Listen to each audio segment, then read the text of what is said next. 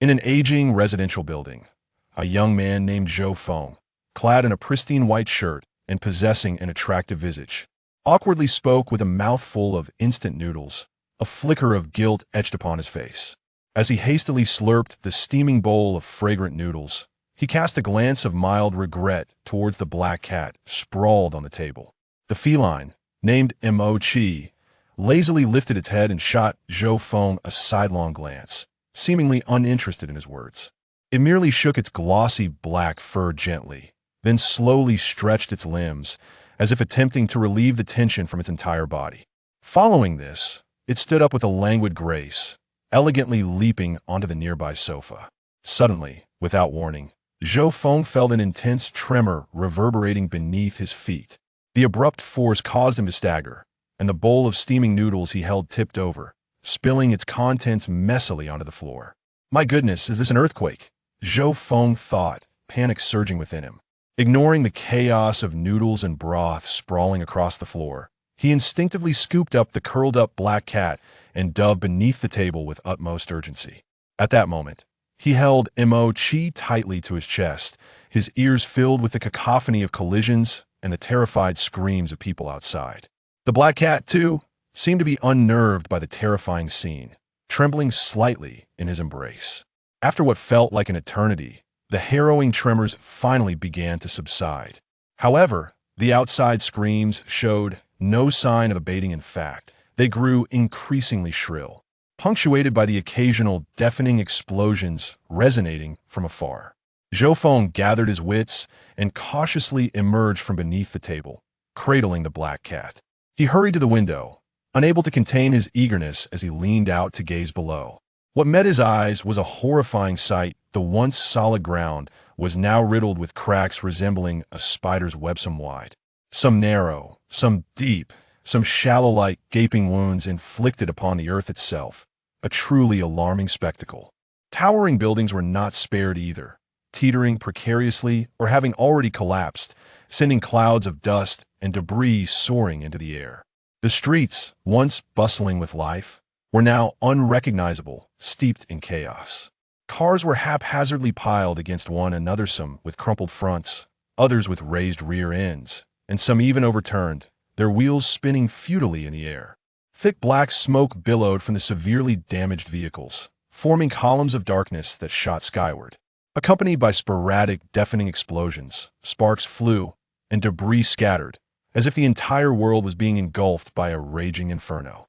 Amidst this hellish scene, panicked individuals darted about like headless flies, their faces pale and eyes wide with terror.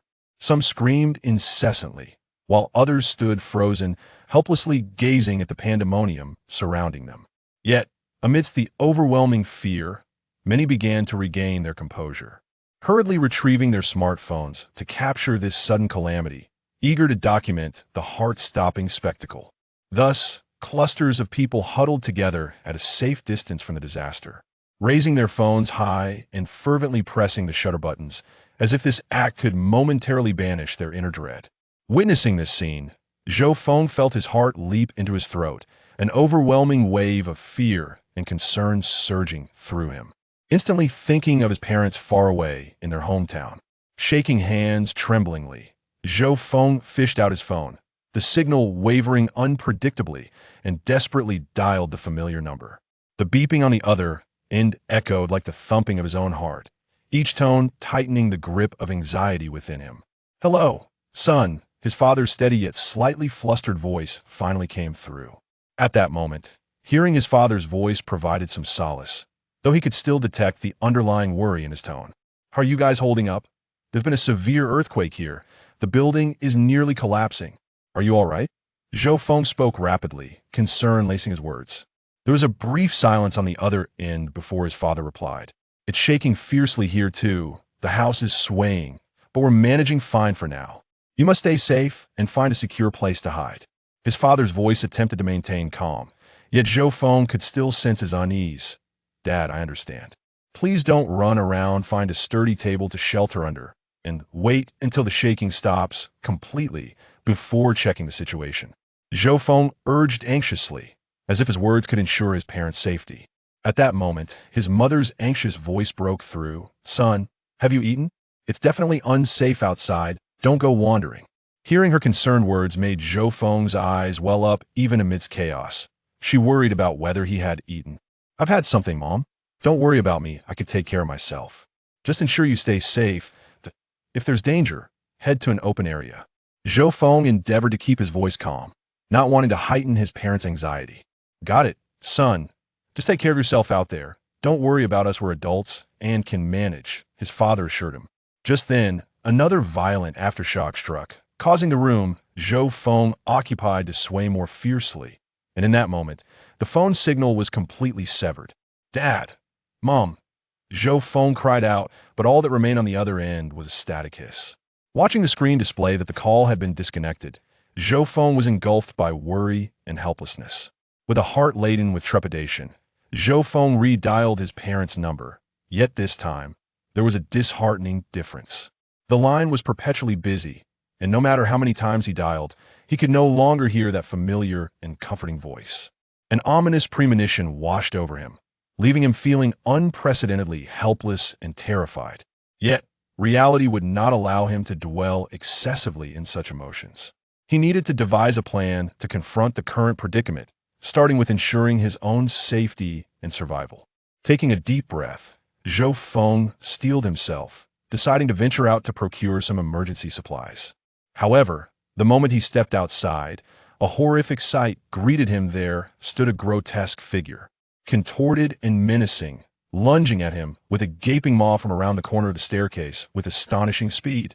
The sudden fright made Zhou Feng's heart race, and without a moment's hesitation, he spun around and dashed back inside, slamming the door shut with all his might. Yet, outside the barricaded door came a cacophony of earth-shattering roars and the thunderous sound of the door being assaulted. Each impact felt as if it could breach this fragile barrier, striking at the depths of Zhou Feng's soul. The creature seemed to possess boundless strength, relentlessly battering the door as if it would not relent until it achieved its goal. Fortunately, the door held firm against the creature's frenzied onslaught for the time being. Still, Zhou Feng remained on edge, scarcely daring to breathe. After a while, he composed himself slightly and stealthily approached the door, peering through the peephole with utmost caution. When he finally discerned the monstrosity outside, his stomach churned violently. Chapter 2. Summoning courage. Though the creature bore the semblance of a human, its visage was grotesquely marred, drenched in blood. Its mouth gaped wide, with saliva cascading ceaselessly from the corners. Most chillingly, strands of fresh, crimson flesh clung to the edges of its maw. As Zhou Feng's gaze descended, he recognized the familiar attire draped upon the monster's form. Was that not the very coat often worn by his neighbor next door? Could it be that this abomination was none other than the downstairs neighbor, grotesquely transformed? A shiver coursed down Zhou Feng's spine at this dreadful revelation, after confirming that the door was momentarily secure. His taut nerves eased a fraction. He inhaled deeply, straining to push a heavy table against the door, hoping to fortify his defenses. Having completed this task, he felt parched and hurried into the kitchen. Filling a glass with ice-cold water, downing the refreshing liquid in one go, he felt a modicum of calm wash over him. He attempted to call his parents back home, but the signal remained elusive. Likely due to damaged towers from the earthquake, the thought of his parents potentially stranded and helpless twisted his heart with anxiety. Suddenly, a series of piercing screams erupted from downstairs, shattering the oppressive silence. Zhou Feng's heart raced, and he dashed to the window, desperate to uncover the source of the commotion. Peering down, Zhou Feng's heart constricted in terror. Mere moments ago, the open space below had been filled with a cheerful crowd, capturing the aftermath of the earthquake with their phones. Now, that once orderly scene had succumbed entirely to panic. The throng scattered like startled birds, their frantic footsteps echoing through the air, screams slicing through the stillness. Behind them lurked twisted, grotesque figures, the very same monstrosity that had appeared outside his door. These creatures oozed a mysterious liquid, their movements rigid yet unervingly agile. Scattered across the ground lay several individuals, their bodies convulsing uncontrollably, faces etched with anguish and despair. The monsters pounced upon them without mercy, their jagged teeth tearing into flesh, blood spraying in all directions. Occasionally, the creatures would pause to draw breath, revealing their horrifying visages, cracked skin, and bloodshot eyes reminiscent of zombies from a horror film, instilling dread in all who beheld them. Zhou Feng's legs quivered involuntarily as a chill raced from his feet to the crown of his head. Outside, the relentless pounding of the undead continued, their sharp claws scraping against the door, producing a chilling creak. This was followed by a heavy thud, as if intent on shattering the very barrier that stood between them. Their wails were haunting and murky, like curses emanating from the depths of hell, each sound imbued with a fetid aroma. With each violent impact, Zhou Feng's heart raced, nearly bursting from his chest. Cold sweat poured uncontrollably from his brow, trickling down his cheeks and dripping onto his trembling hands. His breath came in rapid, chaotic bursts, each inhalation feeling like a draft of icy death. Yet amidst this dire predicament, Zhou Feng clung to his fear. Gritting his teeth, resolutely encouraging himself, "Stay calm, you must remain composed." He forced himself to quell the uncontrollable tremors, closing his eyes and drawing a deep breath as his mind raced, recalling every method he had encountered in films and novels for confronting zombies. He understood that every thought he entertained could mean the difference between life and death. Resolute, Zhou Feng's heart thundered in his chest as the tide of terror threatened to engulf him. Yet the instinct for survival propelled his movements with swiftness and decisiveness. He darted to the wardrobe, hands frantically rummaging through the garments until he unearthed the thickest winter leather jacket, old-fashioned yet imbued with a reassuring weight. With haste, he donned the jacket, zipping it up to the very top. The collar snug against his neck, sealing him in. Next, he rushed to the study, his eyes scanning the shelves before his hands flew over the spines of heavy tomes, pulling them from their places in a frenzy. He paid no heed to the scattered papers, hastily locating tape and rope, his fingers trembling as he bound the books tightly around his arms and legs. Each wrap was pulled taut, as if he believed he could bind his fear along with them. The spines were cold and unyielding against his limbs, yet he felt as though he had donned an impenetrable armor, ready to withstand the impending onslaught. With preparations complete, Zhou Feng swiftly entered the kitchen, his gaze locking onto the knives on the rack. Seizing two gleaming carving knives, his hands trembled with anxiety, but as he gripped the handles, the weight offered him a measure of reassurance. The blades gleamed ominously in the dim light, silently declaring that he would not succumb without a fight. Yet, there remained one crucial task to address. Carefully, he cradled his beloved black cat, moving steadily yet with urgency into the bedroom, gently placing it on the bed. The softness of its fur against his palm provided a fleeting moment of tranquility amidst the turmoil. He then turned and hastened back to the door, the hammer in his hand resembling a warrior's blade. A steadfast ally in this life-or-death struggle. His gaze sharpened, he meticulously located the appropriate height on the wall beside the door, and with taut muscles, he swung the hammer, driving nails deep into the wood. Each strike fueled by unwavering resolve. At that moment, a series of thunderous impacts resonated from outside, akin to a war drum signaling the zombie's frenzied assault. Clearly, the rabid creature had sensed the stirrings within, surging forward like a relentless tide, intent on breaching the flimsy barrier that stood against it. With each strike of the hammer, the assaults from the outside intensified, the sounds reminiscent of malevolent roars from the abyss, shaking Zhou Feng to his core. Yet he did not falter, his eyes ablaze with fearless determination as he swiftly secured the rope to the nails, each movement seamless and fluid. Once all was prepared, he took a deep breath, his chest heaving as if gathering every ounce of strength within him, silently urging himself, "Bring it on, I shall not cower." Steeling himself, Zhou Feng gritted his teeth and slowly moved the table blocking the door. The scraping sound reverberated ominously in the tense atmosphere, heightening the sense of dread. His fingers trembled as he twisted the doorknob, his heart racing, threatening to burst forth. As the door swung open, a colossal force struck, flinging it wide, and a grotesque zombie lunged at him, snarling like a rabid beast. Its bloodshot eyes glinted with a terrifying hunger, and its growl resonated with the echoes of hell, rife with insatiable greed and brutality. Fortunately, Zhou Feng's meticulously laid trap proved effective. The creature became ensnared in the rope stretched across the threshold, losing its balance and crashing to the ground like a heavy sack of sand, producing a resounding thud. Seizing this fleeting moment, Zhou Feng inhaled deeply, summoning every ounce of courage, gripping the carving knife tightly, his knuckles whitening with exertion. His gaze hardened with resolve as he aimed for the creature's head, channeling all his strength into a single, forceful thrust. The sharp blade sliced through the air with the speed of lightning, embedding itself deep within the zombie's skull, black ichor gushing forth like a fountain. Splattering everywhere, the acrid stench of decay assailing Zhou Feng's senses, nearly inducing nausea. Yet he hesitated not, driven by an amalgamation of fear and primal instinct to survive. His arm moved with relentless fury, stabbing again and again at the creature's head. Each thrust was accompanied by heavy breaths and guttural roars of rage. Under Zhou Feng's relentless onslaught, the zombie convulsed violently, its limbs flailing in a final, desperate struggle. But soon, its movements waned, finally ceasing altogether, lying motionless in a pool of blood, the surrounding air seemingly freezing in the wake of its demise. Chapter 3. An unexpected turn. Zhou Feng gasped for breath. His chest heaving, sweat cascading down his brow, dripping onto the lifeless form of the zombie at his feet. Gazing at the lifeless body, a tumult of emotions surged within him.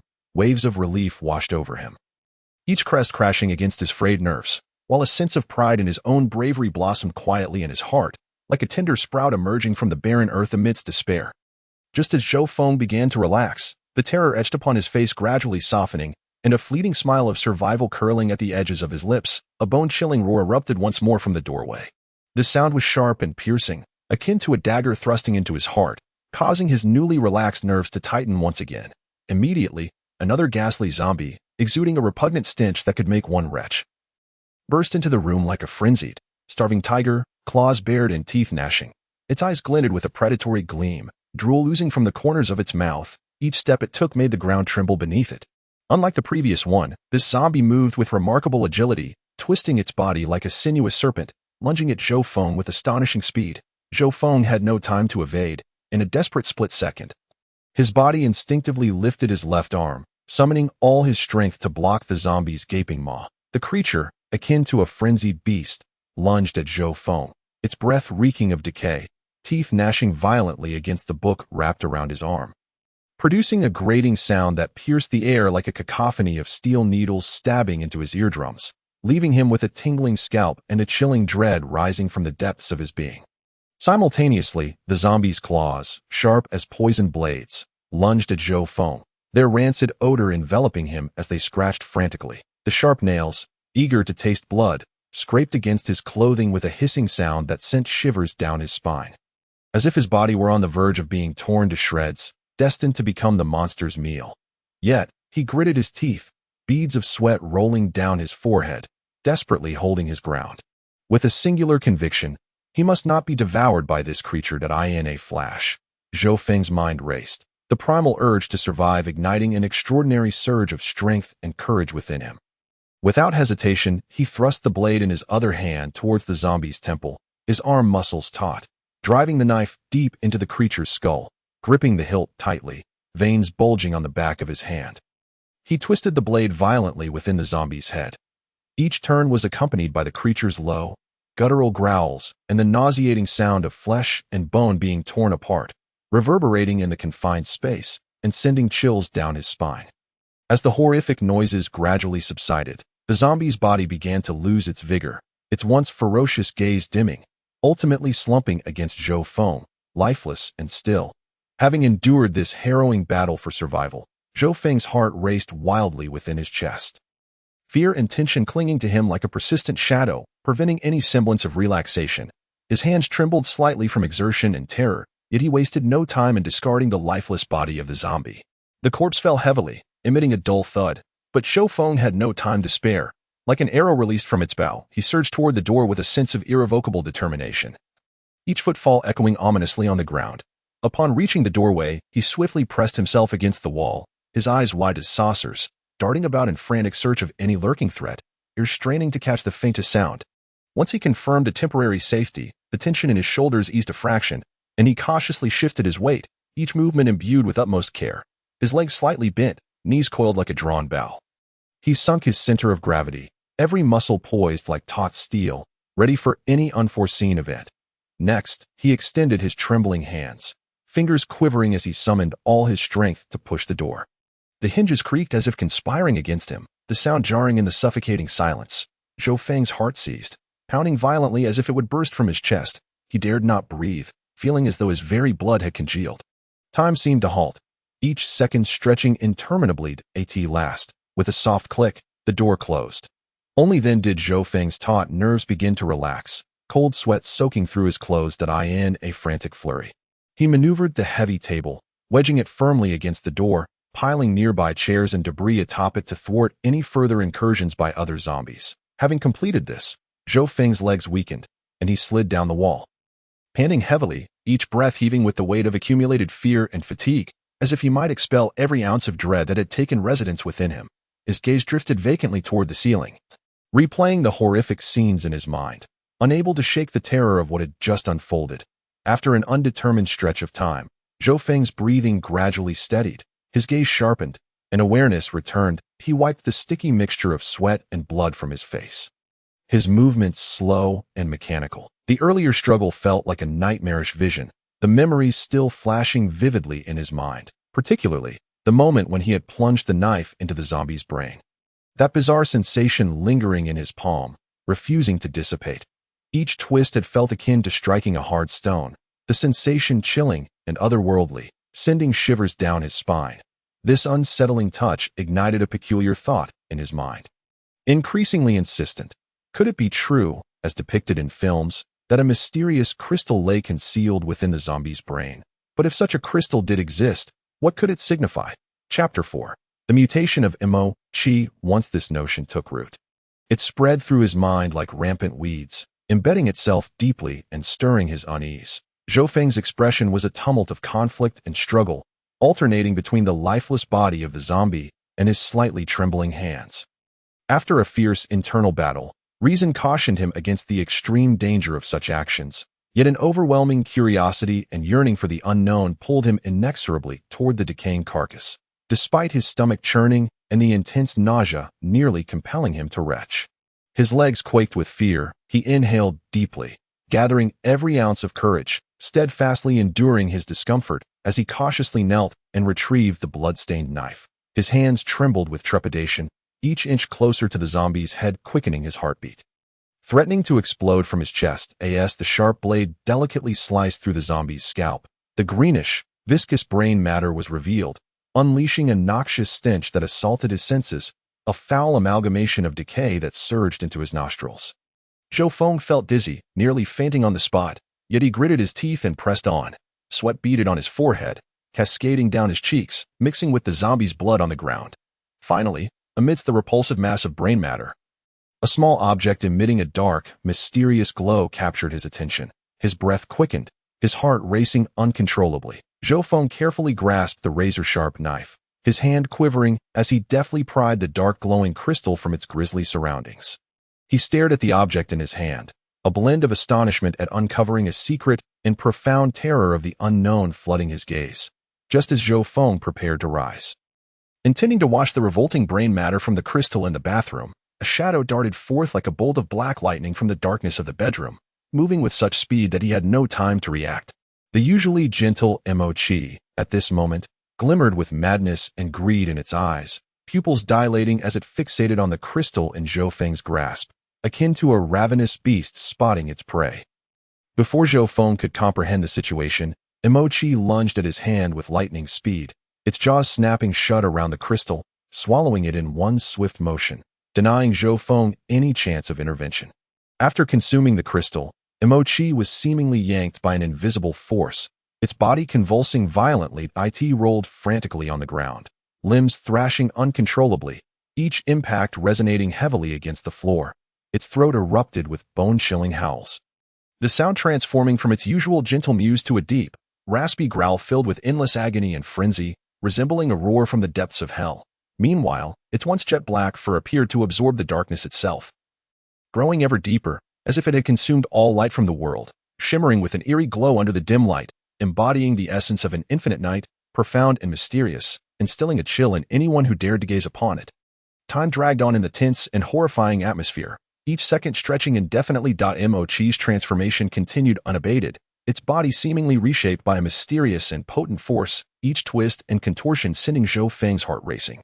He stood frozen, eyes wide, mouth agape, disbelief etched across his face, his mind vacant, utterly unable to grasp the extraordinary scene unfolding before him. At the very moment he was engulfed in profound shock, as if his soul had momentarily vacated his body. The once docile and endearing black cat, Mo-Sai, had undergone a transformation that left one utterly astounded. Now, Mo-Sai stood quietly in the corner of the room, enveloped by an aura of inscrutable mystery, as if it hailed from another enigmatic realm. Its body stretched over 1/2 meter, with a lithe and vigorous form that flickered in the dim light, each contour flowing like a meticulously crafted work of art, both natural and flawless. Exuding an innate sense of formidable strength that commanded reverence, covered in a layer of long, luxuriant fur, its coat was a deep, rich black, akin to the boundless night sky, mysterious and captivating. The fur lay smoothly against its body, rippling gently with each subtle movement, glistening softly as though imbued with life. Particularly striking was the fur around its neck, which was even more voluminous, resembling black satin billowing in the wind, gracefully swaying in the still air.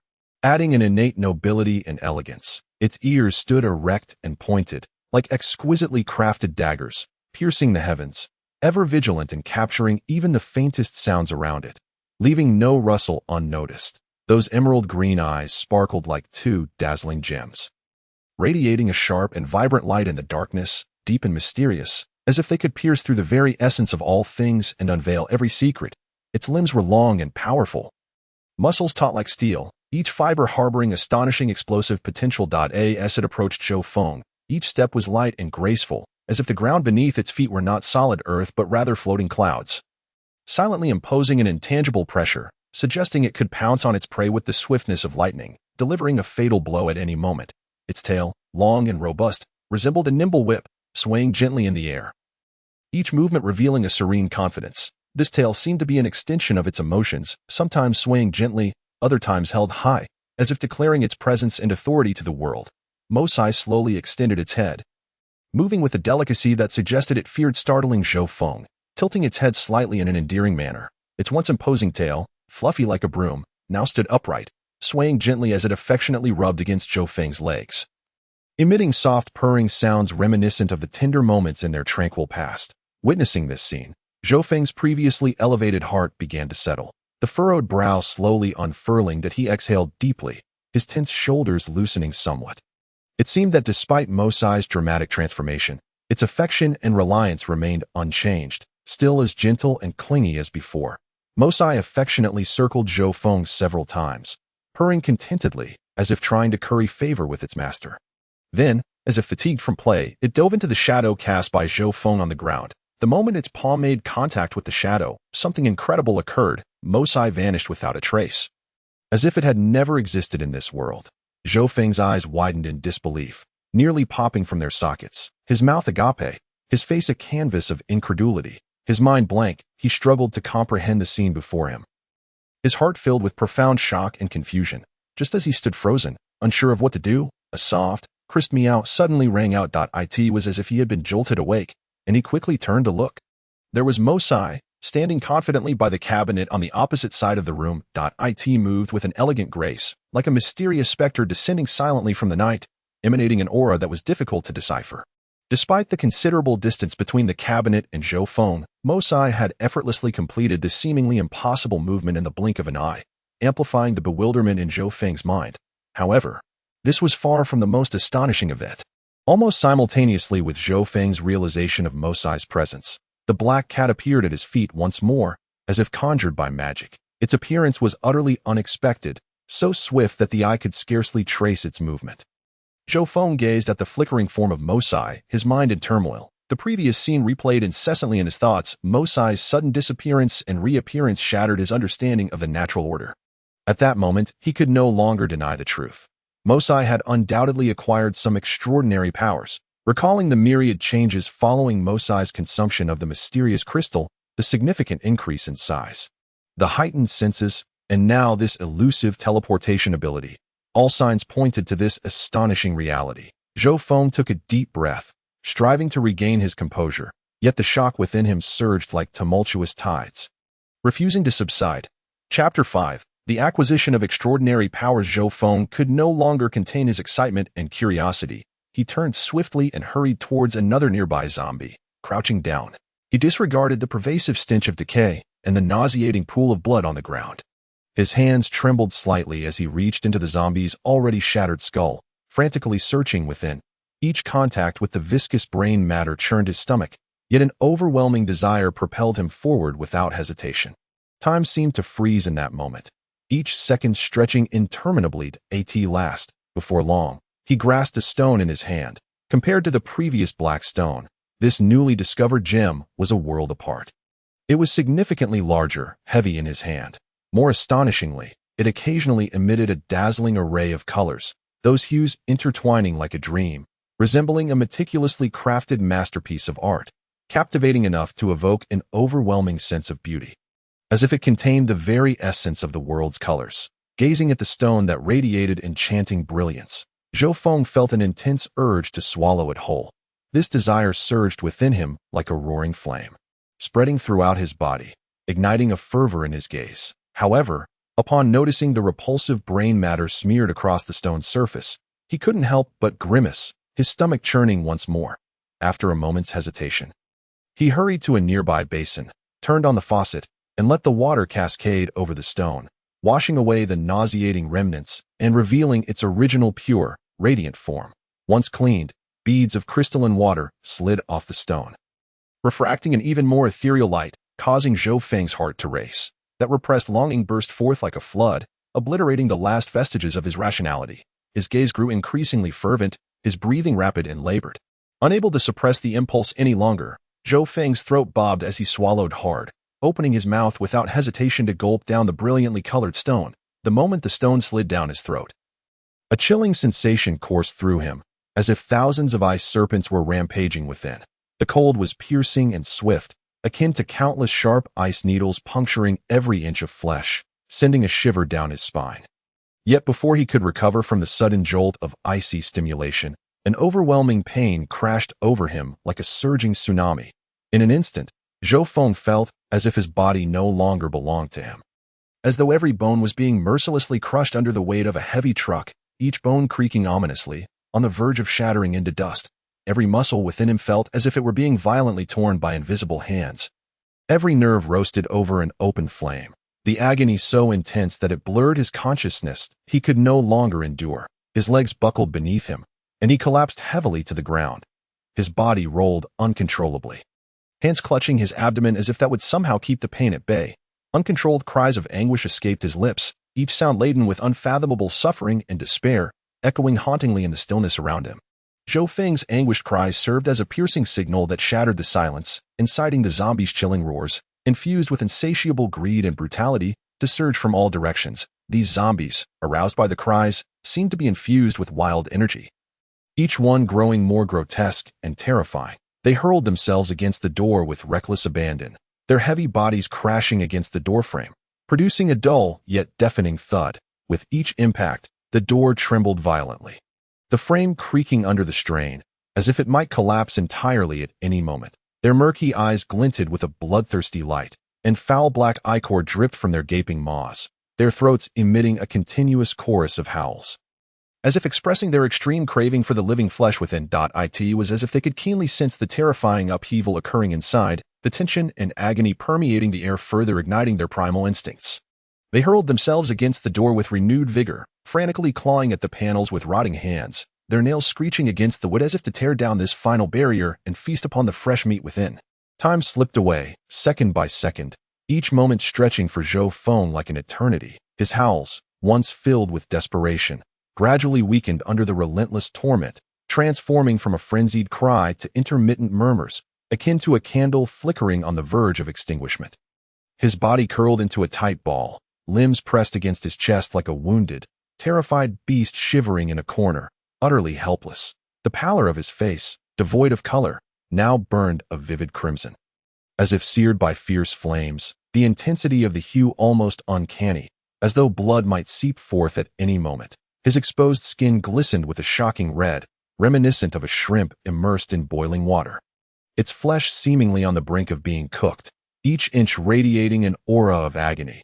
Beads of sweat, as large as mung beans, uncontrollably rolled down his forehead, tracing a path down his cheeks and chin. Plopping onto the ground beneath him, quickly soaking the earth, he lay sprawled on the floor, akin to a puddle of mud, devoid of any strength. His chest heaved violently, each rise accompanied by labored breaths. He gasped for air, throat emitting desperate sounds, as if this was the sole means to alleviate the searing pain that clung to him like a shadow. The rapid panting echoed in the eerily silent room, piercingly clear, evoking a sense of dread. After an indeterminate amount of time, Zhou Feng finally regained his composure. The excruciating pain had subsided, leaving behind a peculiar tingling sensation. Outside, the wails of the undead continued to rise and fall, each shriek louder than the last, crashing against the frail door like a relentless tide. Zhou Feng leaned against the wall, slowly rising to his feet. Once he steadied himself, his hands instinctively formed tight fists, nails digging painfully into his palms. In that moment, he felt a powerful and unfamiliar force surging within him. Initially, his fingertips tingled slightly, a prickly sensation swiftly spreading throughout his body.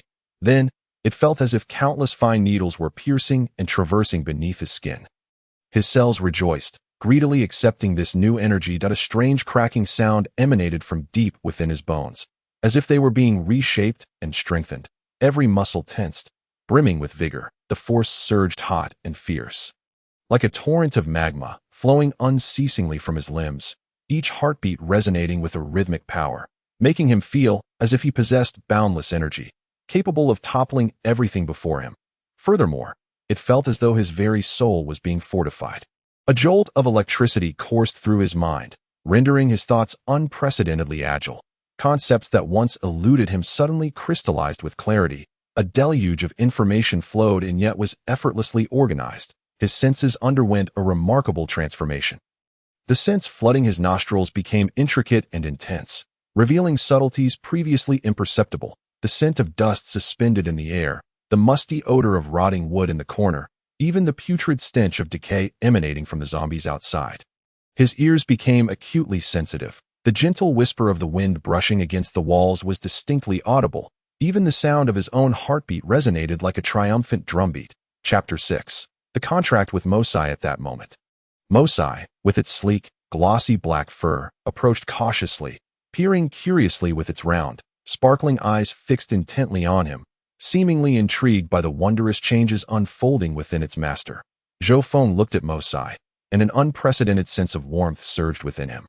A feeling so profound that it seemed to magnify the bond they shared infinitely. At that moment, he instinctively extended his right index finger, his movement gentle as if he feared disturbing this extraordinary connection. His fingertip trembling slightly as it inched toward the black cat's forehead. Just as his fingertip was about to make contact, a radiant burst of colorful light erupted unexpectedly from it. The brilliance, akin to fireworks, swiftly coalesced into a petite, exquisite mark, emanating a soft and mysterious glow. Mosai, startled by this sudden event, bristled its fur and leapt back a considerable distance, emitting a low, cautious growl. However, after a brief pause, it seemed to sense something remarkable, hesitating before slowly bringing its forehead closer to Zhou Feng's fingertip, curiosity and trust replacing its initial wariness. The instant Zhou Feng's fingertip touched Mosai's forehead, a gentle yet cool current surged forth, slithering like a nimble serpent from the point of contact, spreading like lightning throughout both their bodies.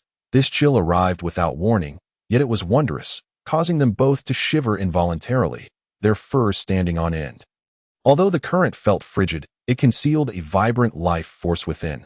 Wherever it traveled, Zhou Feng felt as though each of his cells awakened from slumber like jubilant sprites, beginning to rejoice. His previously fatigued and numbed body was suddenly infused with invigorating energy, becoming buoyant and alive. As the chill coursed through him, Zhou Feng delightedly discovered that the extraordinary power he had just acquired was undergoing a subtle transformation.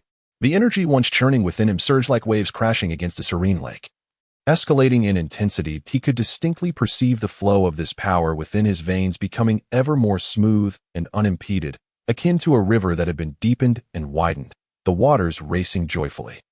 Each surge of power accompanied a profound tremor, allowing him to truly grasp his own strength. Moreover, deep within his mind, a mysterious realm seemed to unfold quietly. When Zhou Feng focused on it, an entirely new world gradually revealed itself. Initially, it was a haze, shrouded in mist, reminiscent of the universe at its inception. Then, a glimmer of light, like a shooting star piercing the night, suddenly appeared. This light rapidly expanded, outlining the contours of a beast-keeping space. The sky here was a deep, pure blue, untainted by impurities, sunlight streaming down with a dreamlike quality. Beneath his feet lay a soft meadow, each blade of grass shimmering with a golden hue, as if kissed by sunlight. Scattered among the grass were unknown small flowers, their petals crystalline and translucent, exuding a delicate fragrance. In the distance, a clear stream meandered, its waters glistening with myriad colors, the sound of its gentle flow resonating like a melodious symphony. By the stream stood towering trees, their trunks robust and branches lush, casting a canopy of refreshing shade. The entire space radiated tranquility and harmony, yet it brimmed with boundless power. Zhou Feng understood instantly that this mystical realm before him was the tangible manifestation of his extraordinary abilities. a sanctuary for the evolutionary beasts he would contract with to thrive and grow, that he resolved to name this space the beast-keeping realm. Zhou Feng stood firm, his gaze fixed intently on Mosai, whose coat shone with luster, a surge of indescribable excitement and novelty flooding his heart. In an instant, a soft glow enveloped Zhou Feng, the light gentle yet imbued with a hint of mysterious power. Swiftly extending toward Mosai, Mosai seemed to sense this force as well. A flicker of confusion crossed its lively eyes, tilting its head curiously as it regarded the glowing aura surrounding Zhou Feng. Then, under the shroud of light, Mosai's form began to blur, gradually becoming ethereal as if veiled by a delicate gossamer, until it vanished in the blink of an eye, leaving only a subtle ripple of energy in the air as evidence of its recent presence. Zhou Feng closed his eyes, inhaling deeply, concentrating his mind as he sank into the beast-keeping realm. In that moment, the surrounding clamor dissipated, replaced by the realm's unique sense of mystery. In this picturesque space, Mosai frolicked joyfully, its ebony fur shimmering enchantingly under the sun's rays, each strand seemingly brimming with vibrant life. With powerful leaps, it soared into the air, tracing a graceful arc before landing and swiftly turning to dash away, kicking up a golden wave of grass in its wake. As it ran, Mosai meowed gleefully, its voice clear and melodious, echoing throughout the beast-keeping realm. It darted among the flowers, causing them to sway and release bursts of fragrant aroma. Occasionally, it would halt, curiously pawing at a glimmering stone on the ground, only to toss it into the air, leaping up in an endearing attempt to catch it. After a brief pause, Zhou Feng decided to summon Mosai again, wishing to further ascertain his mastery over this extraordinary ability. As his thoughts surged once more, a gentle wave of energy pulsed through the beast-keeping realm, a flash of light appeared, and Mosai's familiar figure re-emerged before him. Upon landing, Mosai joyfully called out and affectionately nuzzled Zhou Feng's leg. Yet at that moment, Zhou Feng felt a faint weariness tugging at the depths of his soul, as if a small portion of his strength had been siphoned away. However, this depletion was minimal, akin to having engaged in a light workout, leaving him slightly breathless but swiftly recoverable. He gently stroked Mosai's head, inwardly elated, realizing that his command over this beast-keeping ability was far more seamless than he had anticipated. With a quick flicker of thought, Zhou Feng was eager to validate an idea that had taken root in his mind. Thus, he concentrated, extending his awareness like a fine thread, precisely locking onto the bone knife lying quietly on the ground not far away. He endeavored to draw the bone knife into the beast-master space, yet the knife remained steadfastly immobile, as if it were firmly anchored to the ground. Zhou Feng, unwilling to relinquish his efforts easily, exhibited an unwavering determination in his gaze, repeatedly shifting his focus to the surrounding objects, attempting once more. However, to no avail. Each item yielded no response to his mental commands. After this series of futile attempts, Zhou Feng was ultimately compelled to confront the stark reality. Only the mutated beasts bound by a contract with him seemed permitted entry into the Beastmaster space. Chapter 7. Confronting challenges, Zhou Feng incessantly recalled the subtle sensations he experienced during this instance of utilizing his extraordinary powers, striving to unearth those latent capabilities yet to be discovered. Could it be that he could manipulate the actions of the beasts with greater precision, or perhaps forge a more profound mental connection with them?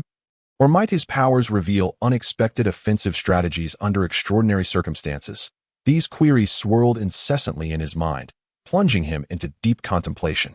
However, the zombies outside were far from patient, eagerly pounding on the door. Fixated on consuming the delectable food within, oblivious to the fact that the current sustenance would shatter their teeth, snapped back to reality by the irritating percussion, Zhou Feng muttered under his breath, cursing, "These damned creatures. Can't they allow me a moment of peace?" Yet he understood that this was not the time for further contemplation. The immediate priority was to resolve the crisis outside the door. He swiftly rose, grasping the weapon that was already smeared with blood and brain matter. Wiping it with a rag, he swung it a few times, reacquainting himself with its weight and feel. Zhou Feng clenched the weapon tightly, radiating an aura of resoluteness, poised to step out into the fray and confront the throng of clawing zombies at the door, simultaneously validating the extent of his newfound strength. Just then, an overwhelming wave of hunger surged through him like a torrential tide. Erupting from his stomach and instantly dissipating his fighting spirit, it struck him with sudden clarity that he had barely finished a single bowl of instant noodles that morning before the terrifying earthquake had struck without warning. Following that, he had plunged into a harrowing battle against the zombies, and with the upheaval of the ink pool and his own transformation, he had unwittingly allowed over 2 hours to slip by unnoticed. Previously, he had been ensnared in a state of heightened tension, his nerves taut as an invisible thread, all his senses fixated on the imminent peril before him. However, now that the tension had eased, he felt as if the very strength supporting him had been abruptly withdrawn, fatigue crashing over him like a tidal wave. The gnawing hunger within him surged forth, evolving from a mere discomfort into a series of vehement protests. As if it were vocally lamenting the neglect it had endured, the sensation was akin to an invisible hand churning within his stomach, forcing him to acknowledge the reality that he had not eaten in quite some time and was in dire need of replenishment. His brow furrowed deeply, his mind embroiled in a fierce struggle, and weighing his options to venture out and battle the zombies filled him with reluctance, driven by an urgent desire to test his abilities and eliminate these threats. Yet the intensity of his hunger was undeniable, siphoning away his strength little by little. He was acutely aware that in this brutal apocalypse, engaging in a prolonged confrontation with zombies without sufficient stamina would be tantamount to courting death. Ultimately, resigned to his predicament, he sighed deeply and resolved to first placate his protesting stomach. He approached the ink pool's nook, rummaging through a cabinet to uncover a substantial bag of cat food, which he slowly poured into a large bowl. Instantly, the rich aroma of the cat food permeated the air. The ink pool, initially vigilant at the door, perked up its ears at the familiar scent. Its previously taut body relaxing, and with an excited meow, it darted over, placing its front paws on the edge of the bowl, burying its head into the cat food and devouring it with gusto.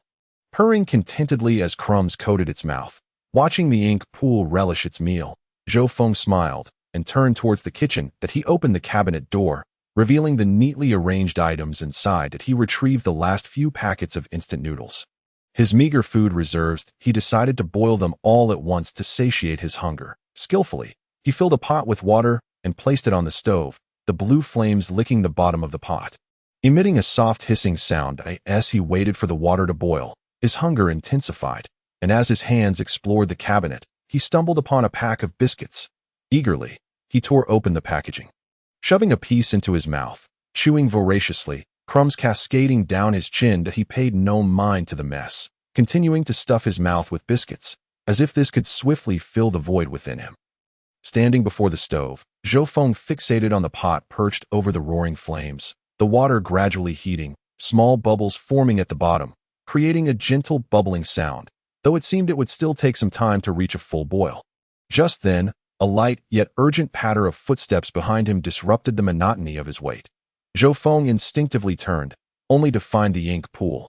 Its little belly rose and fell with each breath, remnants of cat food still clinging to its mouth.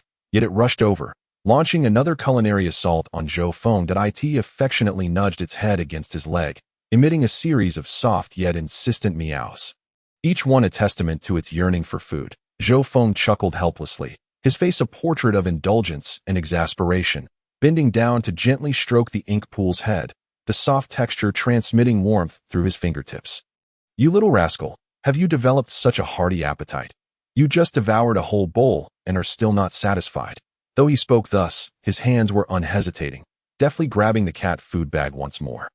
Replenishing the ink pool's bowl, upon seeing the food, the ink pool's eyes sparkled with excitement, its previous demeanor of coyness evaporating, replaced by an urgent hunger. It swiftly placed its front paws on the edge of the bowl, eagerly burying its head in, gobbling up the food with fervor, each bite rapid and frantic, the sound of munching filling the air. In no time, the cat food diminished at a visible rate.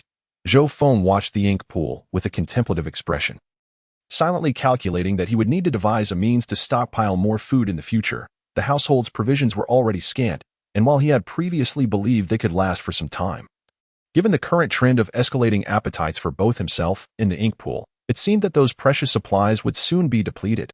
After all, in this perilous apocalypse, both humans and mutated beasts relied on ample sustenance to maintain their strength, essential for survival in such a treacherous environment. Immersed in his thoughts, Zhou Feng weighed the routes and risks associated with venturing out to seek food, contemplating the myriad dangers he might encounter. His reverie was abruptly shattered by a sudden bubbling sound. Refocusing, he directed his gaze to the stove, where the water had reached a full boil, bubbles eagerly leaping from the pot's bottom. bursting on the surface and releasing a cloud of steam that obscured his vision. Chapter 8. Preparing for battle, he tossed the remaining blocks of dough into the pot, where they were immediately enveloped by the scalding water, gradually unfurling. Next, he rummaged through a corner of the cabinet and unearthed a small box containing the last 6 eggs. Gently cracking one, he poured the egg liquid into the pot, the golden yolk swiftly solidifying in the boiling water, surrounded by a halo of white akin to a blossoming flower, with deft movements. He followed suit with the remaining 5 eggs, and soon the kitchen was filled with the tantalizing aroma of cooking food. Zhou Feng gazed at the 6 plump, golden fried eggs in the pot, silently contemplating before skillfully using chopsticks to lift 2. Placing them carefully in the ink pool's bowl, the fried eggs appeared particularly enticing against the pristine bowl, the tender whites encasing the runny yolks, sending one's appetite into a frenzy at the mere sight.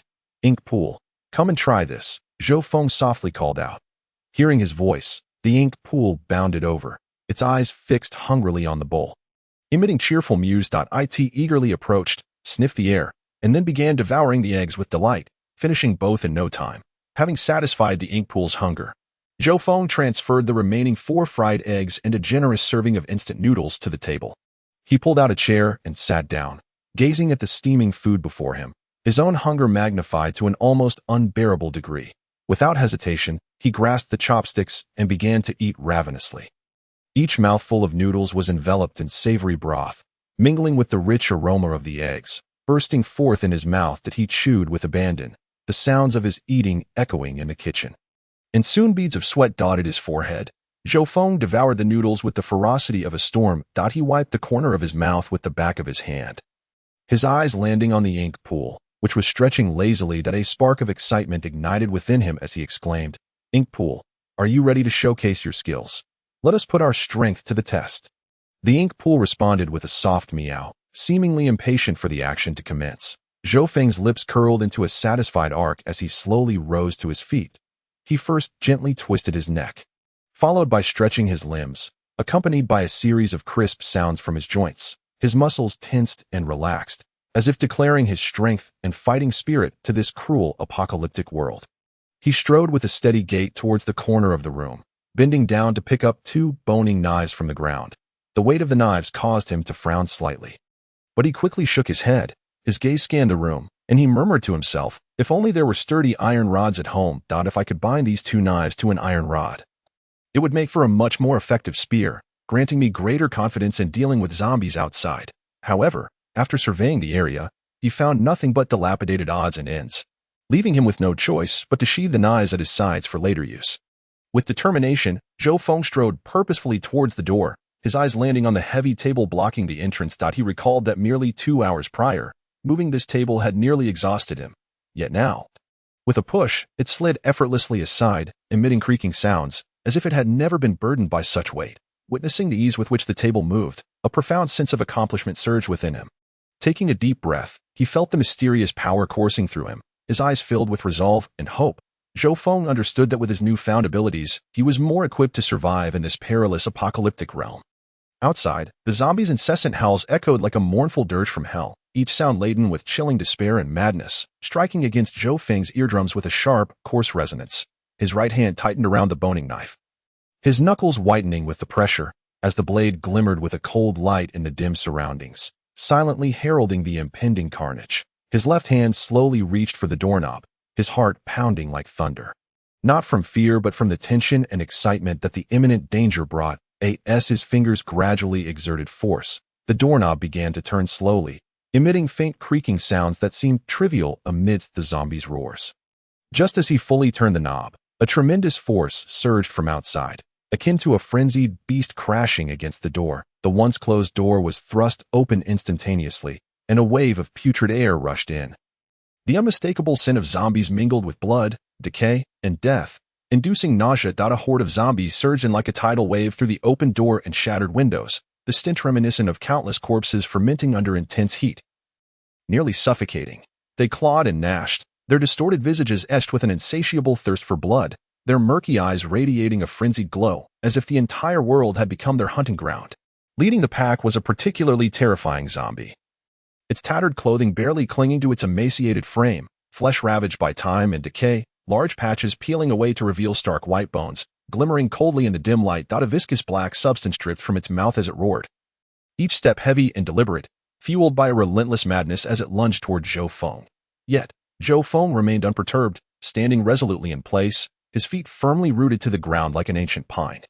Steadfast and fearless, meeting the zombie's gaze, a confident smile crept across his face, radiating a fervent desire for battle that seemed incongruous, yet dazzling amidst the oppressive silence of the apocalypse, as if he aimed to dispel all darkness.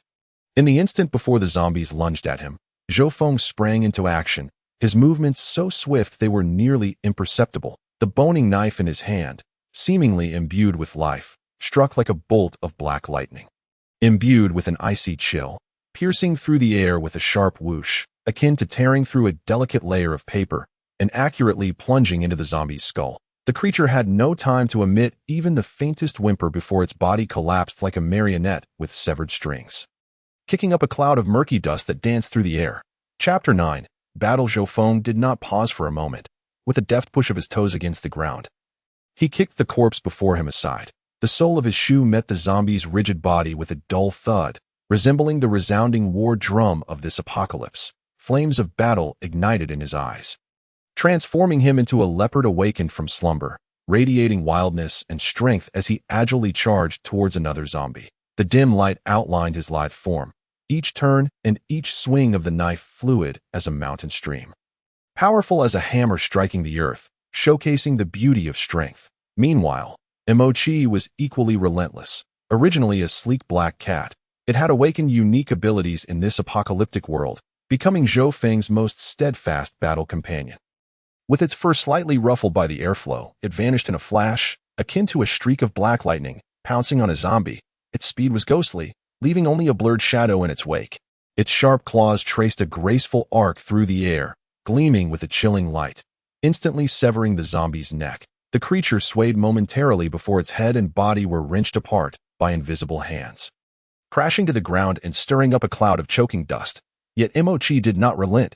Utilizing the momentum from its landing, it disappeared into the shadow of the fallen zombie, reappearing behind the last one in an instant, leaping once more with ferocious speed, its claws slicing through the air, causing the final zombie to lose its head, warm blood splattering against the cold ground. After landing, Emochi shook off the remnants of blood and dust, its coat regaining a lustrous sheen, before emitting a low growl that pierced the oppressive silence, reminiscent of a roar from an ancient beast, declaring its majesty and inviolability to any lurking zombies. Faced with the encirclement of zombies, their minds clouded by darkness and driven solely by their insatiable hunger, they remained oblivious to the vast disparity in strength. Mindlessly lunging towards what appeared to be an enticing yet lethal meal, their frenzy, in the face of Zhou Feng and Emochi's seamless cooperation, devolved into a farcical display of folly.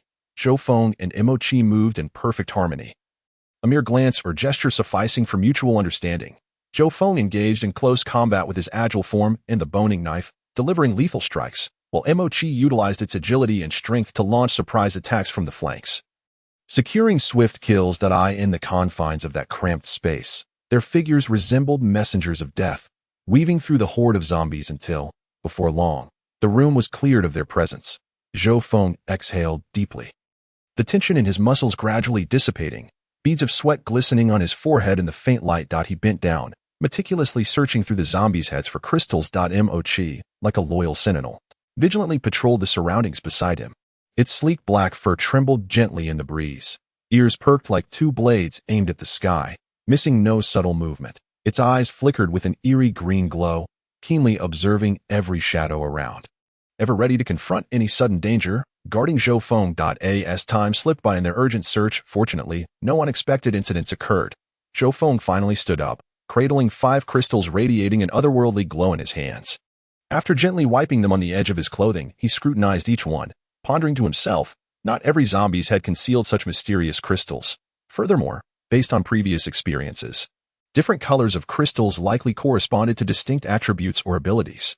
The black crystal Emochi had consumed granted it the ability to traverse shadows freely, while the colorful crystal he had ingested, resplendent and dazzling, was undoubtedly a rare treasure.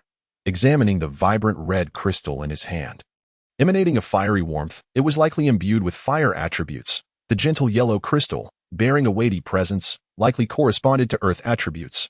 Yet the three pure white crystals remained utterly inscrutable. As Zhou Feng immersed himself in contemplation of the crystals, Imochi approached gracefully, its originally agile form now exuding a hint of playfulness as it rubbed against him repeatedly, its eyes fixated on the crystals with a fervent glint, as if they were the most alluring treasures in the world.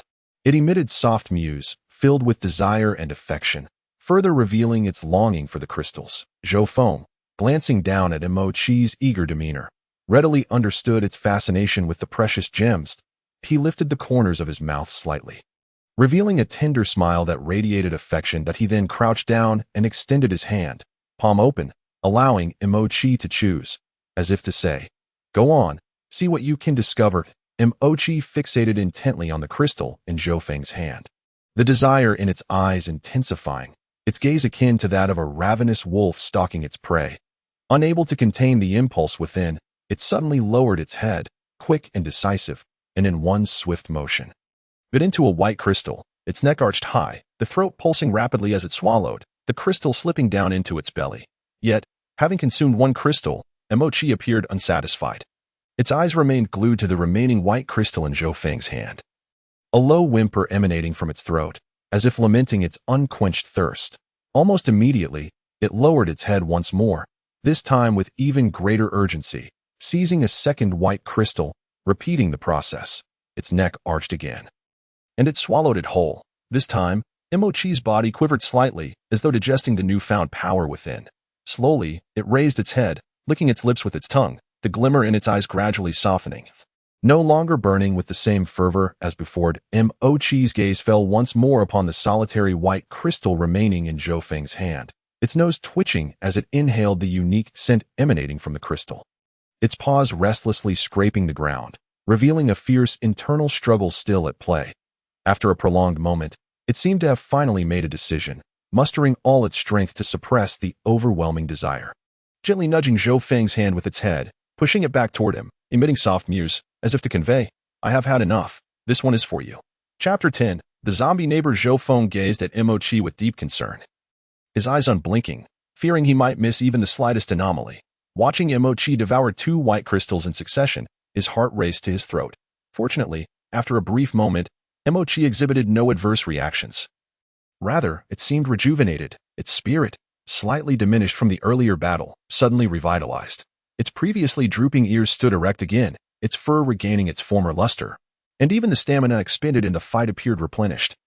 As it bounced around energetically, witnessing this, Zhou Feng felt the weight on his heart lift. He gently stroked Imochi's head, a smile gracing his lips before turning to enter the kitchen. He walked directly to the sink, turned on the faucet, and let the water flow, washing the white crystals under the stream, meticulously cleaning every corner until the dirt was completely rinsed away, the crystals sparkling with a pristine glow.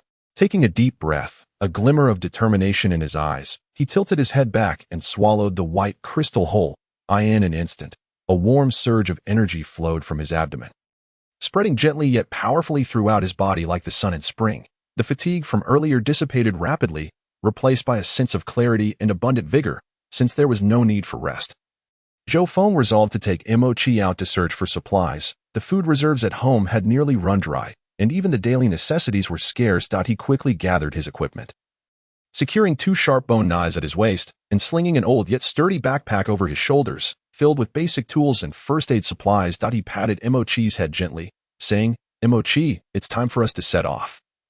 We must find more useful items to bring back." Upon hearing his words, Imochi wagged its tail excitedly and let out a low growl, as if responding affirmatively to his command. Zhou Feng treaded cautiously down the dimly lit hallway. The darkness enveloped him, the soft sounds of his shoes scraping against the floor echoing sharply in the stillness. Beside him, Imochi followed quietly, its ears perked up, attentively listening for any disturbances around them. Just as they were about to pass the door of room 402, a sharp, grating roar erupted, slicing through the silence like a knife. The sound was raw and piercing, reminiscent of a rusty saw gnawing through bone. Unmistakably the growl of a zombie. Zhou Feng's heart skipped a beat. He knew without a doubt that someone in the neighboring apartment had succumbed to the curse of this apocalypse, transforming into a mindless zombie. But he wondered, were there still any survivors inside? Were they hiding in a corner, trembling in fear, hoping for someone to extend a hand and rescue them from this endless despair? Moreover, if they simply ignored the situation and returned from their supply hunt only to face a zombie lurking in the hallway, it would spell disaster. The risks would escalate dramatically, especially when exhausted and burdened with supplies. After a brief hesitation, Zhou Feng's eyes flashed with resolve as he made his decision without a second thought. In this apocalyptic world, every choice bore life or death consequences. Yet the kindness and adventurous spirit within him compelled him to open this door of uncertainty. He glanced at Mochi, who was gazing up at him with bright, intelligent eyes, silently offering support and encouragement. Taking a deep breath, Zhou Feng slowly extended his hand to grasp the doorknob.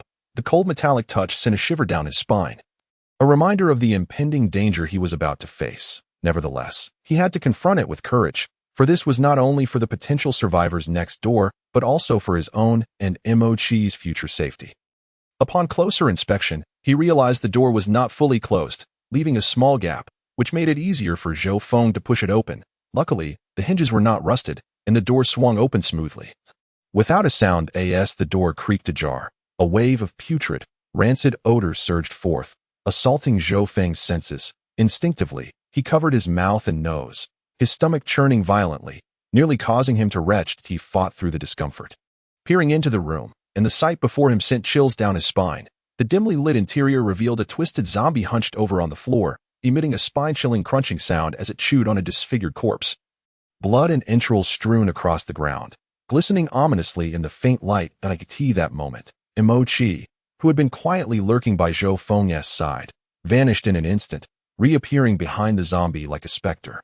Mochi moved with lightning speed, leaping gracefully into the air, tracing a perfect arc. Its razor-sharp claws glimmered ominously in the dimness, resembling the scythe of death, delivering a lethal blow as they sliced through the zombie's neck with precision.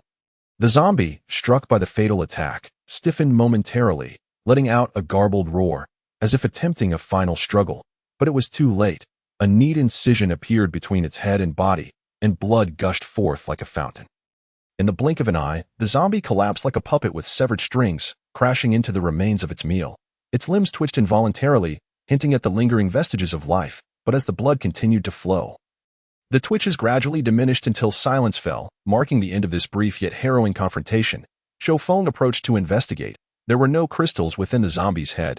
However, when his gaze fell upon the adjacent corpse, he froze in shock.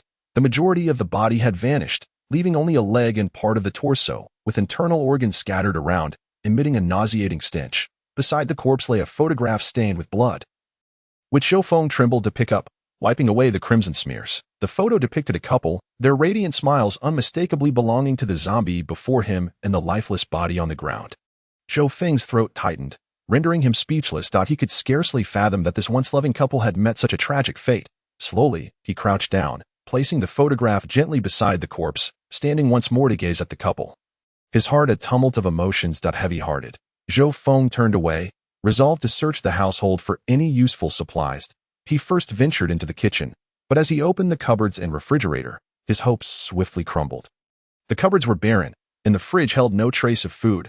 Only a pile of sour-smelling takeout boxes lay haphazardly in a corner. Observing this scene, Zhou Feng couldn't help but lament how this couple seemed to have relied entirely on takeout in the apocalypse, lacking even the most basic food storage. Reluctantly, he made his way toward the bedroom. He rummaged through drawers, hoping to uncover valuable items. In the wardrobe, aside from various garments, he found nothing, and in the nightstand drawer, he discovered only 2 boxes of condoms, utterly useless to him at this moment. He checked beneath the bed, the TV stand, and other places, finding nothing but ordinary bedding and household clutter, none of which could alleviate his pressing needs. Yet Zhou Feng refused to give up, continuing to meticulously search every corner of the home. In the study, he combed through the bookshelf and desk, finding only a few old books. In the bathroom, there were only toiletries and a few rolls of toilet paper. As he pondered the lack of any fruitful discoveries, he finally stumbled upon a relatively new toolbox nestled in the corner of the storage room. Opening the toolbox revealed a diverse assortment of tools, including wrenches, screwdrivers, and pliers. Given the proximity of the 2 households, he reasoned that regardless of their immediate utility, it would be prudent to take it home. Thus, Zhou Feng grasped the toolbox and hurried back to his residence, ensuring that this hard-won find was safely stored away. Chapter 11. Clearing the 5th floor. This aging residential building housed 3 households on the ground floor. Standing at his doorstep, Zhou Feng had resolved to eliminate the lurking zombies within the building. Aiming to create a relatively safe haven for himself and Imo-Chi, he headed straight for the target. Room 403. His footsteps were light, the soles of his shoes barely making a sound as they grazed the floor. Soon, he arrived at the threshold of room 403. Positioning himself sideways, he pressed his ear against the cold door. Holding his breath as he concentrated on detecting even the faintest sounds from within, his intense focus seemed to penetrate the door, allowing him to perceive everything inside. However, the room was utterly silent. As if time had come to a halt, there were no chilling roars of zombies, no sounds of overturned objects, and not a trace of human presence, as if no one were home at all. After a moment's hesitation, he slowly raised his hand and gently knocked on the door. The sound echoed starkly in the silence, yet there was no response from within. He knocked again with greater force. But all that greeted him was an abyss of silence. Zhou Feng couldn't help but speculate. Perhaps the occupant of room 403 had left for work that very morning, unaware of their current fate, whether they had managed to escape the impending doom or had succumbed to the relentless tide of zombies. He caught faint sounds emanating from above, intermittent and fluctuating, akin to the whispers of demons, incessantly fraying his already taut nerves. He understood that in this perilous apocalyptic world, every moment of hesitation could bear fatal consequences. The stillness of room 403 paled in comparison to the ominous noises from upstairs, which clearly demanded his immediate attention. After weighing his options, he resolutely turned away from the quiet room 403 and ascended the stairs. Each step felt like treading upon a knife's edge, the friction of his shoes amplifying the slightest creaks in the desolate corridor. The distant roars of zombies from above grew increasingly distinct and sharp, akin to rusty saw blades gnawing at his nerves. Beside him, Imo-Chi sensed the impending threat, its ears perked up, fur bristling, and tail taut like a drawn bow, swaying gently in the air. This ordinarily docile feline now exuded an aura of chilling vigilance. Closely shadowing Zhou Feng, ready to confront any unknown dangers, Zhou Feng and Imo-Chi moved cautiously yet alertly, gradually stepping out of the stairwell and into the peril-laden fifth floor. Before him lay a familiar, dilapidated layout mirroring that of the lower floors. The doors of rooms 501 and 503 stood ajar, devoid of any sound seeping through the cracks, eerily quiet as if they were forgotten graves. In stark contrast, the door to room 502 gaped wide open, a pungent, nauseating stench flooding forth, akin to an unseen hand tightening around Zhou Feng's throat. The odor, a grotesque emlang of blood, decaying entrails, and the unique foulness of zombies, was enough to induce revulsion. Simultaneously, the spine-chilling sounds of zombies tearing at flesh and feeding pierced Zhou Feng's eardrums, each noise causing his heart to constrict. With a furrowed brow, he swiftly approached the entrance of room 502. Upon glimpsing the scene within, his pupils dilated in horror. Several contorted, grotesque zombies were hungrily feasting on two mangled corpses. Their hands, faces, and bodies were smeared with blood and bits of flesh, emitting garbled growls that painted a ghastly tableau, reminiscent of a hellish banquet. At that moment, one of the zombies inadvertently lifted its head during its meal, its murky eyes locking onto Zhou Feng's. After a fleeting moment of eye contact, the zombie seemed to awaken to a new discovery, its excitement palpable as it bared its blood-soaked, mangled mouth and unleashed a deafening roar. Then stumbled forward, propelled by a mindless frenzy. The other zombies, alerted by the commotion, paused their gruesome feast, lifting their heads in unison, their eyes glowing with a predatory hunger as they spied the fresh prey at the doorway. They roared in unison, surging towards Zhou Feng like a ravenous tide. In an instant, Zhou Feng's murderous intent ignited. His eyes, ablaze with fury, were bloodshot, and his breathing became rapid and labored, each exhalation a testament to his profound loathing for these abominations. Clutching two bone knives tightly, his knuckles turned white from the strain, veins bulging in his arms. He charged forward, undaunted, as if determined to obliterate all darkness before him. Meanwhile, Imo-Chi, the extraordinary feline, had already initiated its own covert assault. Its eyes sparkled with a cunning brilliance, its fur standing on end in a display of excitement and tension, resembling a mysterious hunter emerging from the depths of darkness. It crouched low, blending seamlessly with the shadows on the ground. And then, harnessing its enigmatic shadow-jumping ability, it darted silently to the rear of the last zombie. Imo-Chi had grown increasingly adept at launching ambushes from behind. Through its encounters with zombies, it had astutely discerned that these terrifying creatures were driven solely by primal instincts. Devoid of any strategic thought or defensive awareness, a well-timed attack from behind often left the seemingly fierce zombies with no opportunity to react. causing them to collapse before they even realized what had transpired. This newfound confidence propelled Mochi to hone its abilities further. At this moment, it landed gracefully behind the last zombie, its claws lightly caressing the ground, producing a barely audible rustle. Then, it leaped high. Tracing a perfect arc through the air, its sharp claws poised like glinting blades aimed at the zombie's neck. The creature had no time to respond, letting out a muffled growl before crashing to the ground, stirring up a cloud of dust. With enhanced physical prowess granted by its abilities, the ordinary zombies stood no chance against the seamless cooperation of Zhou Feng and Mochi in mere minutes. The room became littered with fallen zombies, the air thick with the acrid stench of blood and decay. The fierce confrontation finally came to a close, and Zhou Feng, panting heavily, surveyed the lifeless form sprawled on the floor. The tension in his body began to ease, while Mochi nimbly leaped to his side, letting out a satisfied meow, as if to celebrate their victory. Chapter 12. Encountering survivors before long. Zhou Feng meticulously examined the 5 slain zombies, but the results were disheartening. Gazing at the 2 white crystals resting in his palm, he couldn't help but let out a deep sigh. The drop rate for these crystals was exceedingly low. After a brief respite, he set off with Mochi to inspect rooms 501 and 503. Arriving at the door of room 501, he knocked, but there was no response. After forcefully twisting the lock off, he pushed the door open and conducted a thorough search of the room. Finding it utterly vacant, he then proceeded to room 503, which was similarly deserted.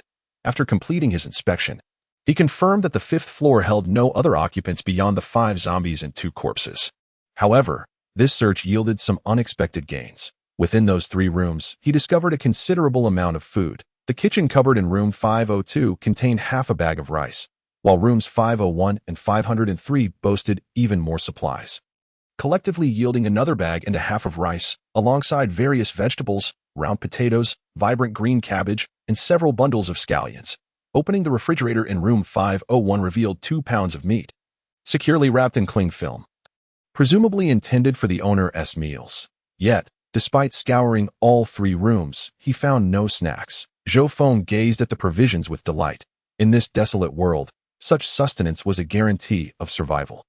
He meticulously organized the rice and vegetables, preparing to transport them back to his home for safekeeping. In this perilous environment, resources were synonymous with hope for life.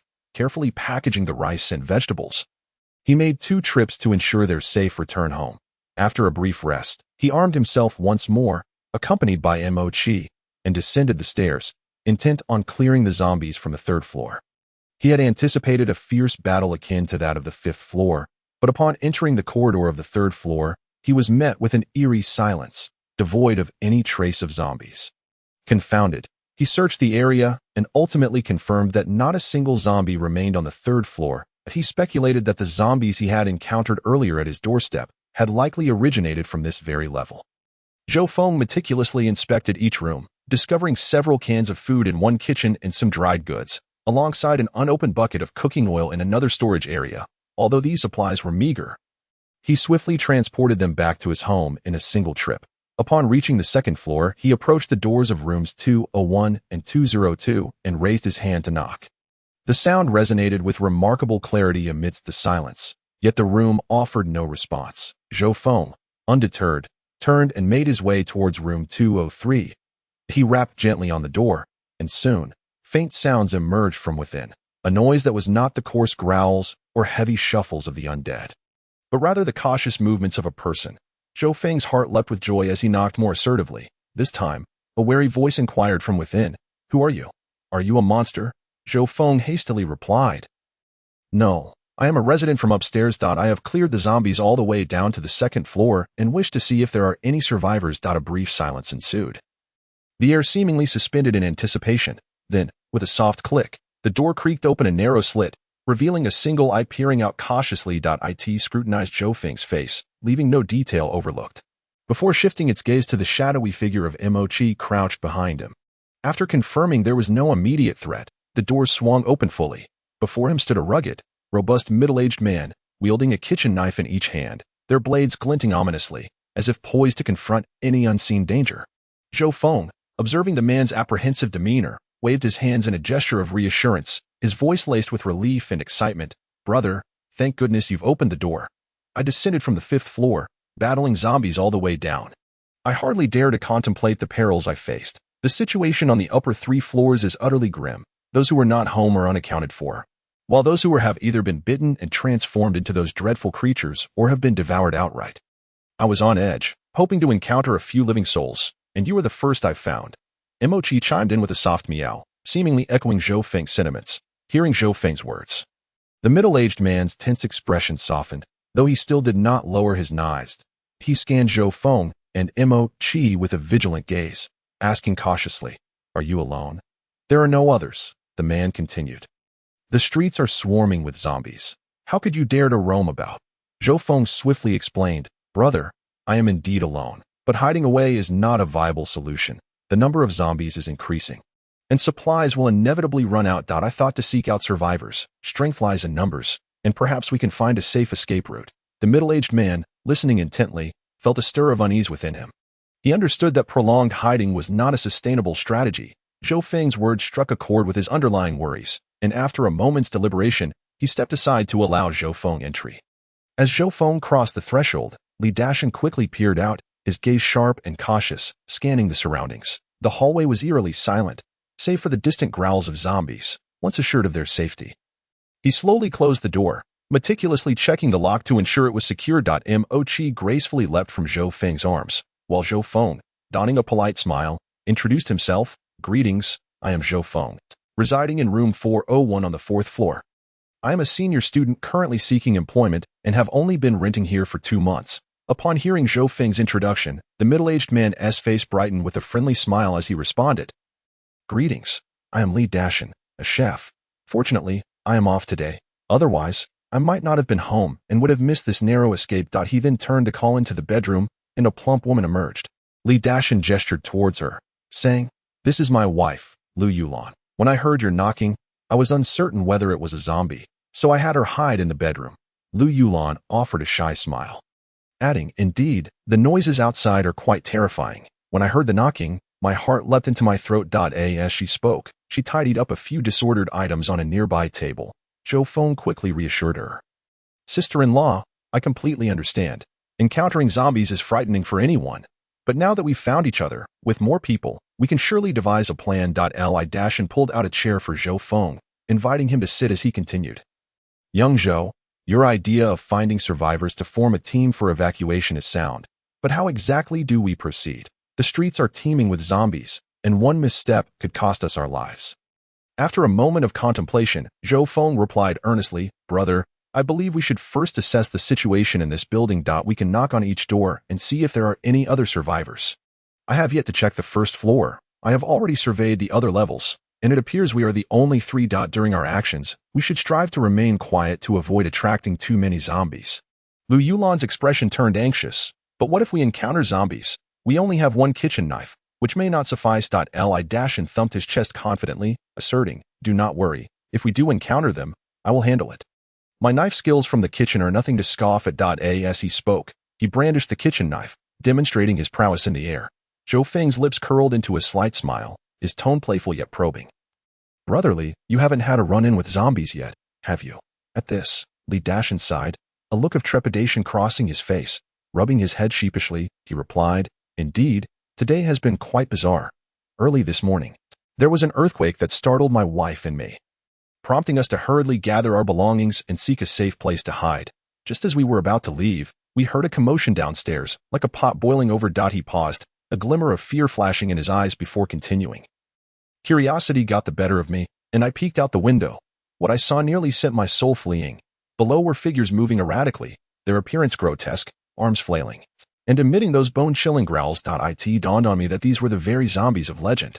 Li Dashan patted his chest as if to dispel the remnants of his earlier fright, proceeding, "My wife and I were so terrified that we dared not breathe, hastily locking all doors and windows, drawing the curtains, and hiding within our home. Since then, we have not dared to step outside, fearing that those zombies might discover us and claim our lives." Zhou Feng chuckled wryly, his tone laced with reflection. "Brotherly, you have no idea what I have endured on my journey. You are far luckier than I." After the earthquake, the house shook violently, and objects were crashing down. I thought I must rush out to gather supplies, or the days ahead would be dire. Little did I expect to come face to face with zombies as soon as I stepped out. The scene was terrifying. I nearly fell victim to one. It took a great deal of effort to deal with it. But the noise attracted more zombies from the third floor, and a horde gathered at my door. Thankfully, Mochi and I awakened our special abilities. Otherwise, I truly would not know how I would have managed. Upon hearing the phrase special abilities, Li Dashan, who had been listening intently, widened his eyes in disbelief, his expression a mix of astonishment and curiosity. He instinctively stood, gesturing animatedly, as if trying to grasp the concept. Interrupting with special abilities? You mean like those in the movies that grant people superpowers? How can that be? Such things don't exist in reality. His voice trembled with excitement, his eyes brimming with intrigue. Zhou Feng nodded with a smile, patiently explaining, yes, just like in the movies. At first, I couldn't believe it either. It seemed too fantastical. Oh, by the way, you may not know this since you haven't encountered zombies yet, but some zombies possess a glimmering crystal hidden within their skulls, resembling gems. I stumbled upon this by chance. Consuming it grants a chance to awaken special abilities. However, I'm not certain of the odds. Mochi and I were simply fortunate to have awakened our powers, which is how we managed to deal with those zombies and survive. Zhou Feng added, oh, and I almost forgot to warn you. Consuming the crystal is quite painful. It feels as if one is on the brink of death. Cold sweat pouring down, nearly causing one to faint. Li Dashan slowly sat back down, still visibly astonished, his gaze vacant as he murmured, how did this world suddenly transform into such a nightmare? After a moment, he abruptly lifted his head, curiosity and urgency igniting in his eyes as he fixed his gaze on Zhou Feng, exclaiming, what abilities do you and Mochi possess? Please, tell me. I am utterly fascinated. Zhou Feng raised the cup of water to his lips, taking a delicate sip to soothe his parched throat from the lengthy discourse, and replied methodically, Mochi's awakened ability is quite remarkable. It can traverse through shadows as if they are its personal passageways. I have named this ability Shadow Traversal. He paused slightly, a mysterious smile crossing his face. He continued, as for me, I have the ability to form a contract with evolved animals.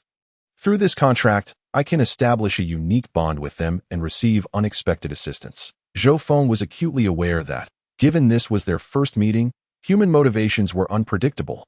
Thus, it was prudent to keep the specifics of his more critical ability.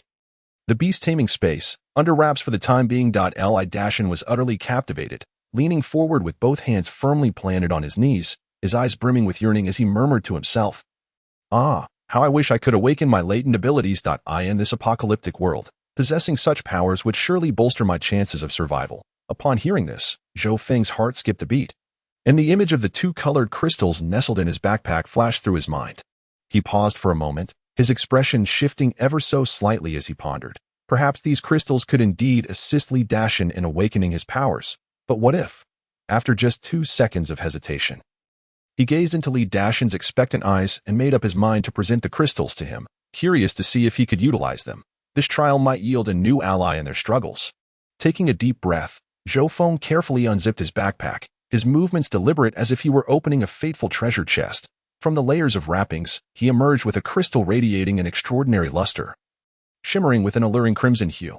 Instantly, Li Dashan's eyes were drawn to it, his breath quickening. He instinctively reached out, hesitating momentarily in midair, a hint of reverence and anticipation in his gaze as he stammered, is this the crystal that can awaken latent abilities? Zhou Feng solemnly nodded, presenting the crystal to Li Dashan, saying, brotherly, I can't say for certain if this will be of any use to you. But if you wish to try, take it. However, I must warn you in advance that consuming it will cause excruciating pain. You must be mentally prepared. Li Dashan gritted his teeth, his eyes resolute. I fear no pain. I am not afraid of death. How could I fear this minor discomfort? Perhaps with these abilities, I can protect my wife and help us all through this ordeal. With that, he took the crimson crystal, clenching it tightly in his hand as if grasping the very hope of life itself. Zhou Feng, observing this, stepped back, leaning gently against the wall, striving to remain unobtrusive, his hands instinctively folded before him. His gaze unwaveringly fixed on Li Dashan, filled with anticipation and anxiety. Lu Yulan stood nearby, her hands gripping the hem of her garment, her knuckles pale from the pressure. Her eyes were wide as saucers, fixed intently on Li Dashan, her breath shallow and quiet, as if afraid to disrupt the tense and oppressive atmosphere, lest she miss any subtle change that might hint at the outcome. Chapter 14. The Awakening of Li Dashan. Li Dashan stood rooted to the spot, his chest heaving as if he intended to draw in all the air around him, embodying a spirit of desperation and resolve. His hands trembled slightly, bearing the weight of the world as he gradually brought the blood-red crystal to his lips. In that fleeting moment, a flicker of hesitation crossed his eyes, but it vanished almost instantaneously. With a determined clench of his jaw, he swallowed hard, tilting his head back to force the crystal down his throat. In that instant, the room seemed to be enveloped by an eerie silence, as if a spell of quietude had been cast. Even the sound of a pin dropping would have been startling. Zhou Feng, Lu Yulan, and Li Dashan exchanged wide-eyed glances, each too apprehensive to break the uncanny stillness, as if uttering a single word might shatter this fragile equilibrium. 1 second, 2 seconds. Time stretched on in the oppressive atmosphere, each tick of the clock amplifying their anticipation while simultaneously amplifying their dread of the unknown. Based on Zhou Feng's experience, consuming the crystal should have been accompanied by unbearable agony. A pain so intense it felt as though one's very soul were being torn apart. Yet at this moment, that excruciating sensation did not materialize as expected. Li Dashan appeared momentarily stunned, his face a canvas of confusion. And a hint of bewilderment flickered in his eyes. Furrowing his brow, he slowly closed his eyes, attempting to calm his racing heart, focusing intently on perceiving every subtle change within his body. He could distinctly feel the blood surging through his veins, his heart beating powerfully, yet alongside that, there was a sensation of an unfamiliar force gradually stirring within him. Time seemed to come to a standstill, each second stretching infinitely. Just as Zhou Feng and Lu Yulan began to feel the weight of anxiety. Sweat beading on their foreheads, a gentle red glow emerged from Li Dashan's palm. Initially faint, it grew increasingly luminous and distinct. Suddenly, a fireball, the size of a fist, manifested out of thin air, its flames dancing joyfully. Crackling with energy, casting a warm, hopeful glow that brightened the otherwise oppressive room. Li Dashan gazed at the flickering, burning sphere in his hand, his eyes wide with astonishment and delight. His hand trembling not from fear but from the overwhelming power that had surged forth unexpectedly. Zhou Feng, witnessing this, rushed forward, his eyes sparkling with excitement as he exclaimed, "Brotherly, you did it. This fire ability is simply astounding. It will provide us with tremendous support in this apocalyptic world." Lu Yulan, tears glistening in her eyes, broke into a joyful smile, rushing over to grasp Li Dashan's arm tightly, her voice choked with emotion. "Dashan, this is wonderful. You're safe, and you've awakened your powers. Truly, divine providence." Li Dashan rose slowly, the fireball swaying gently with his movements, as if it were in tune with his very essence. A surge of pride welled within him, making him feel as though he now possessed the means to confront the harsh realities of the world. "Let me test the power of this fireball," he declared, his gaze sweeping towards a dilapidated chair in the corner of the room. With a swift motion, he hurled the fireball like a blazing cannonball, propelled by a wave of scorching heat, directly at the chair. With a resounding boom, the fireball struck its mark, instantly engulfing the chair in roaring flames, a rush of hot air forcing Zhou Feng and Lu Yulan to step back hastily. In mere minutes, the chair was reduced to a pile of ashes, with only a few remnants still smoldering. The sheer power was astonishing. Zhou Feng marveled, his eyes filled with envy and admiration. Yet amidst the excitement, a question nagged at him, and scratching his head, he inquired, "But brotherly, why didn't you feel any pain when awakening your powers?" Li Dashan stared intently at the pile of ash still emitting faint wisps of smoke. His expression clouded with confusion as he slowly shook his head, his tone tinged with uncertainty. "I'm not sure. This is also strange. Why didn't I feel any pain at all?" He furrowed his brow, lost in thought, rapidly reviewing every detail from the moment he consumed the crystal to his awakening, yet he found no clarity. Zhou Feng, noting Li Dashan's troubled demeanor, felt a wave of uncertainty wash over him but soon recalled something. Offering words of comfort, "Brotherly, I suspect it may have something to do with your physique. After all, everyone's situation is different, and awakening powers doesn't necessarily mean one must endure excruciating pain." He waved his hand dismissively, a hint of nonchalance in his expression, continuing, "Let us not dwell on this any longer. The awakening of your powers is a blessing. We must look forward and strategize how to utilize these abilities to ensure our survival in this harsh world." Hearing this, Li Dashan's face broke into a confident smile, feeling invigorated and as though he no longer needed to fear the zombies. "The next time I encounter a zombie, I will incinerate them with this fire ability," he proclaimed with fervor. Zhou Feng nodded emphatically, his expression earnest as he continued, "Brotherly, since your powers have awakened, we must carefully devise our next plans. This fire ability is undoubtedly a formidable weapon in battle, exhibiting tremendous power. However, as you've just experienced, using it will leave you noticeably fatigued, much like the exhaustion following intense physical exertion.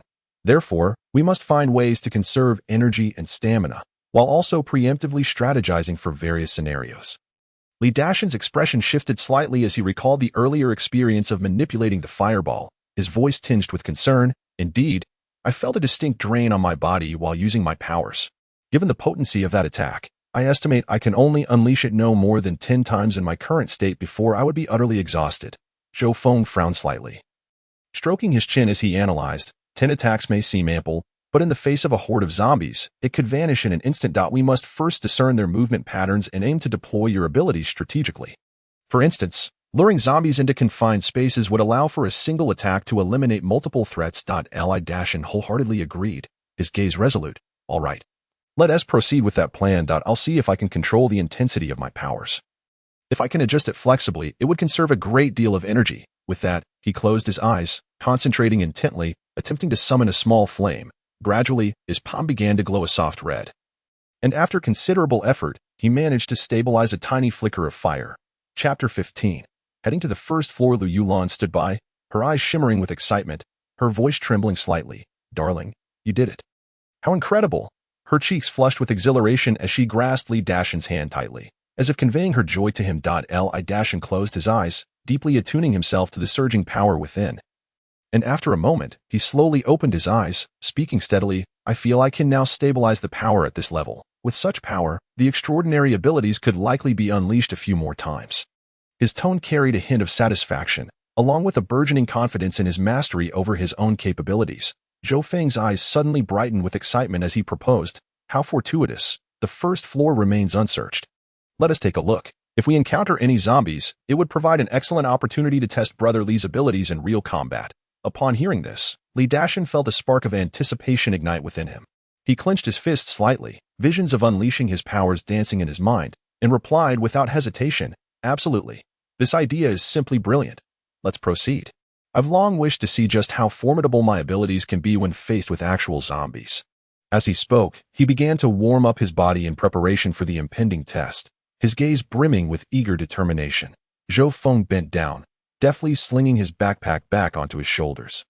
Each movement crisp and efficient, exuding competence. He then extended his hand, firmly grasping the two bone knives that had accompanied him through countless life and death situations. The blades glimmered with a chilling sheen, evoking an unsettling sensation. Zhou Feng instinctively brought the knife blade closer to his eyes, scrutinizing the various nicks and gouges along its edge, each a gruesome scar, a testament to harrowing encounters with the undead. His thoughts inevitably drifted back to the brutal clashes with zombies, where every swing of the blade and each evasive maneuver had danced perilously close to death. These imperfections bore witness to his fierce battles, profound reminders that survival in this apocalyptic world was never a simple endeavor. Just as Zhou Feng was lost in his recollections, Mochi emerged from an unseen corner. It approached with a sprightly gait, resembling a well-trained little warrior, nimbly leaping beside Zhou Feng's legs. It lifted its fluffy head, letting out a soft meow that radiated determination, as if to assure Zhou Feng that it was fully prepared to fight alongside him. Li Dashin, turning his head casually, caught sight of Lu Yulan beside him. He noticed her brow furrowed, her gaze betraying a palpable fear, her hands subconsciously gripping the hem of her clothing, exuding an aura of unease. Concern tightened in Li Dashin's chest, after a moment's hesitation. He spoke gently, filled with care and worry. Perhaps it would be best if we didn't let your sister-in-law come along. She lacks abilities and wouldn't be of much help in this perilous situation. Moreover, her timid nature would only serve to distract us with worry for her safety, hindering our actions. Zhou Feng, upon hearing this, turned to Lu Yulan, noting her conflicted expression and the way her lips parted slightly, as if she wished to voice something but held back. Understanding her reluctance stemmed not from a lack of desire to assist, but rather from the inherent danger of their environment. Zhou Feng nodded decisively, his tone resolute. Indeed, such perilous tasks should rightfully fall to us men, sister-in-law. You shall remain at home and await our safe return. Gratitude washed over both Li Dashin and Lu Yulan's faces. Lu Yulan's eyes glistened with unshed tears as she forced a smile, saying, "Do not worry about me. While I may not brave the outside, I can prepare meals at home, eagerly awaiting your triumphant return.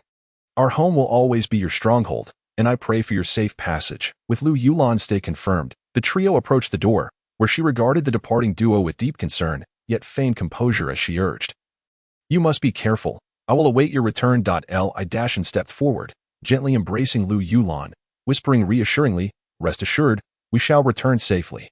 The figures of the two men and the small cat grew increasingly solemn as they descended the stairs. Moving cautiously toward the first floor, amidst the distant, haunting cries of the zombies below, the sound seemed to emanate from the depths of hell, engulfed in unending dread and uncertainty, causing the very air to tremble.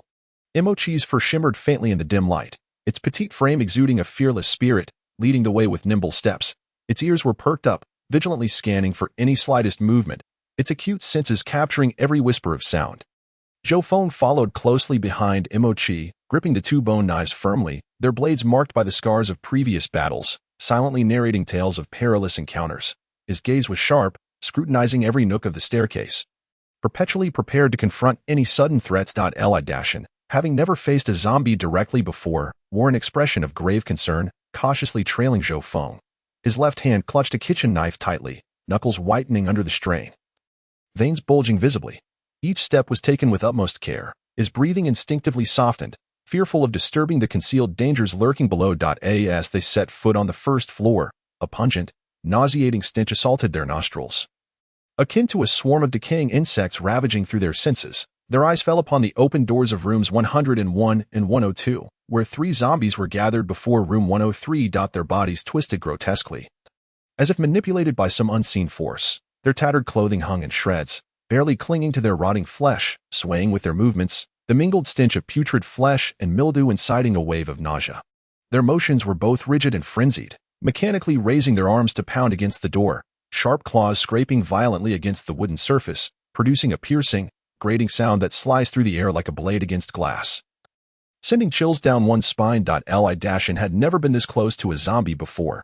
Terror gripped his heart, and he instinctively let out a soft gasp. This gasp shattered the stillness like a stone cast upon a tranquil lake. Instantly breaking the eerie calm, the 3 zombies turned their heads sharply, their decaying necks creaking ominously as they locked onto Dashin and his companions, their hollow eyes, void of life, fixated on them as they emitted a chilling, guttural roar, dragging their incomplete limbs forward in a limping yet urgent advance, claws outstretched. Chapter 16. In combat, the leading zombie, its clothing in tatters, had strips of fabric dangling from its gaunt body, with putrid flesh hanging from its wounds, shedding bits with each step. The second, its features grotesquely distorted, bore hollow eye sockets devoid of light, emanating a chilling aura as if peering into an endless abyss of darkness. The last zombie, dragging its mangled leg, advanced with a haunting low growl. Upon witnessing this horrific sight, Dashin inhaled deeply. He swiftly raised his hand, conjuring a blazing fireball pulsating with intense heat. The fireball surged forward like a miniature sun, hurtling toward the zombies with blinding speed. It struck the foremost zombie with pinpoint accuracy, the explosive force akin to a cannon blast, sending it crashing to the ground. The flames swiftly engulfed the creature, consuming it in a furious blaze. The acrid scent of charred flesh filled the air, prompting Zhou Feng to instinctively cover his mouth and nose. The zombie writhed in agony amidst the flames, its shrill screams echoing through the corridor, piercing the souls of those present. Seizing the moment of chaos, Zhou Feng tightened his grip on the bone knives, their blades still bearing the remnants of previous skirmishes. He surged forward like a tiger poised to pounce, his form agile and swift, navigating through the fetid air with ease. As he struck, the glinting blade flashed menacingly, slicing through the air as he leapt over the burning zombie, severing limbs and splattering thick, dark blood across his attire, leaving vivid traces of crimson in his wake. Imochi, refusing to lag behind, darted like a streak of black lightning to the final zombie's rear. Before the creature could react, it leaped high, targeting the vulnerable neck with precision. Its sharp claws emerged, gleaming ominously in the dim light. With a dull thud, the claws severed the zombie's head cleanly, causing its body to collapse lifelessly to the ground. After ensuring that no zombies remained in the adjacent 2 rooms, Zhou Feng began to collect their spoils. Go. After we've dispatched the zombies, let's open their heads. We might just find some crystals, he suggested, his movements swift and efficient as he dealt with the fallen undead. As soon as he finished speaking, he used his bone knife to cleave open a zombie's skull, revealing a faintly glowing white crystal within. Zhou Feng regarded the crystal with a resigned shake of his head before moving on to the zombie that Imochi had dispatched. Dashin, filled with curiosity, observed Zhou Feng's actions, unable to contain his question. But didn't we just find a crystal, Xiao? Why do you seem so unenthused? Zhou Feng paused his work, straightening up to explain patiently, Li Gu, this white crystal is rather common. It seems to only help restore some stamina and energy. Its usefulness is quite limited, hence there's little to be excited about. He bent down once more, the bone knife once again plunging precisely into the undead skull. With a disconcerting sound, he opened the creature's head. Yet it yielded nothing but another ordinary white crystal. Zhou Feng let out a gentle sigh as he picked up 2 white crystal stones, wiping them on the hem of his garment before placing them into his pocket. Li Dashan observed Zhou Feng's every move with an insatiable curiosity, akin to a flame that had been ignited, burning ever brighter. He took a few hurried steps forward and eagerly inquired, "Xiao Zhou, is it truly so difficult to acquire those colored crystal stones you mentioned?" Zhou Feng's expression turned serious as he nodded helplessly, offering a brief yet affirmative reply. Indeed. Upon hearing this, Li Dashan's gaze was instantly drawn to the first zombie, which was still engulfed in flames. At that moment, a singular thought consumed him, to inspect whether this zombie's head contained any unique crystal stones. In his impatience, he disregarded the searing heat of the flames, swiftly grasping a kitchen knife with a tense grip, and with a powerful swing, he struck, accompanied by a sharp crack. The burning zombie's head split cleanly in two. In an instant, a nauseating stench assaulted him, followed by a thick, dark, and viscous substance oozing from the zombie's head, pooling on the ground while emitting wretched wisps of steam. Li Dashan, unperturbed by the revolting sight, plunged his hand into the viscous mass, his fingers probing through the muck, leaving no corner unchecked. Yet, despite his efforts, he found nothing but the foul odor and the repulsive stickiness coating his hands. His expression of hope swiftly transformed into one of disappointment, his brows knitting tightly in a furrow as he sighed in resignation. With a look of disdain, Li Dashan tore a relatively intact strip of cloth from a nearby zombie. Vigorously wiping the putrid slime from his hands, his brows twisted into a knot of frustration. Goodness, those colored crystal stones are indeed exceedingly rare. He glanced up at Zhou Feng, his eyes filled with gratitude and guilt. "Xiao Zhou, what can I say? We've only just met, and you've already given me such precious stones, yet here I am, unable to even find a single white one. I truly feel unworthy." He forced a wry smile, his face etched with regret. Li Dashan will remember your kindness. I owe you this favor. Rest assured, once I acquire colored crystal stones in the future, you will be the first to receive them. Without question, Zhou Feng quickly waved his hand with a hearty laugh. "Li Gu, what are you saying? In this apocalyptic world, we ought to support one another. There is no need to speak of debts." He patted Li Dashan's shoulder sincerely, adding, "Perhaps I will need your assistance in the future." Mo Chi chimed in with a couple of meows, seemingly echoing Zhou Feng's sentiments. Li Dashan looked at them, warmth blossoming in his heart, silently vowing to find colored crystal stones as soon as possible. The two of them walked side by side toward room 103, soon arriving at its door, which was tightly shut. Li Dashan stepped forward confidently, raising his hand to knock, the heavy thuds echoing in the silent corridor, seeming particularly jarring. He initially knocked lightly a few times, each strike separated by a moment, as if granting those inside ample time to respond. However, there was no sound from within. Pausing for a moment, Li Dashan increased the force of his knocks, the sounds growing increasingly urgent, yet all that met him was an oppressive silence. Zhou Feng furrowed his brow slightly.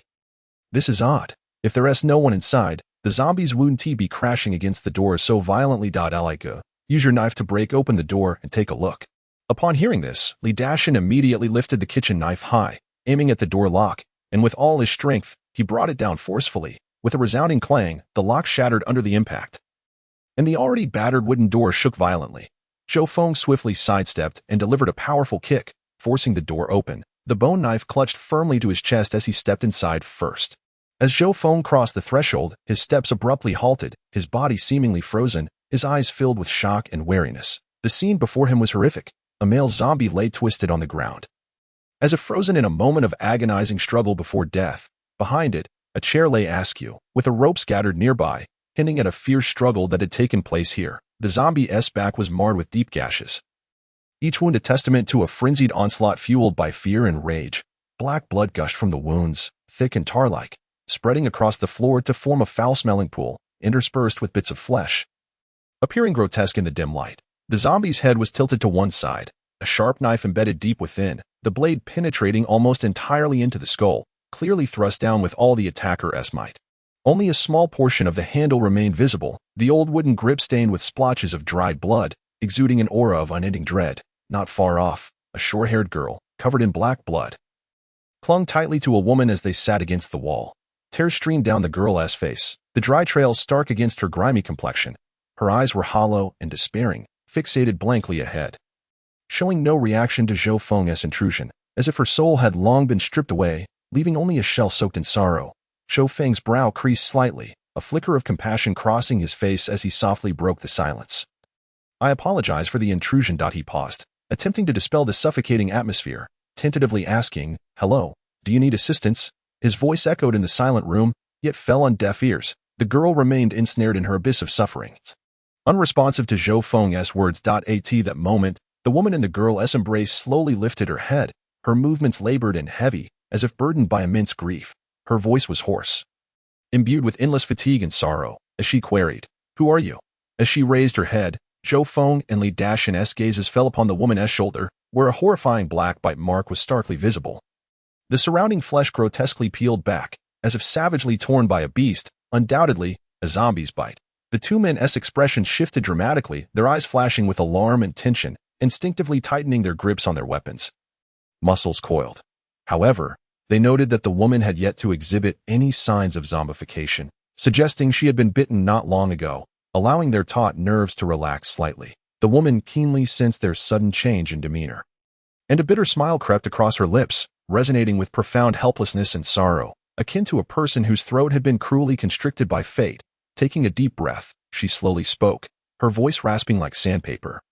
"My child's father turned into a monster without warning, going mad in an instant, his strength beyond imagination. Xiaoyan and I struggled fiercely to bind him to a chair. Who could have anticipated that a moment's lapse would allow him to break free? And then he bit me." Xiaoyan, that child, had no choice but to strike her own father. Before she could finish, her eyes brimmed with tears once more, droplets pooling as her voice quivered. Nearly breaking into sobs, the final words escaping her cracked lips in a tremulous whisper, Zhou Feng felt a sharp pang in his heart, as if an invisible hand had seized him tightly. He slowly lowered his once defensive weapon, unconsciously taking a small step forward, wanting to offer comfort, yet his throat felt constricted, and he could barely utter, "Andy, you," before he could complete his sentence. The woman's emotions erupted like a dam breaking. Tears streamed down her face as she cried out in despair.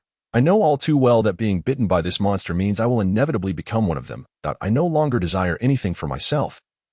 I implore you, please promise me you will protect Xiaoyan. She is just a child, and in this terrifying world, she cannot survive on her own." Her anguish cries echoed in the still room, tugging at the hearts of all present. Li Dashan and Mo Chi lowered their weapons, quietly moving to Zhou Feng's side, their expressions filled with concern as they gazed at the mother and daughter. Li Dashan's brow was furrowed tightly, his eyes reflecting deep sympathy.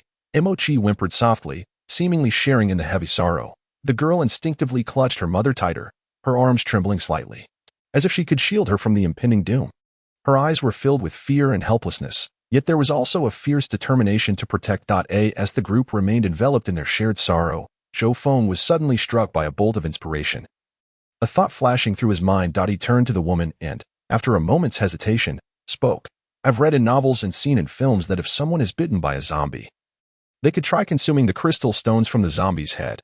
Perhaps this might not only prevent them from turning but might also awaken latent abilities." Upon hearing this, the girl's eyes flickered with a glimmer of hope. Her gaze slowly shifted to the fallen zombie, her once familiar father.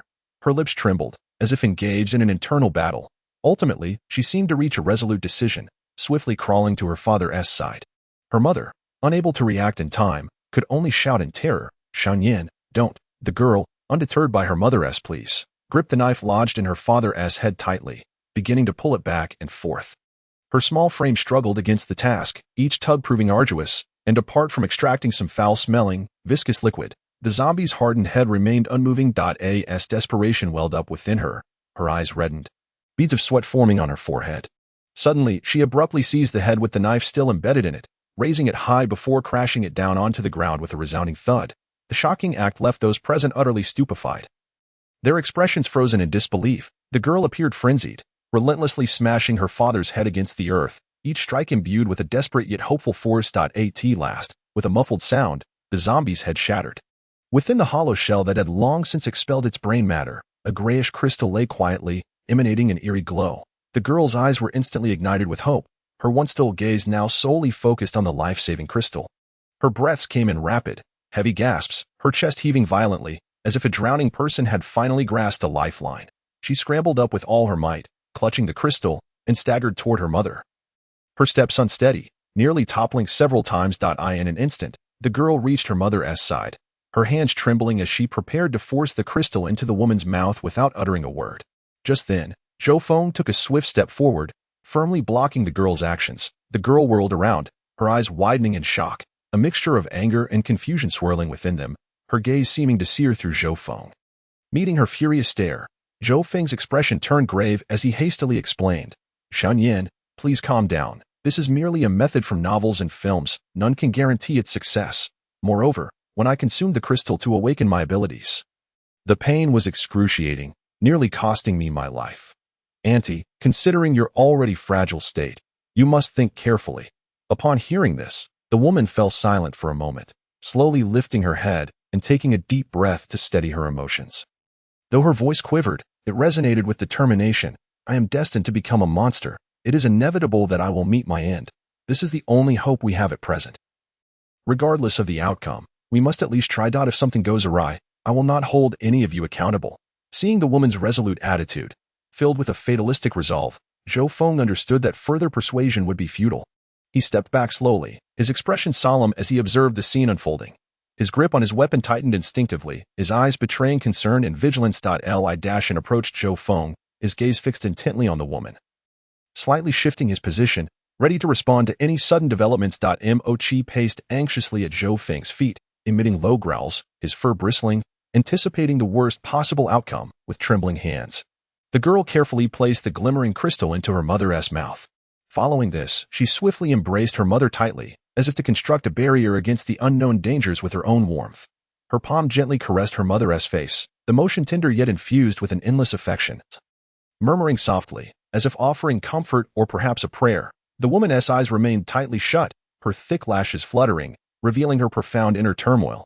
Her body convulsed uncontrollably in the girl's embrace. Each tremor akin to the heavy toll of fate, the gruesome bite mark on her shoulder spread ominously, the blackened area visibly expanding, sinister veins creeping outward like grotesque vines, emanating a nauseating stench. The air around them seemed to freeze, as everyone held their breath, awaiting the fateful moment, time stretching interminably in that instant. After what felt like an eternity, the woman's tightly shut eyes suddenly sprang open without warning. In that moment, it was as if everything around them had been placed on pause, and a strange, oppressive atmosphere swiftly enveloped them. The onlookers were horrified to see that one of her irises had turned a deep, impenetrable black, thick enough to consume all light, while the other had taken on a lifeless, ashy hue, cloaked in an ominous mist. The exposed skin outside her clothing was undergoing a spine-chilling transformation. One side was completely engulfed by an inky blackness, its density seeming to absorb the surrounding light, continuously releasing a foul odor that made one gag, as if emanating from the depths of a hellish underworld. The other half morphed into a ghastly gray, devoid of life yet pulsing with an indescribable, mysterious energy. Upon closer inspection, invisible waves seemed to ripple across her skin, akin to secretive tendrils lurking in the shadows, appearing and disappearing. This gray hue flickered and shifted, distinct from the foul blackness, yet appearing to tug and resist against it. Each surge of energy caused the woman's body to tremble uncontrollably, as if she were enduring immense agony. Suddenly, her body convulsed violently, followed by a fit of harsh coughing. With a sickening sound, a large spout of dark, viscous blood erupted from her mouth, splattering heavily onto the ground, producing a hissing sound. Instantly, an acrid stench pervaded the air. Her body trembled like a candle flickering in the wind, her breaths growing increasingly faint and rapid. Each gasp resembling a final struggle. It was as if she could vividly feel her life slipping away like grains of sand in an hourglass. With her last ounce of strength, the woman slowly lifted her frail hand, gently caressing the girl's face. Her gaze was filled with love and reluctance, as if she wished to imprint her daughter's image deep within her soul. Her voice, hoarse like sandpaper, barely audible yet imbued with unwavering resolve, whispered, "Xianyan, Mommy truly cannot hold on any longer. I will no longer be able to care for you." After uttering those words, her gaze turned slowly toward Zhou Feng, her eyes brimming with despair and plea, as if he were her final hope in this world. "Child, from now on, follow this big brother. He is a good person who will take care of you." After a brief pause, tears uncontrollably streamed down her cheeks as she grasped the girl's hand tightly, using all her strength to articulate, "When I am gone, do not be afraid. Take the crystal from my head and consume it. It may awaken your abilities. Only then can you survive in this perilous world." The girl, who had remained silent until now, could no longer contain her grief, tears cascading down like a torrential flood. Her shoulders shook violently as she wept, her cries heart-wrenching and laden with infinite fear and reluctance. "Mommy, please don't leave me. You are all I have left. I beg you, don't abandon me. I don't want any powers. I only want you." The woman mustered the strength to gaze at Zhou Feng, her eyes filled with earnestness and desperation. "Young man, I implore you. Xiaoyan is still so young. The days ahead will be too difficult. Please, you must look after her." Zhou Feng, witnessing the woman's struggle to rise, felt a pang of pain in his heart, unable to bear it, and quickly replied, "Auntie, please rest assured, as long as I am alive, I will protect her." The woman turned her attention back to her still weeping daughter, her expression shifting to one of sternness, her voice imbued with an unprecedented severity. "Yunyan, I am about to die in this world. There will no longer be anyone who loves you and protects you as your parents do without reservation. You must grow up, learn to take care of yourself, and not let your parents worry for you in the afterlife." The girl continued to plead, her voice thick with sobs, repeatedly begging her mother not to die. The woman gritted her teeth, ultimately steeling herself, and raised her voice. "Yunyan, do you want your parents to die with their eyes closed?" Finally, the girl fell silent, her sobs reduced to quiet whimpers. Chapter 19. The woman's death. The woman lay in her daughter's embrace, caressing her face, her body trembling uncontrollably, every muscle spasming in agony as the virus ravaged her. Her gaze, filled with pain and struggle, softened as she looked at her daughter. "Yunyan, Xiaoyan, live well. Your father and I love you." With every ounce of her strength, she managed to squeeze out these words from her cracked lips, her voice faint yet resolute, her face contorted in pain and the impending transformation into a zombie. Yet her voice resonated with a mother's endless affection and reluctance, woven with the last threads of her life. As soon as she finished speaking, her eyes suddenly hardened, filled with a grim determination. She slowly raised her already zombified hand, the veins beneath her skin bulging like writhing snakes, the tips of her fingers sharp as blades, exuding a chilling aura, under the watchful eyes of everyone. Without hesitation, she plunged her sharpened hand straight into her own head. With a sickening sound, a dull, terrifying noise echoed through the still air, striking each heart like a heavy hammer. Thick, black liquid gushed forth from the wound like a breached dam, the stench of decay flooding the air, inducing nausea. As her hand slowly withdrew, a gray crystal emerged before everyone's eyes. This crystal, identical in color to the one the woman had previously consumed, was double the size, exuding a bizarre and mysterious glow. The woman's hand, now smeared with black liquid, trembled as she attempted to offer the crystal to her daughter, each movement painfully arduous, as if this crystal contained her final hope for her daughter's future. Yet ultimately, her arm fell limply to her side, crashing heavily onto the ground. Her lips parted slightly, and a faint sound emanated from her throat, as if she wished to articulate something further, yet could no longer produce coherent syllables. On her grotesque and twisted visage, there was an unexpected softness and compassion at that moment, her gaze fixed intently on Yunyan, the reluctance in her eyes piercing Yunyan's heart like sharp blades. The young Yunyan knelt on the ground, lost and despondent, as if the world around her had become irrelevant. Her universe had shrunk to encompass only her mother, whose warmth was gradually fading in her embrace. Tears flowed uncontrollably from her eyes, like a flood unleashed from a dam, blurring her vision and rendering the already dim world even more chaotic. Her body trembled involuntarily, resembling a solitary leaf caught in a cold gust of wind. Fragile and helpless, her lips quivered, yet no sound emerged, her throat constricted by sorrow, each breath laden with heavy sobs. Suddenly, an overwhelming wave of pain surged through her, as if a fierce lightning bolt had struck deep within her soul without warning. She could no longer bear the crushing weight of this anguish, pulling her mother tightly into her arms, as if this would somehow preserve the dissipating warmth. Her shoulders shook violently, tears cascading down. Yet her throat felt as though it were locked tight, unable to produce a single sound, only an endless sorrow spreading through the suffocating silence, a pain so deep it was beyond words.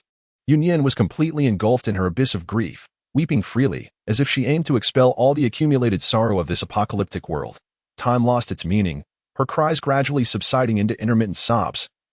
Her body still quaking in the aftermath of her emotions, like a branch swaying after a storm.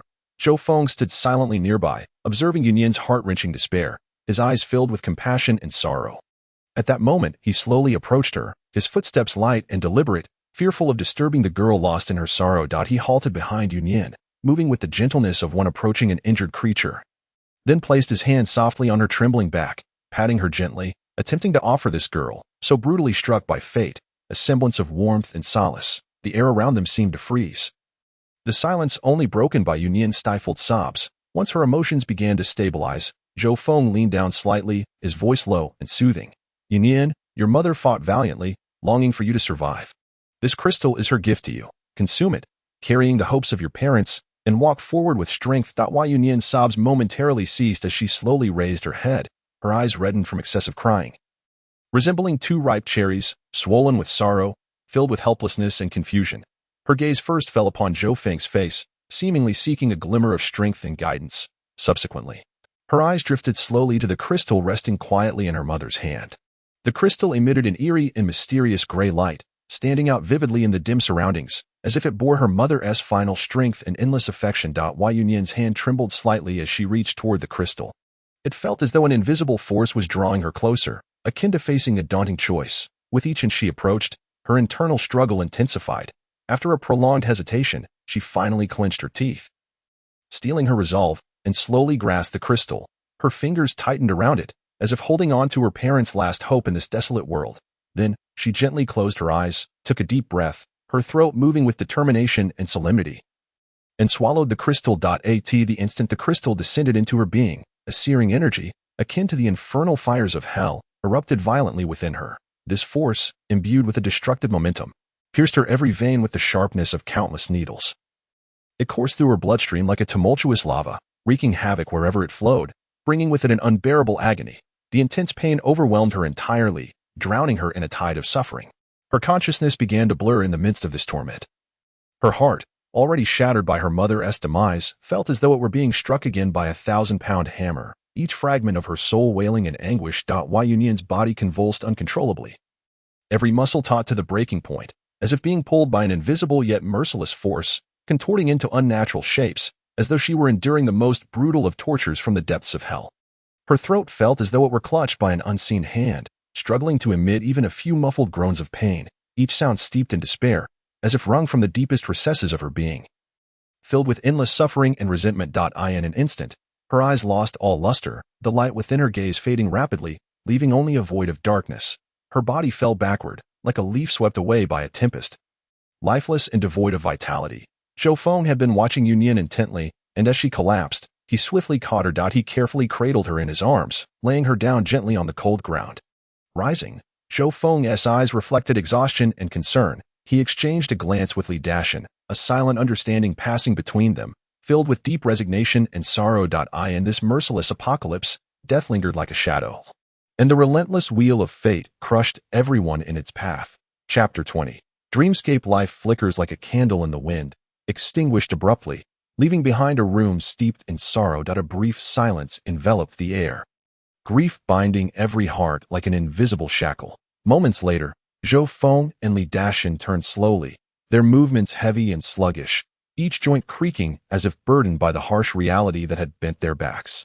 The deceased are gone, and the living remain. They understood well that in this doomsday, sorrow would not solve any problems. Survival was their utmost priority.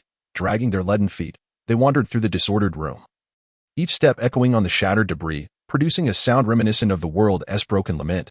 Zhou Feng entered the kitchen of Yunyan's home, discovering a bag of rice tucked away in a hidden corner, followed by half a bag of flour, slightly damp and clumped. Yet in this wasteland, such provisions were invaluable.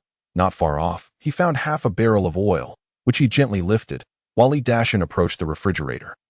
Opening it with trepidation, after a careful search, they found some relatively fresh vegetables. Although the leaves were somewhat wilted, in these trying times, they were indeed a welcome boon. Zhou Feng placed the gathered food aside cautiously. Glancing at the still unconscious Yunyan, the girl lay pale, devoid of color, her body twitching slightly in her stupor, as if fate had forsaken her in this cruel world. A wave of intense worry surged within Zhou Feng. He turned, locating the ink pool in the corner. He gently patted it, his actions imbued with trust. With a grave expression, he spoke clearly. "Ink pool, stay by Yunyan's side, never take your eyes off her. If anything happens, come find me immediately." Ink pool meowed in response, as if understanding, and with steady steps, approached Yunyan, quietly squatting beside her, fixating its gaze on her as if guarding the most precious treasure in the world. With everything in place, Zhou Feng and Li Dashan moved towards the other two rooms, each step taken upon the unknown and the hope of survival. Upon entering the first room, Zhou Feng swiftly surveyed the surroundings, his gaze sharp as a hawk's, missing no corner that might conceal supplies. Li Dashan rummaged through cabinets and the refrigerator, diligently searching for hidden items. They turned over every drawer and cabinet without leaving a stone unturned. After a strenuous search, they finally yielded results. uncovering 2 pounds of meat and a bag of rice that had recently been opened. Next, in the second room, they discovered an unopened bag of rice. Additionally, various vegetables accumulated to approximately 4 pounds. Even more surprising, they found 2 medical kits in a cabinet, stocked with common medications such as fever reducers, antibiotics, bandages, and iodine. Completing their scavenging mission, Zhou Feng and Li Dashan worked in unison to transport the hard-won supplies to Li Dashan's home on the second floor. 1 trip, 2 trips, sweat soaked their clothes, streaming down their cheeks, yet they showed no signs of stopping. Once all the supplies were settled, Zhou Feng took a moment to catch his breath before swiftly returning to the first floor. He approached Yunyan, bending down gently to lift her, her body rigid and unresponsive in his arms. Zhou Feng ascended the stairs carefully, each step taken with utmost caution, fearful of disturbing the girl so severely impacted by fate. He laid her tenderly on the side bed in Li Dashan's home, pulling a blanket over her, gazing at her peaceful, sleeping face, silently praying for her swift recovery, hoping she would regain her strength and search for a glimmer of hope in this harsh apocalypse alongside him. Yunyan's consciousness drifted in endless darkness, akin to being lost in a turbulent sea, engulfed repeatedly by the frigid waters, unable to find direction or a glimmer of life. Her body seemed to be bound by heavy shackles, each struggle appearing futile. Just as she was on the brink of being completely engulfed by darkness, a warm light suddenly emerged ahead. Though faint, its radiance shone remarkably bright amidst the suffocating gloom. Instinctively, she swam towards that glimmer. The closer she drew, the more luminous it became. At last, she discerned figures standing in that warm glow, her longed-for parents. Their faces bore gentle smiles, their eyes filled with affection for her. Xiaoyan, her mother's voice floated towards her, soft as the gentlest spring breeze. Imbued with a soothing power, she stepped forward slowly, reaching out to tenderly caress Yunyan's head, her gaze filled with maternal love akin to the warm sun of spring. Gradually dispelling the shadows within her heart. Do not be sad anymore. We have always been by your side. In an instant, Yunyan's eyes brimmed with tears, flowing uncontrollably. The pain and sorrow that had been pent up within her surged forth like a flood breaking through a dam. Mom, I miss you so much. Why did you leave me? I feel so lonely. Her voice trembled, laden with helplessness and grief. Her father approached with steady steps, his figure appearing particularly grand in the light. He raised his hand and firmly patted Yunyan's shoulder, his gaze resolute and filled with strength. Child, this is a test of fate. Though we may not be by your side, our love will never fade. You must be strong and live well. Upon hearing her father's words, a wave of guilt washed over Yunyan. Her voice quaked, laced with deep remorse. Dad, I'm sorry. I didn't mean to hurt you. I just wanted to protect Mom. Dad, I'm so sorry. Her father shook his head slightly, his eyes brimming with understanding and forgiveness. What you did was right. I am the one who has harmed you. I am the one who owes you an apology. Her mother stepped forward, tightly grasping Yunyan's hand. Though warm, that hand seemed to carry boundless strength, reaching deep into Yunyan's heart. Xiaoyan, you are stronger than you think. You have the courage to face everything. We believe you can survive in this apocalyptic world and find your own hope. Her father continued, his tone filled with expectation. Indeed. Child, walk forward boldly, carrying our hopes, and become a strong person. Go. As soon as the words fell, before Yunyan could respond, the figures of her parents vanished like a fleeting dream. While Yunyan stood frozen, her eyes wide with shock, staring at the place where her parents had disappeared, her voice hoarse as she cried out, Mom and Dad, don't go, please don't leave. Chapter 21. Yunyan awakens as her voice faded.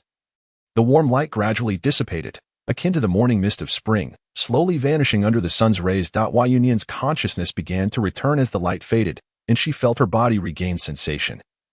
Lying upon a soft bed, her awareness stirred in the darkness, her eyelids feeling as if glued shut, requiring considerable effort to open. In that moment, a blinding beam of light shot into her eyes, prompting her to instinctively squint, trying to adjust to the sudden brightness. As the halo before her gradually receded, she began to survey her surroundings, realizing she had been changed into clean clothes and found herself in an unfamiliar room.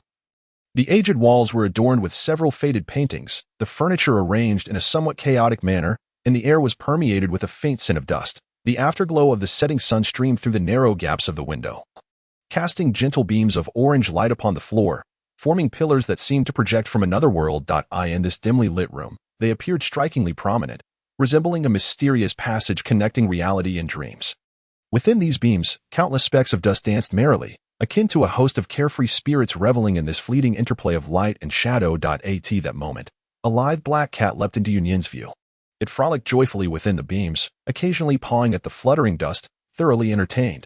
Suddenly, as if sensing Yunyan's gaze, the black cat turned abruptly, locking eyes with her. After a brief moment of shared observation, it meowed and swiftly darted out of the room. In an instant, hurried footsteps approached, and a nimble black cat darted into the room, closely followed by a handsome young man. The young man, Zhou Feng, wore a furrowed brow and an anxious expression, his gaze fixated on Yunyan the moment he entered. Almost simultaneously, a middle-aged couple rushed through the doorway, their faces etched with concern, their eyes betraying a hint of worry. Seeing that Yunyan had awakened, Zhou Feng's anxiousness slightly abated, and he hastened to her bedside, his voice filled with urgency and care. At last, you've awakened. How do you feel now? Yunyan slowly lifted her gaze, her vacant eyes staring fixedly at Zhou Feng, resembling a lifeless statue, silent and unresponsive. In her eyes, confusion and anguish intertwined, remnants of sorrow still lingering, as if shrouded by a heavy veil of despair. Observing her silence, Zhou Feng's worry deepened, and he gently prodded. Is there anywhere in your body that still feels unwell? Please tell me. Don't frighten me. Yet, Yunyan remained lost in her own world. Ignoring Zhou Feng's inquiries, her thoughts seemed to be tugged by an invisible hand, flitting between past memories and present chaos. Zhou Feng turned to look at Li Dashan and Lu Yulan, his eyes filled with helplessness and plea. Li Dashan sighed softly, saying, the child has just awakened. She may still be disoriented, let's give her some time. Lu Yulan approached, sitting by Yunyan's bedside, gently stroking her hair, attempting to offer her some comfort. A flicker of fear crossed Yunyan's gaze, as if recalling those terrifying scenes, her hands instinctively clutching the edge of the blanket. Tears once again blurred her vision. Zhou Feng gently patted her shoulder, wanting to console her but unsure where to begin. Mosai, the cat, also leaped onto the bed, quietly lying beside Yunyan, seemingly providing companionship in its own way. Li Dashan slowly spoke. Child, since you have awakened, live well. Though this world is harsh, we will support you. Lu Yulan echoed. Yes, from now on, consider this place your home. Don't bear your burdens alone. Why Yunyan remained silent, her tears flowing like a burst dam, soaking the pillow. Her body trembled slightly, as though engulfed by immense sorrow. Zhou Feng watched her in despair, feeling utterly helpless. Li Dashan and Lu Yulan exchanged glances, sighing in resignation. Li Dashan softly suggested, perhaps we should step outside for now and let Mosai keep her company. She might feel more at ease. Although filled with worry, Lu Yulan nodded in agreement. Just as they prepared to turn away, Yunyan, who had been immersed in her pain, suddenly seemed to recall something. She shot out her hand, gripping Zhou Feng's shirt tightly. Her fingers turned pale from the force, her knuckles trembling. Zhou Feng halted, a flicker of surprise and compassion crossing his features. He quickly turned, crouching beside her, gently asking, what's wrong? Do you not want me to leave?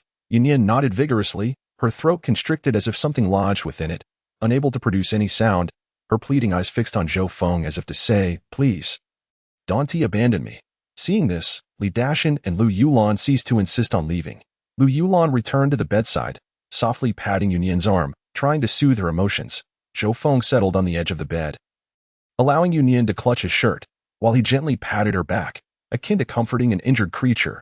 Mosai seemed to sense Yunyan's unease. It raised its head slightly, nuzzling against her hand, emitting a soft purr. The room fell into a tranquil silence, punctuated only by Yunyan's occasional suppressed sobs. Zhou Feng leaned closer to Yunyan's ear, softly whispering comforting words.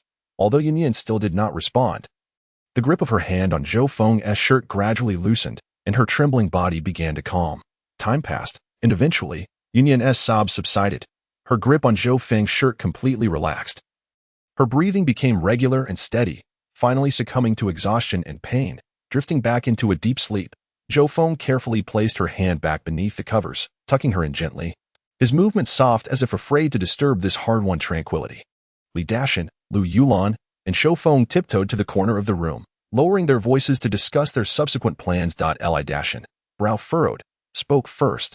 This child has endured immense trauma. Her mental state is fragile. We must devise a comprehensive strategy to help her gradually heal. Lu Yulan nodded fervently, her eyes filled with compassion. Indeed, we need to find some familiar and cherished items. Perhaps they could spark her interest and encourage her to speak. Zhou Feng waved his hand, his expression grave, and slowly replied, this is the crux of her heartache. It cannot be resolved overnight. Rushing will not help. Let us first handle the immediate matters. Chapter 22. Moving upon hearing Zhou Feng's words, Li Dashan nodded emphatically, his expression grave. Indeed, The pressing priority is to resolve these troublesome matters at hand. Everything else must be set aside for the time being. Lu Yulan interjected with a gentle smile. All right then, you two can discuss things here. I shall head to the kitchen to prepare some food for you, to satisfy your hunger. Make sure to prepare plenty, Zhou Feng and Li Dashan exclaimed almost in unison. Their voices tinged with urgency. A moment of surprise followed, and then they exchanged a hearty laugh. Li Dashan hurriedly explained to Lu Yulan, gesturing animatedly, Wife, you have no idea. Ever since gaining these abilities, my appetite has become insatiable. I found myself ravenous while working this afternoon, and my consumption has skyrocketed. Lu Yulan's lips curled into a soft smile, her eyes reflecting a mix of helplessness and affection as she playfully chided. I understand. Rest assured, I want to let you go hungry. I'll make sure you are well fed. Once Lu Yulan's figure had completely vanished from the doorway, Zhou Feng's light-hearted smile evaporated, replaced by a serious demeanor. As if a heavy stone had settled upon his heart. He swiftly approached Li Dashan, lowering his voice deliberately, as though fearful of being overheard. His expression turned grave as he stated, Brotherly, some matters are best left unsaid in front of my sister-in-law. You surely understand that the scant food we have gathered will not last us long. In this current situation, our supplies are but a drop in the bucket. Li Dashan sighed deeply, his brow furrowing into a tight knot. Worry etched across his face as he replied helplessly, Alas, who could have foreseen this? It used to be so easy to procure supplies. A few steps down the stairs led to the convenience store. Now, look at our predicament. Everyone has grown accustomed to buying what they need as they need it, and no one has stockpiled any provisions. This has become a most vexing dilemma. Zhou Feng's gaze hardened as he looked out at the bleak scenery beyond the window. The cold wind whispered through the trees, causing them to shiver. He spoke slowly. I thoroughly searched all 3 floors, leaving no corner unchecked. Yet my findings were woefully meager. After we finish our meal, let us gather all our foodstuffs in one place for better management and to avoid confusion. Additionally, I plan to find a room on this floor to settle down. Constantly moving about is exhausting. Li Dashan's eyes brightened with a flicker of excitement as he responded eagerly. That sounds splendid. Brother, I was just thinking of suggesting that. Living nearby will allow us to look out for each other more conveniently. No matter what dangers may arise or unexpected situations we face, a shout will bring us to one another, providing a sense of security. Zhou Feng nodded slightly, then shifted the conversation, urgency creeping back into his tone. We must plan ahead. Searching house by house in this community is far too inefficient to resolve our issues. If we truly wish to locate sufficient supplies for our survival, we may need to venture to a supermarket or specialized food store and try our luck. Those places typically have a larger stock, which might alleviate our immediate needs. After contemplating briefly, Li Dashan suddenly slapped his thigh and exclaimed, In that case, let us not waste time in this community tomorrow. The supermarket is not far, merely a 10-minute walk. We should go early at dawn and see what we can find. Perhaps we can gather a substantial amount of supplies to bolster our reserves. Indeed, it is settled then. We shall go to the supermarket tomorrow. Zhou Feng agreed without hesitation, his eyes glimmering with anticipation and determination, as though he could already envision a bountiful stockpile of provisions. With their plans established, the two found themselves momentarily devoid of pressing matters. Li Dashan, feeling a bit restless, rose and stretched, his joints cracking audibly. Since we have some time on our hands, why not take this opportunity to move your belongings down? The supplies you've gathered can be stored in the room you'll be residing in, making retrieval easier and eliminating unnecessary back and forth.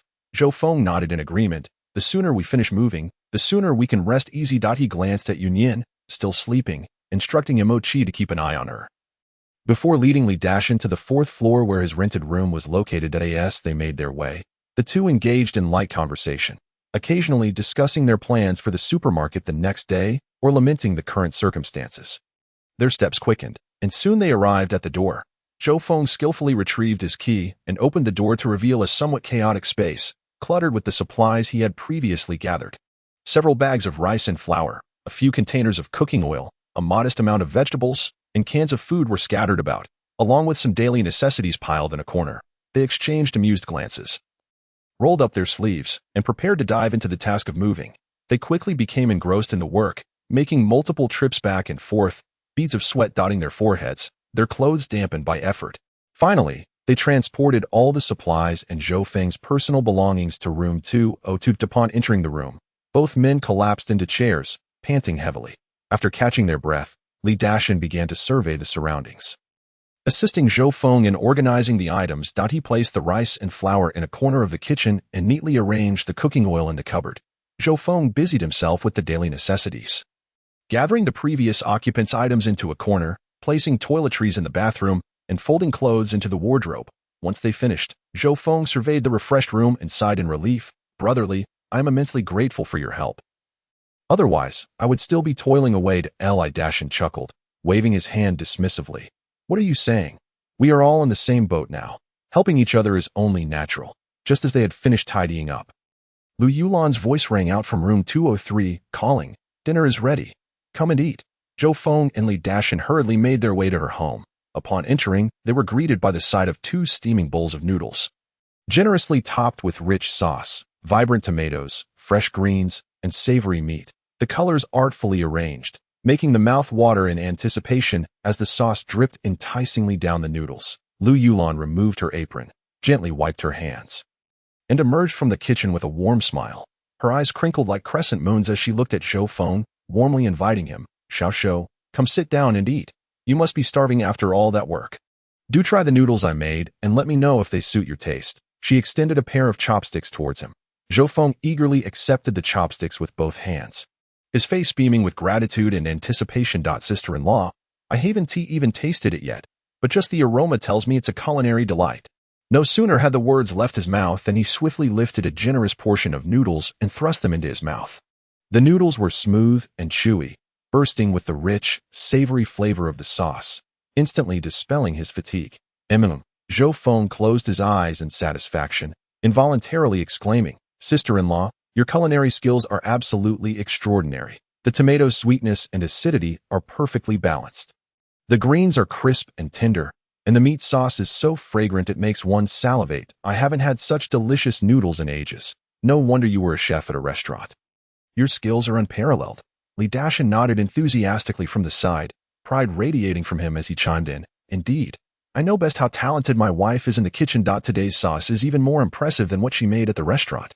I think I'll have to make an exception and indulge in an extra bowl. Lu Yulan's cheeks flushed with delight at their compliments, her smile brightening as she replied, You two are just sweet-talking me, trying to make me happy. As long as you enjoy the food, I will make it for you every day. With the chaos outside and the need to fend off zombies and gather supplies, I am not much help in the field, so I'll make sure to manage all the meals for you without a worry. Upon hearing this, Zhou Feng promptly set down his chopsticks. Speaking earnestly, sister-in-law, your words resonate with me. From now on, we will rely entirely on you for our meals. With your cooking, I could easily devour 2 extra bowls at every meal. He then enthusiastically scooped up another mouthful of noodles, devouring them voraciously, and in no time, the bowl was nearly emptied. Chapter 23.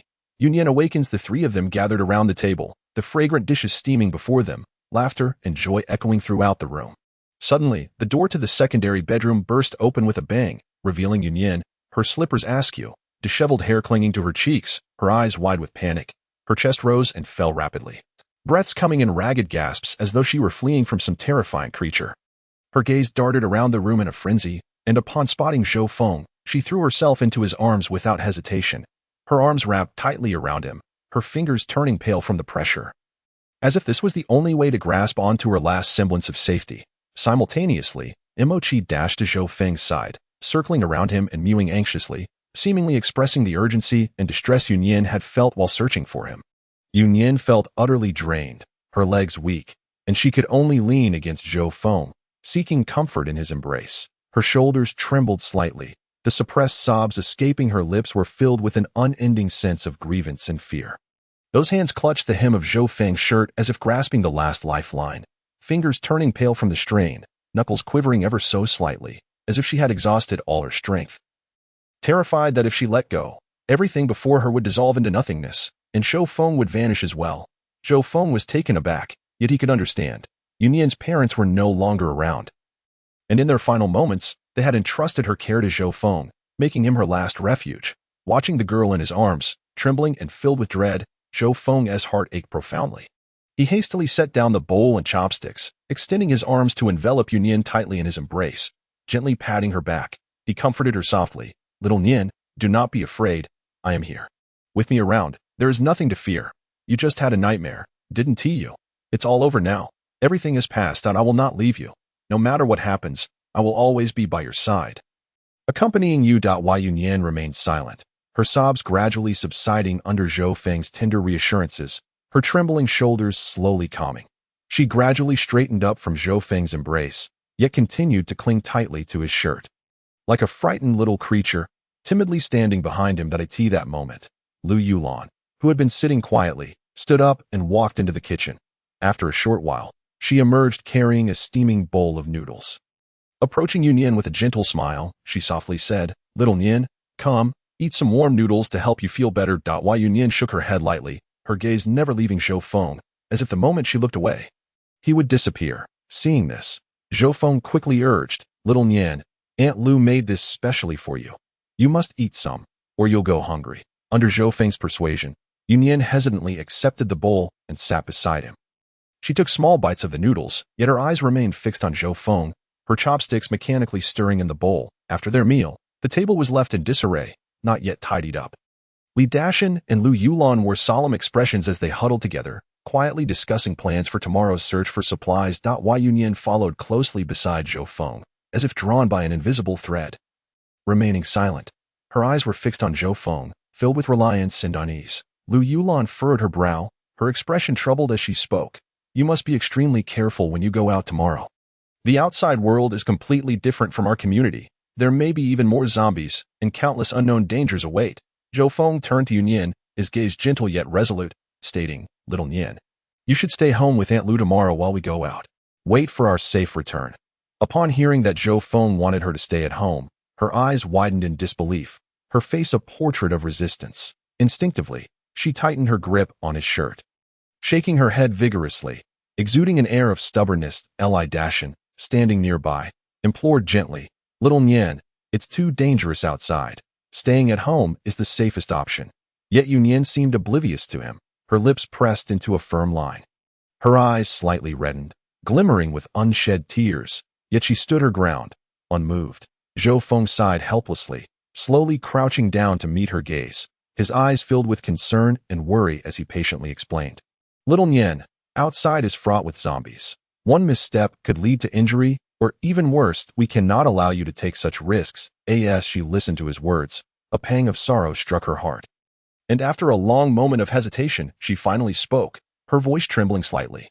"I have special abilities." At this declaration, everyone was taken aback. Zhou Feng's eyes widened in surprise as he blurted out, "What did you say?" Yunyan took a deep breath, her gaze suddenly resolute, her expression devoid of emotion, as if she had anticipated this moment. She raised her hands slightly, her movement steady and fluid. And to everyone's astonishment, the solid wooden dining table that had been resting quietly nearby began to levitate effortlessly. Following this, the heavy table spun above their heads at an astonishing speed, the resulting airflow resembling a miniature tornado, fierce and overwhelming.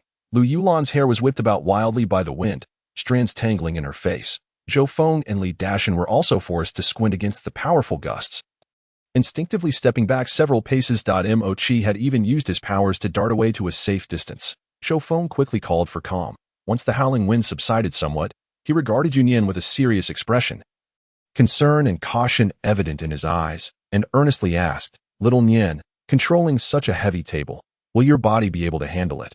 Is the energy expenditure significant?" Yunyan shook her head lightly, her face impassive, her tone assured, "It doesn't take much energy. I feel quite relaxed, as if reaching out to grab something. It doesn't require much effort at all." The Li Dashan could not help but exclaim, "It seems little Yunyan's abilities are quite formidable." With minimal expenditure, Zhou Feng nodded slightly, contemplating for a moment before striding into the kitchen and returning with a sharp kitchen knife. He handed the knife to Yunyan, his gaze filled with both anticipation and concern. "Little Nian, try to control this knife and see what you can do." Wai Yunyan narrowed her eyes slightly, her gaze sharp as an eagle's, but she extended her right hand, fingers splayed slightly, palm facing the knife. Her demeanor calm and confident. In an instant, the knife zipped from Zhou Feng's grasp, suspended in midair as if drawn by an invisible force. The knife then darted through the room at a speed nearly impossible to follow with the naked eye, the air slicing soundly as it left deep gashes in the walls. In the blink of an eye, the knife executed a graceful spin before coming to a steady halt. Then, like an arrow released from its bow, it shot straight towards the wall, striking with a sharp clang, embedding itself halfway into the surface, sending a shower of plaster cascading down. Everyone stared in shock at this spectacle. Zhou Feng's eyes flickering with delight and relief. Chapter 24. Rest. While the group remained immersed in their astonishment at Yunyan's powers, she slowly lifted her head, her gaze fixed intently on Zhou Feng, her lips sealed in silence. Yet her hands instinctively tightened their grip on his shirt, as if it were her sole anchor in this tumultuous sea. Her eyes burned with a fierce determination, a fire ignited by the unwillingness to be left behind. Zhou Feng met her gaze, understanding the stubbornness and longing reflected within that he sighed softly, filled with resignation and worry, but upon witnessing Yunyan's unwavering resolve, he found it hard to refuse. After contemplating for a while, Zhou Feng finally spoke. "Little Nyan, I understand your desire to help, and I have witnessed your abilities. That in that case, I agree to let you accompany me and lead Dashin tomorrow to search for supplies." A glimmer of joy flashed in Yunyan's eyes, but before she could smile, Zhou Feng continued with a serious expression. "However, you must adhere strictly to my instructions and not stray from my side for even a second. Should any unforeseen circumstances arise, you must immediately hide behind me and never act impulsively. Can you manage that?" Yunyan nodded vigorously, her defiance lessening, replaced by trust and submission towards Zhou Feng. Li Dashin, unable to contain himself, added, "Little Nyan, you must remember what Zhou Feng said. This is not a game. It's genuinely dangerous." Zhou Feng gently ruffled Yunyan's hair, saying, "Then let us rest well tonight. We will set off early tomorrow, striving to gather as many supplies as we can." While Yunyan nodded obediently, yet her hands still clung tightly to Zhou Feng's shirt, as if only this could truly ease her mind in facing the unknown dangers and challenges of the morrow. Zhou Feng observed Yunyan's firm grip. Feeling a wave of helplessness wash over him, he sighed inwardly, looking up at Li Dashin and Lu Yulan, making an effort to sound composed. "The plans are set. Everyone should get some rest and gather strength for tomorrow's battle." With that, he turned his gaze to Lu Yulan, asking with a hint of hope, "Sister-in-law, could you sleep with little Nyan tonight? She might feel scared, so please don't let her sleep alone." Lu Yulan's face immediately softened into a gentle smile, eagerly nodding. "Come, little Nyan, sleep with Annie tonight. Annie has always wanted a child." But before she could finish, Li Dashin interrupted hastily. Yet Yunyan seemed oblivious to their conversation, her eyes locked onto Zhou Feng, her hands clutching his shirt, knuckles turning white from the strain, instinctively drawing back behind him. Ignoring Li Dashin and Lu Yulan entirely, Zhou Feng, witnessing this scene, felt a rush of impotence. He lowered his head, gazing into Yunyan's eyes filled with reliance and fear, his heart softening. After a moment of contemplation, he ultimately relented, softly saying, "All right, you can sleep with me in room 202." Upon hearing this, Yunyan's previously dull eyes sparkled with light, as if she had seen dawn breaking through the darkness. She nodded vigorously, traces of her earlier tears still visible on her cheeks. Zhou Feng picked up Chi with one arm, while Yunyan tightly grasped his other hand, and together, they made their way towards room 202. As they journeyed along, Yunyan almost mirrored Zhou Feng's movements, her petite figure nestled closely by his side, akin to a timid creature terrified of losing its way. Each step she took was cautious, fearful of creating even the slightest gap between them. Upon entering the house, Zhou Feng gently set down the cat food bowl, recalling that Chi had gone hungry during their earlier meal. He promptly filled a sizable bowl with cat food for it. Observing Chi devour its meal with fervor, Zhou Feng, with a thoughtful gesture, replenished its bowl once more. Afterwards, he led Yunyan into the bedroom. But as his gaze fell upon the large bed, a wave of discomfort washed over him, while Yunyan, who appeared to be at least 14 or 15 years old, was indeed no longer suited to share a bed with him. Yet, her hand clung to the corner of his garment as if it were welded there, unwilling to let go. What to do in such a predicament? Zhou Feng, feeling helpless, returned to the sofa, racking his brain for a solution. Suddenly, an idea struck him. He could use a curtain to separate the bed. Without hesitation, he briskly approached the toolbox, rummaging through it until he unearthed 2 long nails. He then procured some rope, securing the nails with it, and draped 2 layers of sheets in between. With considerable effort, he firmly affixed the nails to the walls on either side, allowing the sheets to cascade down, effectively dividing the bed into 2 distinct spaces. Surveying the newly partitioned sleeping area with a serious expression, Zhou Feng patiently explained to Yunyan, "Little Nyan, tonight we shall each sleep on our respective sides. There must be a distinction between male and female. especially now that you have blossomed into a young lady. Wai Yunyan tightened her grip on Zhou Feng's clothing, remaining silent, her head shaking vigorously as if it were a rattle drum. However, Zhou Feng's steadfast gaze offered no room for negotiation. After a moment of tense silence, Yunyan reluctantly nodded in acquiescence. Observing her acceptance, Zhou Feng's tone softened as he gently reassured her, "You can cuddle with Imo Qi tonight. I will be right beside you. So do not be afraid." Upon hearing this, Yunyan nodded once more. Zhou Feng, glancing at Imo Qi, who was now leisurely licking its paws after a hearty meal, quickly beckoned it over, then spoke to Yunyan in a soothing voice. "Little Nyan, why don't you take Mo Qi and lie down on the bed? I've worked up quite a sweat and need to take a shower. I will return to keep you company as soon as I am done."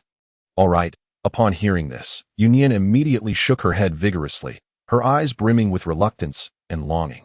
Zhou Feng felt a throbbing at his temples and sighed in resignation, patiently explaining, "You see, I have been busy all day outside, and I am both exhausted and filthy. If I do not wash up, I would not only find it difficult to sleep, but I would be repulsed by my own state." Yet Yunyan appeared oblivious to his words. Stubbornly shaking her head, her defiance rising to the surface, dismissing every plea. With no other options left, Zhou Feng grasped Yunyan's hand and gently led her toward the bathroom door, soothingly suggesting, "Little Nyan, why don't you and Imo Qi wait here for me? I promise I will finish my shower as quickly as possible and come right out. I would never deceive you, all right?" Yunyan bit her lip, her small face reflecting her reluctance. Yet, when her gaze met Zhou Feng's gentle yet resolute eyes, she hesitated for a moment before giving a slight nod as Zhou Feng stepped into the bathroom and quietly closed the door. He turned on the showerhead, only to notice something amiss. The water flowed in thin, intermittent streams, striking his skin in an erratic rhythm. Suddenly, the temperature began to oscillate between scalding and icy without warning, causing him to nearly leap back in shock. Frowning, he mused to himself that it seemed the community's water supply was malfunctioning. Just as he contemplated this, a surge of frigid water cascaded down, prompting him to swiftly adjust the showerhead in search of a more stable temperature. Amidst the erratic water flow, he hurriedly rinsed himself off, desperately attempting to cleanse away the grime. Outside the bathroom door, Yunyan anxiously paced with Imo Qi in her arms. Finally, unable to contain herself, she stealthily pushed the door open a crack, her eyes eagerly peering inside. If sensing her slight movement, Zhou Feng called out without turning, "No peeking, and do not come in. I will be done shortly." With those words, Zhou Feng hastened his movements, quickly finishing his shower amidst the fluctuating temperatures, drying off with a towel, and dressing himself, just as he opened the bathroom door. Yunyan, resembling a restless steer, darted in front of him, gripping Zhou Feng's hand with a force that seemed intent on melding their hands together, refusing to let go under any circumstances. Chapter 25. A change of plans. Zhou Feng led Yunyan back to the bedroom, where she trailed closely behind him like a devoted shadow. He settled on the edge of the bed, retrieving his phone from his pocket, his fingers unconsciously caressing the screen, his eyes filled with anticipation and anxiety. With practiced ease, he dialed his parents' number, holding the phone aloft as he awaited a response. 1 second, 2 seconds. All he heard was an oppressive silence, the familiar busy tone failing to ring, while the screen continued to display no signal. Zhou Feng's shoulders slumped slightly, the light in his eyes dimming, as he sighed softly. It appeared that, just like before, in this apocalyptic world, reaching out to his distant parents remained a futile endeavor. Clenching the phone tightly, his knuckles turned pale from the pressure, his gaze fixated on the no-signal message as if willing it to penetrate the screen and surmount the barriers of this desolate reality. Allowing the signal to traverse mountains and rivers to reach his parents, memories of his parents' faces swirled in his mind uncontrollably. They too might be struggling to survive in this dire world, worrying for his safety. Yet like him, they had likely succumbed to despair after countless fruitless attempts to connect. He recalled childhood days when his father would hoist him onto his shoulders while his mother smiled gently beside them. Those mundane yet warm days had now transformed into distant, unreachable memories. In this world of scarcity and peril, where even his own survival was uncertain, how could he offer any solace to his faraway parents? His heart felt as if it were being gripped by an invisible hand, intertwining pain and helplessness. He understood that each time he dialed that familiar number, it was akin to igniting a faint candle in the darkness, aware that hope was slim. Yet unwilling to relinquish even the slightest possibility, taking a deep breath, he silently vowed that even if there were but a 1 in 10,000 chance, he would never abandon the pursuit of reconnecting with his parents. No matter how thorny the path ahead, he would expend every ounce of strength to reunite his family in this brutal apocalypse. Zhou Feng slowly lowered his phone, his movements sluggish as if all his energy had been drained. Rubbing his tired eyes, he caught a glimpse of Yunyan still clutching his clothing beside him. His voice, tinged with a hint of hoarseness, gently urged, "It's time to sleep. Rest well, for tomorrow will be busy." He spoke as gently as he could, hoping to dispel the shadows of despair that pervaded their world, while Yunyan nodded obediently, remaining silent. Zhou Feng helped her settle on the other side of the bed, allowing her to cuddle with Mo-chi before lying down himself. The sheet suspended between them served as a fragile barrier, separating them physically but failing to sever the unease and concern that lingered in the air. The darkness enveloped them like thick ink, shrouding everything in its depths. While Yunyan's small hand quietly slipped through the boundary of the sheet, grasping Zhou Feng's arm. Her fingers, delicate and cold like frost on a winter day, evoked a sense of warmth within him as he turned his hand to hold hers gently, offering a reassuring pat. This gesture was both a comfort to Yunyan and a source of encouragement for himself. Gradually, Yunyan's breathing steadied and became rhythmic as she drifted into slumber, yet her small hand remained tightly clasped around Zhou Feng's, serving as her lifeline of hope amidst the uncertainties and fears of this apocalyptic world. Surrounding them, the soft sounds of Yunyan's breathing intertwined with distant, sporadic zombie growls, creating a haunting nocturne. Accompanied by this peculiar melody, Zhou Feng's taut nerves finally relaxed, allowing him to succumb to sleep. The night passed peacefully, without incident. As dawn broke, the first rays of sunlight streamed in like golden threads, gently illuminating Zhou Feng's face and rousing him from his slumber. Upon opening his eyes, he spotted Yunyan and Mo-chi, who had somehow awakened and were perched beside his head, their eyes fixed intently on him. Rising from bed, Zhou Feng took Yunyan to the faucet, where they washed up briefly under the intermittent flow of water. Afterwards, the two made their way to the neighboring Li Dashan's home. The door to Li Dashan's house was wide open, and the enticing aroma of food wafted towards Zhou Feng and Yunyan. The Li couple had been bustling in the kitchen for quite some time, preparing a table laden with breakfast. The millet porridge steamed invitingly, while the fluffy buns appeared plump and inviting, enough to whet anyone's appetite. Upon noticing Zhou Feng and Yunyan entering, Li Dashan's face broke into a radiant smile as he enthusiastically waved them over. "You're awake. Come, hurry, and sit down to eat." Zhou Feng gazed at the steaming dishes and remarked to Li Dashan, "Brotherly, what time did you rise to prepare breakfast? I am truly touched." Lu Yulan chimed in while setting the table. "Little Zhou, as a mere housewife, I lack the ability to accompany you on your adventures. But I can do my part by cooking these meals for you. A hearty breakfast will give you the strength to tackle the day. It's the least I can do." Zhou Feng filled Mo-chi's bowl with cat food and then sat down at the dining table with Yunyan. Joining the four of them as they commenced their breakfast, they chatted casually. The atmosphere seemed harmonious. After taking a sip of the millet porridge, warmth spread from his throat to the rest of his body. Yet his brow furrowed slightly as he set down the bowl and addressed Li Dashan. "Brotherly, sister, have you noticed that the water supply in our community has been deteriorating? Last night, when I showered, the water flow was so thin it resembled broken pearls. It was nearly impossible to wash properly." Li Dashan, upon hearing the news, set down his chopsticks, his expression grave as he slowly nodded. "Indeed, I spent a considerable amount of time this morning fetching water, and the flow was particularly weak. It must be that the earthquake yesterday fractured the water pipes." The fleeting look of concern crossed Lu Yulan's face as she spoke urgently. "What are we to do without water? It poses a problem for our eating, drinking, and personal hygiene. How are we to survive in the days to come?" Zhou Feng lowered his head in contemplation for a moment, then raised it with eyes ablaze with determination. "I believe we cannot remain passive. We must take the initiative and seek a new refuge. If this situation continues to develop, we will soon be compelled to leave, and by then, we will be at a disadvantage." Li Dashan immediately nodded in agreement. "Xiao Zhou, your words resonate deeply with me. That we must act swiftly, meticulously inspecting the surrounding buildings to find a place that is both safe and has ample water and supplies. This is crucial to our survival." Zhou Feng continued. "I propose we head to the suburbs. The urban area is densely populated with numerous buildings. After yesterday's earthquake, many structures collapsed, and now it is infested with zombies. turning it into a veritable hell on earth. Finding a place in the suburbs with fewer zombies is of paramount importance right now. Li Dashin fell silent for a moment, his brow furrowed with worry. You speak the truth. I understand the reasoning.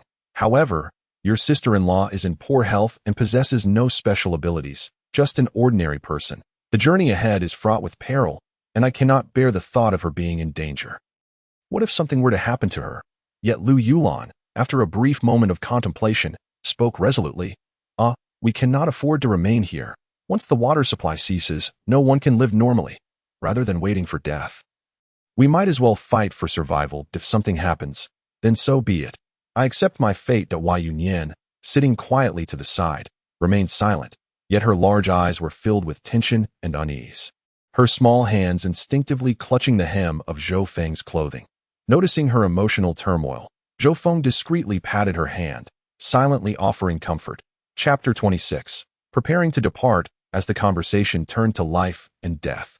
A heavy silence enveloped the dining table, the air seemingly frozen. It was Li Dashin who first broke the stillness, looking at Lu Yulan with unwavering eyes and a voice imbued with undeniable strength.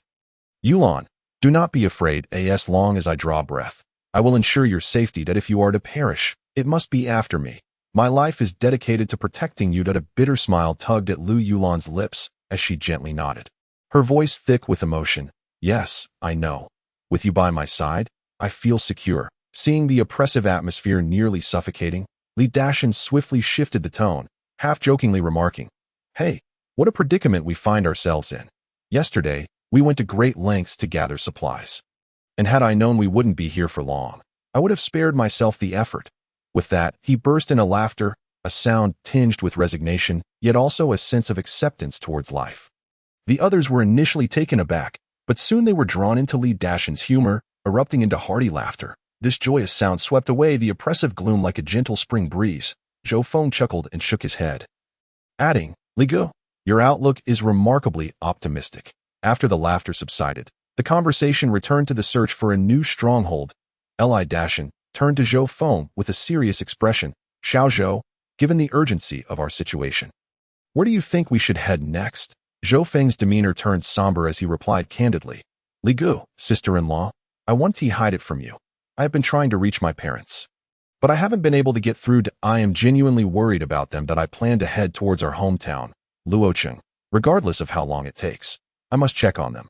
Given the current circumstances, we need to leave Hangqing first, and then take a detour northward. Li Dashin and Lu Yulan exchanged glances, and Li Dashin spoke up. My wife and I are both from Xiangqing, where our parents reside.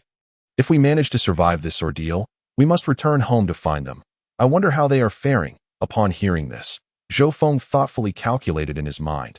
It seems our routes overlap for a stretch. We can certainly travel together for quite some time. There is strength in numbers, and we can look out for each other along the way, providing support in times of danger. Li Dashin's eyes lit up with excitement, and he responded eagerly, That's splendid, brother. In this apocalyptic world, having a companion to journey with brings much reassurance. It's settled then. We shall travel together.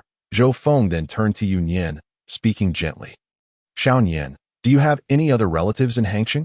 If so, we could seek them out together. Yunyan looked at Zhou Feng, slowly shaking her head, tears welling in her eyes like a flood. And with a quivering voice, she said, Mama told me to stay with you.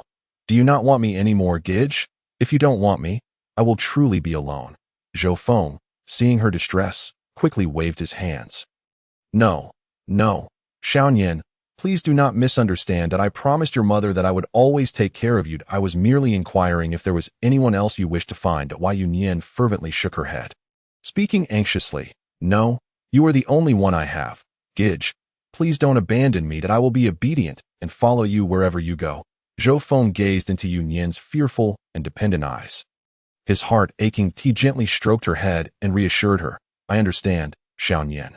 Rest assured, Gidge will never abandon you, and no matter what we face, we will confront it together, and we shall not part ways.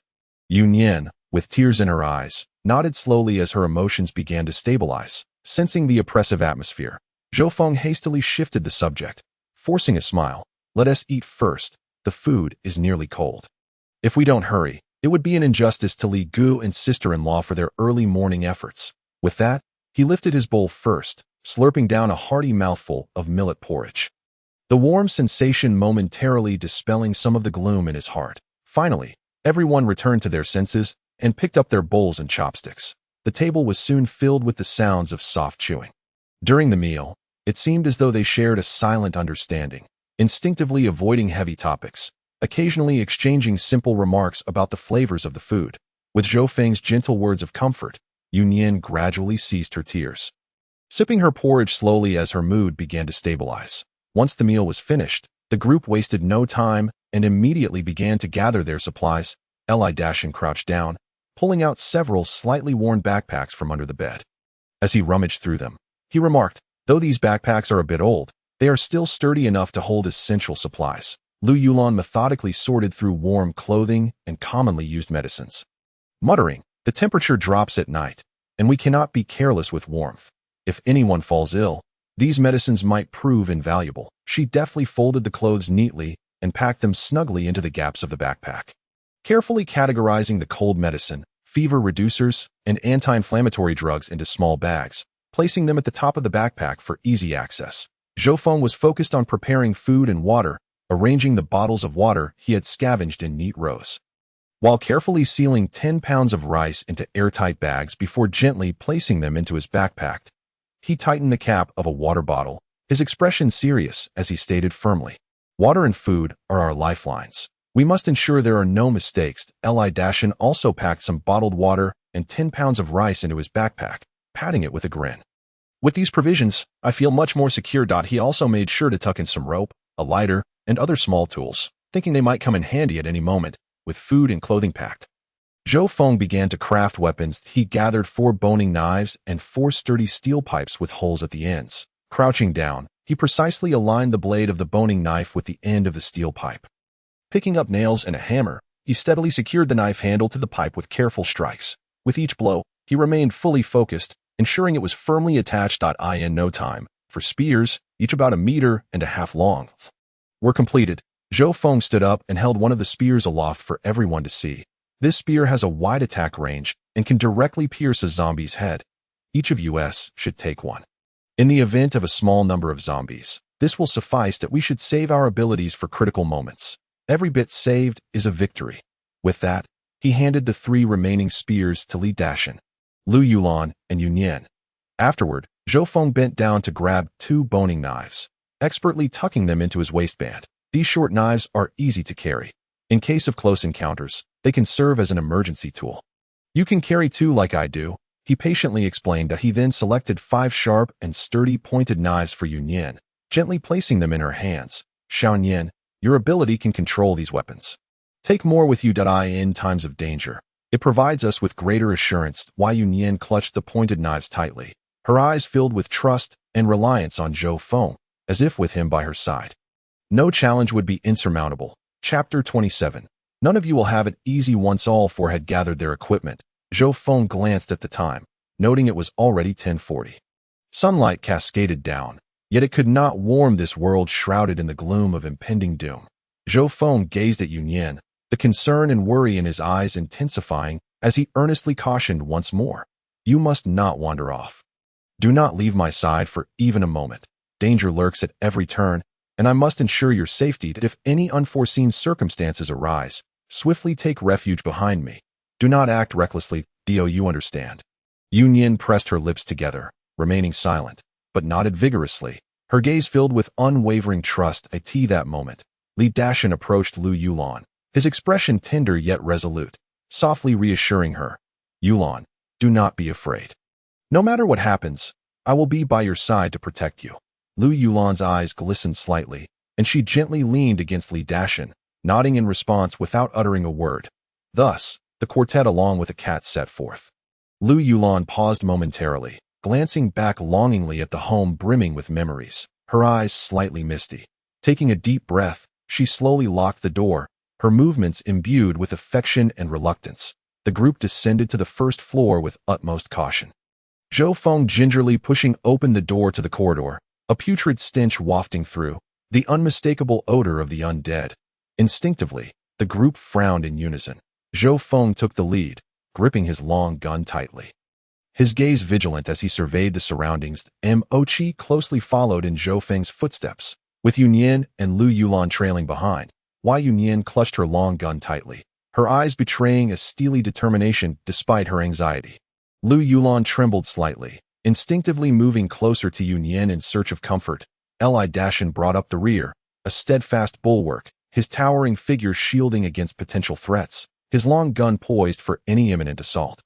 In the courtyard, a scattering of zombies roamed aimlessly, moving in small clusters and occasionally emitting chilling growls. Zhou Feng furrowed his brow, his eyes brimming with caution as he slowly raised a hand, signaling for everyone to halt.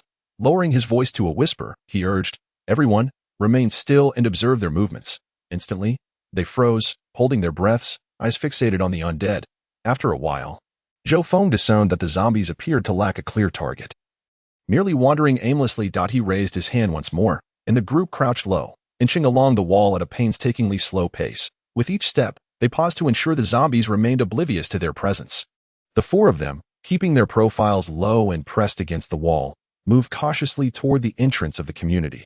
Every step was taken with meticulous care, fearful of producing even the slightest sound that might alert the lurking zombies. As they crouched, nerves taut, they had scarcely traversed 50 meters when an eerie silence enveloped them, punctuated only by the occasional low growl of the undead, heightening the sense of dread in this apocalyptic tableau. Suddenly, without warning, a window on the fourth floor of the opposite building swung open. The screws had likely rusted from neglect, and the window emitted a piercing creak that shattered the tense stillness. Zhou Feng and his companions instinctively turned their gazes toward the source of the noise. That a middle-aged woman, her face etched with terror, hair disheveled, clung desperately to the window's edge, her body straining outward as she cried out hoarsely, "Where are you going? Help me! There are monsters outside my room.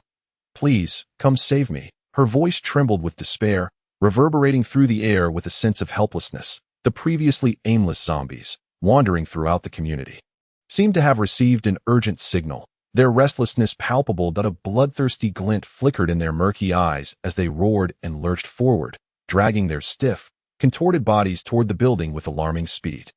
In mere moments, they congregated en masse at the base, craning their necks upward, clawing at the air, their cacophony echoing like a frenzied, beastly congregation. The chaotic and terrifying scene sent the woman above into a complete frenzy. Her eyes widened in horror, her voice escalating to a near scream, hands flailing in the air as if grasping for a sliver of hope. Zhou Feng surveyed the throngs of zombies below, his heart plummeting as he furrowed his brow deeply. He understood all too well that remaining trapped here was not an option. He resolved to eliminate this obstacle without hesitation. The group quickly formed a tight circle, lowering their voices as they urgently strategized. Li Dashan, his expression grave, turned to Zhou Feng and said, "Shou, let us tackle this together. This zombie looks formidable. We must act swiftly to avoid attracting more of them." Zhou Feng pondered for a moment, his gaze resolute as he replied, "Li Go, I believe it would be best for Mo Qi to accompany me. You stay here to protect sister-in-law and Xiao Yan, ensuring nothing goes awry. Moreover, Mo Qi and I have a seamless synergy, making our actions more efficient." Turning to the restless Yunyan, his expression softened with concern and worry. He added, "Xiao Yan, you must stay here. Do not act impulsively. This zombie is tricky. If you join, I will undoubtedly worry and become distracted. Please listen to me and remain here." The girl who had suddenly joined them listened quietly, not uttering a word. Zhou Feng cast a serious glance at her and said earnestly, "You should remain here as quietly as possible and refrain from running around. The situation is perilous. All actions must follow orders." The girl nodded softly, her tone resolute. "Rest assured, I will not be a hindrance." After a brief discussion, Zhou Feng patted Mo Qi's head, and the dog instantly understood. Its fur bristling, muscles tensed, every nerve on high alert, poised to launch an attack on the zombie Lao Wang at any moment. Zhou Feng took a deep breath, gripping the long gun with hands as steady as iron pincers. The barrel gleaming ominously, aimed directly at the zombie Lao Wang. His gaze was sharp as that of a hawk, fixated on the target, each step light and agile, his toes barely brushing the ground. Stirring up wisps of dust, as he closed in on the zombie Lao Wang, Zhou Feng bellowed fiercely, channeling his strength into his waist, his entire might converging like a surging tide into his arms. The long gun slicing through the air with a rush of wind, transforming into a silver lightning bolt aimed straight at Lao Wang's head. Mo Qi, not to be outdone, was enveloped in a layer of profound shadows. Resembling a black phantom in close pursuit, its fur stood on end from excitement and tension, the emerald eyes sparkling with a bloodthirsty gleam, the very moment Zhou Feng unleashed his strike. The shadows surrounding Mo-Chi surged forth, activating its ability to traverse shadows, vanishing in an instant, only to reappear directly behind the zombie Lao Wang. The it launched itself upward, its sharp claws glinting like cold blades, aiming for the zombie's neck. However, the outcome was unexpected. With a soft hiss, Mo-Chi's claws merely grazed Lao Wang's neck, leaving a wound approximately 1 centimeter deep. This was starkly different from the typical zombies, where a single swipe would sever the head. Lao Wang's neck seemed to be encased in a layer of resilient armor, thwarting Mo-Chi's lethal blow. Zhou Feng watched in dismay as Mo-Chi exerted its utmost in the attack, the sharp claws merely leaving a shallow mark on Lao Wang's neck, a heavy weight settling in his heart as if a colossal stone had crashed down. He instantly realized that this zombie Lao Wang was no ordinary foe.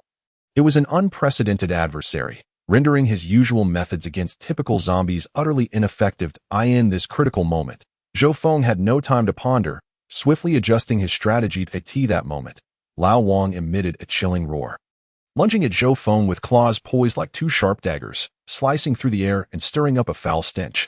Zhou Feng stood undaunted, his eyes reflecting a steely resolve, his movements as fluid as a specter. Deliberately advancing towards Lao Wang charged forward, extending its sharp claws towards Zhou Feng's shoulder. Seeing this, Zhou Feng quickly crouched down, shifting his center of gravity. The muscles in his legs coiled tightly, gathering strength, then swiftly darted to the left. Lao Wang's claws grazed his clothing, creating a powerful gust that tousled his hair. With a miss, Lao Wang pivoted and launched another assault, its claws sweeping horizontally towards Zhou Feng's waist. Zhou Feng reacted with remarkable speed, his toes tapping the ground, evading like an agile monkey, easily dodging this deadly strike. Simultaneously, he shouted, "Mo-Chi, attack its knee from behind." The zombie Lao Wang, thoroughly enraged by Zhou Feng's nimble movements, let out an increasingly ferocious and piercing roar, as if to tear through the oppressive air of the apocalypse. It clawed wildly, its blackened, putrid claws slashing through the air, each swing emitting a nauseating stench. Relentlessly pursuing Zhou Feng moved like lightning, his steps so swift they were nearly imperceptible. His gaze remained focused and unwavering, ever watchful of Lao Wang's every move, constantly shifting directions, sometimes darting left, other times evading right. Each narrow escape from Lao Wang's razor-sharp claws sent gusts of wind swirling. Mo-Chi closely trailed behind, its emerald eyes resembling 2 cold stars, unblinkingly tracking Lao Wang's every motion. Its body crouched low, nearly touching the ground, every muscle taut like a drawn bow, brimming with latent power, ready to strike. Lao Wang fixated solely on capturing Zhou Feng. It remained blissfully unaware of Mo-Chi's lurking presence. Just as Lao Wang lunged at Zhou Feng once more, losing balance from exerting too much force, Mo-Chi seized that fleeting opportunity, launching itself like a streak of black lightning from the side.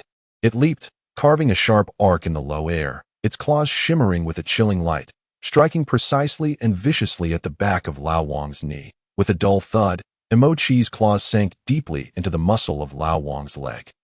And with a powerful tug, the muscle tore apart, creating a gaping wound. Although Lao Wang felt no pain, this sudden assault caused a portion of its leg muscle to rupture instantaneously. Its previously swift movement faltered, stumbling forward a few paces. Nevertheless, Lao Wang did not abandon its pursuit of Zhou Feng. After a brief pause, it staggered after Zhou Feng once more, but with its leg muscle torn, its speed was significantly diminished, each step becoming increasingly arduous, its body swaying side to side. Mo-Chi would not let this hard-won opportunity slip away. It circled around Lao Wang, akin to an experienced hunter, perpetually awaiting the next chance to pounce. Timing its assault perfectly, Mo-Chi surged once more towards Lao Wang. Again and again, its sharp claws left fresh bloodstains between Lao Wang's legs, with each wound deepening. The frequency of attacks increased. The wound on Lao Wang's leg gradually opened halfway, revealing blurred bone beneath, the torn muscle tissue swaying with its movement. Zhou Feng remained vigilant, observing Mo-Chi's attacks and Lao Wang's condition closely. Sensing that Lao Wang's movements had slowed due to severe damage in its leg muscle, a glimmer of determination flashed in his eyes. He swiftly sidestepped Lao Wang's sluggish swipe. Immediately afterward, he gripped the long gun tightly. Channeling all his strength into his arms, and with all his might, he struck down hard on Lao Wang's knee. A crisp, terrifying crack echoed, accompanied by Lao Wang's deafening roar as its legs gave way beneath it. The robust body of Lao Wang collapsed with a thunderous crash, stirring up a cloud of dust, the surrounding air becoming thick and murky. As Lao Wang's lower leg snapped, it fell helplessly face down on the ground. Struggling in vain, suddenly, a yellow figure shot out from the landscaping at the entrance of the community, a massive yellow dog. This giant dog was more than twice the size of an ordinary dog. Its muscles bulging like steel, every sinew exuding untamed ferocity that sent shivers down one's spine. It charged at Lao Wang like a cannonball, the rushing wind preceding it. As it drew near, the giant dog propelled itself with its powerful hind legs, leaping high and crashing down onto Lao Wang's back with a resounding thud. Already hindered by its broken legs, Lao Wang found itself utterly immobilized beneath the weight of the giant dog. Akin to a mountain pressing down upon it. It roared in fury, its voice rife with resentment and struggle, attempting to muster its remaining strength to rise. Yet, the dog's weight felt like a colossal boulder. Pinning it firmly to the ground, the giant dog opened its gaping maw, clamping down on Lao Wang's head, emitting a deep growl as its head swung violently from side to side, each movement imbued with overwhelming force. Lao Wang's body writhed on the ground, its hands flailing wildly, claws scratching the earth in a desperate attempt to grasp anything to escape the dog's relentless assault. However, its resistance was feeble against the dog's immense power. Both Zhou Feng and Mo Chi stood frozen in shock at this sudden turn of events, their minds momentarily blank as they struggled to comprehend. Once they regained their senses, they instinctively tensed. Slowly retreating a few steps, their defenses heightened. Zhou Feng tightened his grip on the long gun, shielding Mo Chi behind him, eyes fixed warily on the giant dog, uncertain of its next move. The giant dog continued its frenzied head thrashing, each exertion carrying immense weight. The chilling sound of tearing flesh resonated from Lao Wang's neck, reminiscent of tattered fabric being ripped apart by brute force, sending chills down their spines. Finally, under the relentless onslaught of the giant dog, Lao Wang's head was forcibly wrenched off. In an instant, a jet of black, foul blood gushed from Lao Wang's neck, splattering onto the ground with a crackling sound, quickly pooling into a stinking puddle that permeated the air with a nauseating metallic scent. Zhou Feng stared intently at the imposing, wild giant dog, a myriad of questions swirling in his mind. Suddenly, he noticed a small notch on the tip of the dog's left ear, triggering a rush of memories. It dawned on him that this giant dog was none other than the stray dog, Da Huang, from the vicinity of the community. When he had previously fed Da Huang, he had noted this distinctive little notch. And now, amidst the tension of battle, this small detail confirmed Da Huang's identity. Typically, Da Huang exhibited a gentle and docile demeanor, often wandering around the neighborhood, greeting people with a joyful wag of its tail, which swayed like a rattle drum at an astonishing speed. Its eyes glistened with a pleading innocence, filled with a sense of yearning. Occasionally, it emitted soft whimpers, nuzzling around people's feet, gazing up with hopeful eyes, as if longing for a morsel of food. The moment someone produced a snack, it would spring to life, its front paws dancing with excitement, emitting a series of eager grunts, its obsequious demeanor almost pleading. Kind-hearted soul, please grant me a bite. I am on the verge of starvation. Once it successfully received a morsel, it would promptly seize the food and dash away, moving with the speed of a gust of wind, swiftly disappearing from sight, leaving only a joyful silhouette behind, as if fearing that someone might reclaim the food. However, the gatekeeper, Old Wang, harbored no fondness for the dog, and each time he laid eyes upon it, he reacted as though encountering a bitter enemy, fiercely shooing it away, even resorting to picking up stones and branches to chastise it. No wonder that, upon their fateful meeting, the dog's eyes blazed with fury. Attacking without mercy, reflecting on his 2 months of renting here, Zhou Feng recalled having fed the dog a few times. The dog of that time was a stark contrast to the imposing and wild creature it had become now. Chapter 30. The demise of old Wang Yunyan hid at a distance, her heart racing as the large dog suddenly appeared. She was filled with dread, fearing for Zhou Feng's safety. Without a moment's hesitation, she stumbled towards him.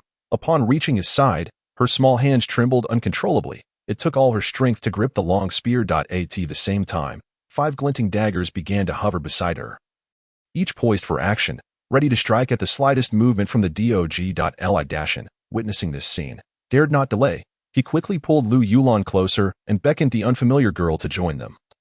Swiftly positioning themselves behind Zhou Feng, The dog, clutching old Wang's already lifeless head, swiftly turned to face the 5 humans and the cat, all of whom were tense and on guard. It seemed to sense the charged atmosphere in the air. Its previously wagging tail stilled, hanging quietly behind it. Tilting its head, its ears twitched, and its eyes sparkled with curiosity, as if pondering the peculiar behavior of those before it. Then, it lowered its front half slightly, its rear end beginning to wiggle in a comical manner, reminiscent of its usual antics when begging for food. It cautiously took a few tentative steps towards the group, each movement deliberate, its gaze fixed on the humans, scrutinizing their every minuscule expression and action. Yunyan, already on edge, felt her nerves snap at the sight of the dog approaching. In a moment of panic, her mind blanked. Without thinking, she instinctively commanded the 2 daggers to shoot towards the dog. The sharp blades sliced through the air with a chilling whistle, aiming directly at the creature. The dog, reacting almost instantaneously, sensed the danger at the very moment the daggers were launched, with a powerful push of its hind legs. Its body leapt high, soaring like a streak of black lightning, tracing a graceful arc in the air. The daggers grazed its belly, plucking a few strands of fur as they whizzed past. Upon landing, a flicker of anger crossed its eyes. It turned its rear towards the group, emitting a low growl, as if voicing its displeasure and protest. Then, clutching tightly to old Wang's head, it took off, fleeing with the same eager speed as before. Like a gust of wind, dust kicked up by its galloping hooves formed a gray mist on the ground, and in the blink of an eye, the dog vanished from sight, leaving behind a silent wasteland and several startled individuals. Zhou Feng watched the dog's retreating figure, his tense shoulders finally relaxing, his heart gradually settling. He wiped the sweat from his forehead, feeling the tautness in his nerves ease slightly. And stepped forward, his expression grave, brow furrowed, and asked, "That old Wang didn't he seem like a typical zombie? I didn't expect him to be so formidable. Could it be that zombies can evolve?" His voice, tinged with confusion and concern, broke the silence. Zhou Feng, his expression serious, nodded slightly and replied affirmatively, "Indeed, they possess greater strength, increased speed, and tougher skin, far superior to ordinary zombies." As he spoke, he recalled the recent battle with old Wang, shaking his head in trepidation. Lu Yulan, standing nearby, wore a worried expression, her brows knitted tightly together, forming a deep furrow. Her voice trembled with anxiety. "If both zombies and animals are evolving, how are we ordinary people supposed to survive?" As she spoke, she instinctively leaned closer to Li Dashan, as if seeking solace in his presence. Observing this, Li Dashan felt a surge of compassion and quickly wrapped his strong arms around Lu Yulan. His touch gentle as if cradling a rare treasure. He leaned slightly down, whispering softly in her ear, "Don't worry, Yulan, I'm here. No matter what happens, I will protect you." His voice was deep and reassuring, each word like a soothing balm, gradually easing Lu Yulan's anxiety. After a moment, he continued, "Once our luck turns and we find a colorful crystal, you should try one too. Perhaps it will awaken powerful abilities in you. Then we won't have to fear so much." Zhou Feng chimed in, "I still have a crystal in my bag. Tonight, let us find a safe place and let sister-in-law try it." As he spoke, he patted his backpack, his eyes filled with sincerity. Lu Yulan, upon hearing this, quickly waved her hands in refusal, gesturing as if to ward off an approaching threat. "That one do, such a precious item. You already gave one to old Li. We haven't repaid that debt yet. How can we take another from you?" Her gaze was resolute, her attitude firm. Zhou Feng, amused by Lu Yulan's steadfastness, couldn't help but chuckle, his lips curling into a bright smile that shone like a ray of sunshine, dispelling some of the gloom in the air. "Sister-in-law, don't be so distant. A debt of gratitude is no burden. Besides, if you eat this crystal and awaken your abilities, we can venture out together to gather supplies and face the zombies with greater ease." He said this in a light-hearted tone, attempting to alleviate the somewhat oppressive tension surrounding them. Li Dashan quickly chimed in, his voice filled with gratitude and warmth. "What Xiaozhou says makes sense. We already owe him a favor. One more doesn't make a difference. Once we grow stronger and take down zombies for more crystals, we'll definitely repay Xiaozhou first." As he spoke, he glanced at Zhou Feng, his eyes brimming with appreciation, reflecting both gratitude for Zhou Feng's generosity and a steadfast resolve for their future battles together. Lu Yulan hesitated, torn between gratitude for Zhou Feng's kindness and her stubbornness against incurring further debts. Finally, she sighed and shook her head in resignation. "Alas, I owe Xiaozhou another huge favor. I don't know how I'll ever repay it." A bittersweet smile appeared on her face, revealing her deep gratitude towards Zhou Feng and her appreciation for this bond forged in adversity. Zhou Feng, with sincere expression and earnest tone, replied, "Sister-in-law, please don't say that. We are all in this together. In this apocalyptic world, How can we survive without supporting one another? We are like family. Family doesn't he speak of debts. His voice was heartfelt and warm, each word flowing like a gentle stream, warming the hearts of those around him, creating a sense of comfort amidst the cruel realities of the world. Chapter 31. A scene of devastation as everyone basked in the fleeting joy of defeating Old Wang. The previously silent stranger suddenly broke the momentary tranquility.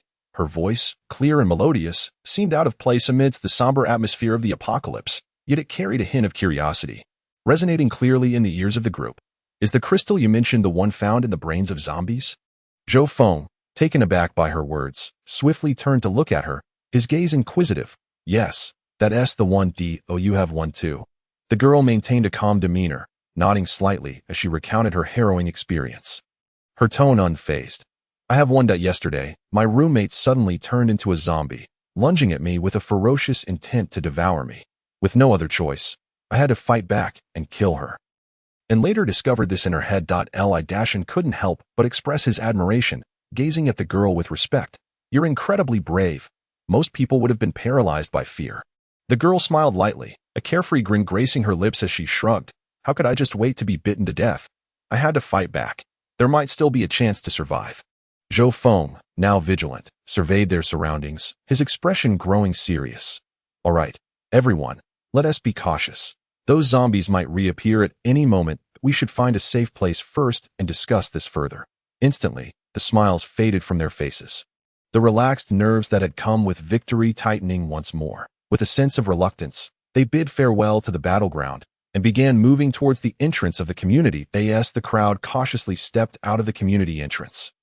In that fleeting moment, everyone seemed to be ensnared by an invisible spell, rooted in place, their bodies rigid as though transformed into statues encased in ice. Just a moment prior, the elation and excitement of defeating Lao Wang surged within their chests. Yet now it dissipated like wisps of smoke, leaving no trace as if it had never existed. Although Zhou Feng had gazed down from the upper floors at the apocalyptic scene the day before, witnessing such unreserved devastation, laid bare with a cruel sense of realism, struck him with a profound shock and terror that overwhelmed him like a surging tide. His legs quivered uncontrollably, as if burdened by the weight of a crumbling world. Before him lay a grotesque tapestry, marred by relentless nightmares, each detail horrifying enough to turn one's stomach, as if the very air was saturated with the sin of despair and death, suffocating in its oppressive grip. The once bustling road, alive with the vibrancy of human life, now resembled a silent graveyard, devoid of vitality and chaos. Vehicles lay strewn haphazardly across the pavement, as if manipulated by some malevolent, mysterious force, abandoned toys in a disarrayed state. Car doors hung ajar, swaying gently in the wind like mouths crying out in despair, yet unable to utter a sound. Many cars had collided violently, their fronts distorted and embedded into nearby buildings, as if still futilely struggling in their final moments. The metallic exteriors crumpled under the immense impact, reminiscent of tin foil carelessly crushed by a child, fragile and helpless, reflecting a cold, fragmented light in the dim surroundings. Shattered glass lay scattered everywhere, glinting with a chilling, haunting luminosity beneath the gloomy, cursed sky, akin to the icy, hard scales of a demon, exuding an air of infinite danger and foreboding, silently narrating the tragic events of life and death that had unfolded here. Some vehicles lay overturned, their wheels pointing skyward, helplessly sprawled like beetles upturned by the cruel hand of fate, struggling in vain in the desolation of this apocalyptic ruin, bearing silent witness to the brutality of the world. On the streets, the undead roamed in eerie groups, embodying a grotesque persistence. Once vibrant beings, they had now devolved into mere shells, their bodies grotesquely contorted, skin taking on a ghastly gray hue, remnants of calamity's relentless gnawing. Shrouded in a pall of death, their limbs were mutilated, some dragged half-severed appendages, each movement leaving a trail of dark, crimson droplets on the ground, forming grotesque blood flowers. Others limped on a single leg, leaving behind a series of ghastly footprints, the last marks of their struggle in this world. Their eyes were hollow, exuding a bloodthirsty ferocity, and they emitted guttural, raspy growls, as if sounds from the very depths of hell, laden with endless pain and resentment, burrowing into the hearts of those who listened, sending chills down their spines, as if countless icy hands caressed their backs on the ground. Innumerable bloodstains spread like a surging tide, dark crimson pooling together, resembling a malevolent curse cast by the devil, impossible to cleanse. Amidst these grotesque stains lay pale, broken bones, some still clinging to dried, blackened flesh, exuding a nauseating stench that lingered in the air. Refusing to dissipate, these bones varied in form. Some were elongated leg bones, resembling snapped twigs. Others were small, curled finger bones, as if still resisting death, and some were shattered skulls, hollow eye sockets gazing skyward. Questioning the unfairness of fate, they lay scattered chaotically, silently recounting the despair and struggle of their former owners. Swarms of flies buzzed above the bones and blood, dense and swirling like a roiling black cloud, greedily feasting on the decaying flesh and gore. Their incessant buzzing echoing in the stillness, heightening the atmosphere of suffocating terror and despair, as if a requiem for the dead was being played to eye in the distance. Once towering skyscrapers that symbolized urban prosperity teetered precariously under the onslaught of devastation. Cracks gaped wide in the walls, resembling the gaping maws of demons ready to devour all in their path, as if poised to consume everything around them in the next heartbeat. The rooftop billboards swayed ominously in the howling wind, creaking and groaning with each movement, every sound akin to a countdown to death, as if they would soon plummet to the ground, unleashing yet another wave of catastrophe. The shops lining the streets lay in ruins, their doors and windows shattered, merchandise strewn across the floor, buried beneath thick layers of blood and swirling dust. Once vibrant shelves were now barren, a testament to the collapse and destruction of this world. The display windows that once showcased beautiful goods were riddled with cracks, resembling weeping faces. The once bustling, lively city had been reduced to a silent graveyard, each breath of air laden with the despairing scent of death. The sunlight was obscured by heavy clouds, casting a gloomy pall over the entire city, leaving no glimmer of hope visible. Occasionally, a gust of wind would sweep through, stirring up dust and debris, emitting a mournful sound, as if the city itself were weeping in its final throes. Chapter 32. Moving forward in this desolate wasteland, the crowd stood as if their souls had been siphoned away, remaining in a daze for an extended period before regaining their senses. Zhou Feng took a deep breath, attempting to quell the rising panic within, gripping his rifle tightly as he whispered, "We cannot just stand here. We must find a safe haven." His voice, in the vast emptiness, sounded particularly dry and faint. Li Dashin clenched his rifle with fervor, his joints whitening from the exertion, veins bulging on the back of his hand. He gasped for breath, his voice betraying an unmistakable urgency and anxiety. Everywhere is fraught with danger. Where is there any safety? Each word seemed to be forced out through clenched teeth, jarring in the oppressive silence. Lu Yulan's face was as pale as paper, her lips devoid of color. Trembling uncontrollably, she clutched Li Dashin's arm tightly, her nails nearly embedding themselves into his flesh, her body shaking violently like a leaf caught in a tempest. Her voice quivered with a near sob. Where can we go?" Her eyes were filled with helplessness and fear, akin to a lamb awaiting slaughter. Yunyan's eyes widened in terror, her dark pupils reflecting sheer panic, her lower lip bitten to a shade of crimson. Nearly bleeding, she clung tightly to Mo Chi, standing behind Zhou Feng, burying her face deep into its fur, leaving only her eyes visible as she trembled, cautiously surveying the surroundings, as if hiding behind Mo Chi would shield her from all dangers. The unfamiliar girl, equally frightened, turned pale, her legs weak, instinctively retreating behind Zhou Feng. Her breath came in rapid, disordered gasps, her hands clutching Zhou Feng's clothing, fingers trembling slightly, her form curling up like a frightened fawn. Zhou Feng's expression was grave, his jaw clenched tightly as he forced out a sentence through gritted teeth. "Let us move. Do we intend to remain here and await death?" As soon as the words left his lips, he quickly raised his head to ascertain the direction, resolutely stepping forward with strong, assured strides. The group felt as though they had grasped a glimmer of hope in the darkness. Zhou Feng's actions instilled in them a sense of purpose.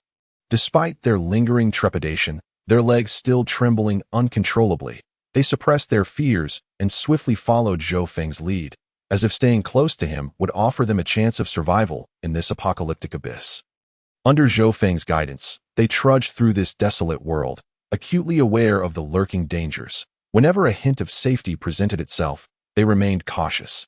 Yet, this cursed world resembled an immense prison, danger shadowing them relentlessly. Omnipresent, and inevitably, there would be moments when escape was impossible, forcing them to the brink of life and death. During such times, emochi became their sharpest blade, slipping into the shadows, its form elusive and ghostly. Each flicker of darkness signaling impending doom. In the blink of an eye, it had darted beside a zombie, its claws honed to lethal precision, striking with the swiftness of lightning, accurately severing the zombie's neck. In that instant, decapitated heads fell like ripe fruit, splattering dark crimson gore across the ground. Wei Yunyan stood in the middle of the group, her expression focused, gaze resolute and unwavering, akin to a calm commander. She waved her hands in the air, her movements fluid, each gesture resonating like a silent yet impassioned battle hymn. Under her immense mental control, 5 gleaming daggers seemed to come to life, transforming into shooting stars of death. Slicing through the air with a rush of wind, targeting the zombies with lightning speed. Each strike was swift and precise, unerringly aimed at the zombies' vital points. A glimmer of cold light flashed by, either piercing through the hollow, soulless head and shattering the decayed remnants within, or plunging deeply into the gaunt neck, severing the lifeline that sustained a zombie's wretched existence. In an instant, the undead became like marionettes with severed strings. Collapsing lifelessly to the ground, Zhou Feng and Li Dashan stood steadfastly on either side, guarding the group like indomitable shields, erecting a formidable barrier against potential threats. Zhou Feng remained ever vigilant, his long gun gripped tightly in his hands, the muzzle gleaming with a chilling brilliance, akin to a poised silver dragon, ready to strike at any imminent danger. Li Dashan, too, wielded his long gun, his gaze piercing and unwavering, closely monitoring the slightest rustle in the surroundings. Each swing of his weapon carried the weight of 1,000 pounds. As if he could shatter all malevolence in this world, they were tasked not only with warding off unforeseen dangers, but also with swiftly collecting the crystals from the heads of the zombies they dispatched. For these crystals represented their hope for survival and the enhancement of their abilities in this apocalyptic realm. Lu Yulan trailed closely behind Li Dashan, her face ashen with fear, her teeth chattering uncontrollably. Yet she resolutely stifled her terror, refusing to lag behind. Her eyes were filled with panic and dread, yet simultaneously radiated a fierce determination, the yearning for survival burning brightly within her. The unfamiliar girl struggled to keep pace with the group. Her breath rapid and labored, each step seeming to drain her of every ounce of strength, as if she were treading a path strewn with blades rather than solid ground, though her fear had not entirely dissipated. And fleeting moments of alarm flickered across her expression. Zhou Feng's encouragement nurtured a burgeoning courage within her, akin to new shoots breaking through the soil. She clutched the bone knife Zhou Feng had lent her, her palms slick with sweat. Although the knife was small, it had become her most steadfast ally, ready to confront any impending peril. Zhou Feng, armed with his long gun, sliced through the oppressive air, producing a faint sound. His steps were steady and resolute, each footfall stirring up a small cloud of dust. While remaining alert to his surroundings, he led the group onward, heading towards the outskirts of the city. His gaze was sharp as an eagle soaring through the night sky. Nothing escaped his watchful eyes, from the slightest rustle of grass to the faintest movement. Even the sound of a stone rolling or a mouse scurrying among the ruins of collapsed buildings would trigger an immediate alertness. His eyes scanning like cold stars, assessing for any danger. A slight furrow formed on his brow, a deep crease etched upon his forehead, a testament to his constant vigilance. His singular belief was to lead everyone away from this city rife with despair and death. That conviction blazing like a fierce flame within his chest, fueling him with boundless strength. He understood well that the hopes of those behind him rested upon his shoulders, that weighty trust propelling him forward. As he recalled the terror and helplessness in their eyes, Lu Yulan's trembling hands, Yunyan's fearful gaze, Li Dashan's forced calmness, and the frantic steps of the unfamiliar girl, these images replayed in his mind, solidifying his resolve. Chapter 33. The mall. Unbeknownst to them, the sun began its descent towards the western horizon, once suspended high in the sky, radiating its scorching light. It now seemed burdened by the oppressive atmosphere of the apocalypse. Slowly sinking toward the horizon, marking the time as 5 in the afternoon, the dim, yellowish twilight fell lifelessly upon the ravaged earth, draping the desolate ruins in an eerie hue. This warm-toned light appeared to be a deceptive cloak of warmth cast over the catastrophe, starkly contrasting with the surrounding desolation and decay, amplifying the absurdity and melancholy of the scene. In this hellish wasteland, the group trudged forward with great difficulty. The path beneath them was treacherous, littered with the remnants of collapsed buildings, twisted and deformed metal pipes, and shards of shattered glass scattered everywhere. Each step they took was accompanied by a creaking sound, as if the earth itself were lamenting the tragedy of a world in ruins. They had long lost track of how far they had strayed from their original dwelling, feeling the familiar scenes of their past lives recede further into the distance, while before them loomed an endless array of unknown dangers. Under the immense pressure of survival, concerns for cleanliness and hygiene had long been cast aside. The occasional discovery of white crystals within the zombie skulls had become their sole hope for sustaining their strength and abilities. They trembled as they reached out, hastily wiping the crystals on their clothing before placing them into their mouths. Their parched throats struggled to swallow the cold, foreign substance, yet these crystals swiftly took effect, revitalizing their weary bodies. Nevertheless, fatigue had already begun to weigh them down, enveloping them like a dense cloud, sapping their energy. Their bodies felt heavy, as if leaden, with each step requiring immense effort. Their arms were too weary to lift. And even their weapons, meant for survival, became burdensome. The psychological strain was equally unbearable, as the prolonged tension rendered them near collapse. Every step was taken with caution, nerves taut, as if any misstep might plunge them into an abyss of despair.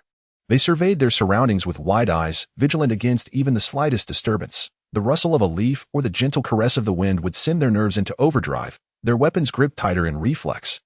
They remained ever watchful for the sudden emergence of zombies, the fear hanging over them like the sword of Damocles, poised to fall at any moment. They understood that should they encounter a horde, it would be a fight for survival. A singular mistake could spell their doom. Each moment of their arduous journey felt like an eternity, their nerves stretched to the breaking point, vibrating with an ominous tension.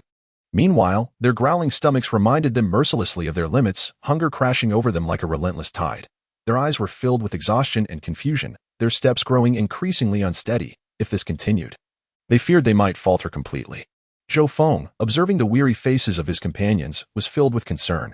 Their steps were unsteady, their eyes heavy with fatigue. If they pressed on in this manner, their physical and mental states would surely crumble. His gaze sharpened as he scanned the vicinity, and at last, he spotted a small 3-story mall rising amidst the ruins. Though its exterior bore several cracks, the overall structure remained intact, and with only one main entrance. It was a defensible location, a suitable refuge for the night. Raising his hand to signal the group to halt, he spoke in a low yet steady voice. The mall ahead appears to be a viable shelter. Let us make our way there for the night. Upon hearing this, a flicker of hope ignited in their weary eyes, almost extinguished by fatigue, but this glimmer shone like a flame in the darkness, rekindling their will to press on. They gritted their teeth, dragging their leaden feet towards the mall.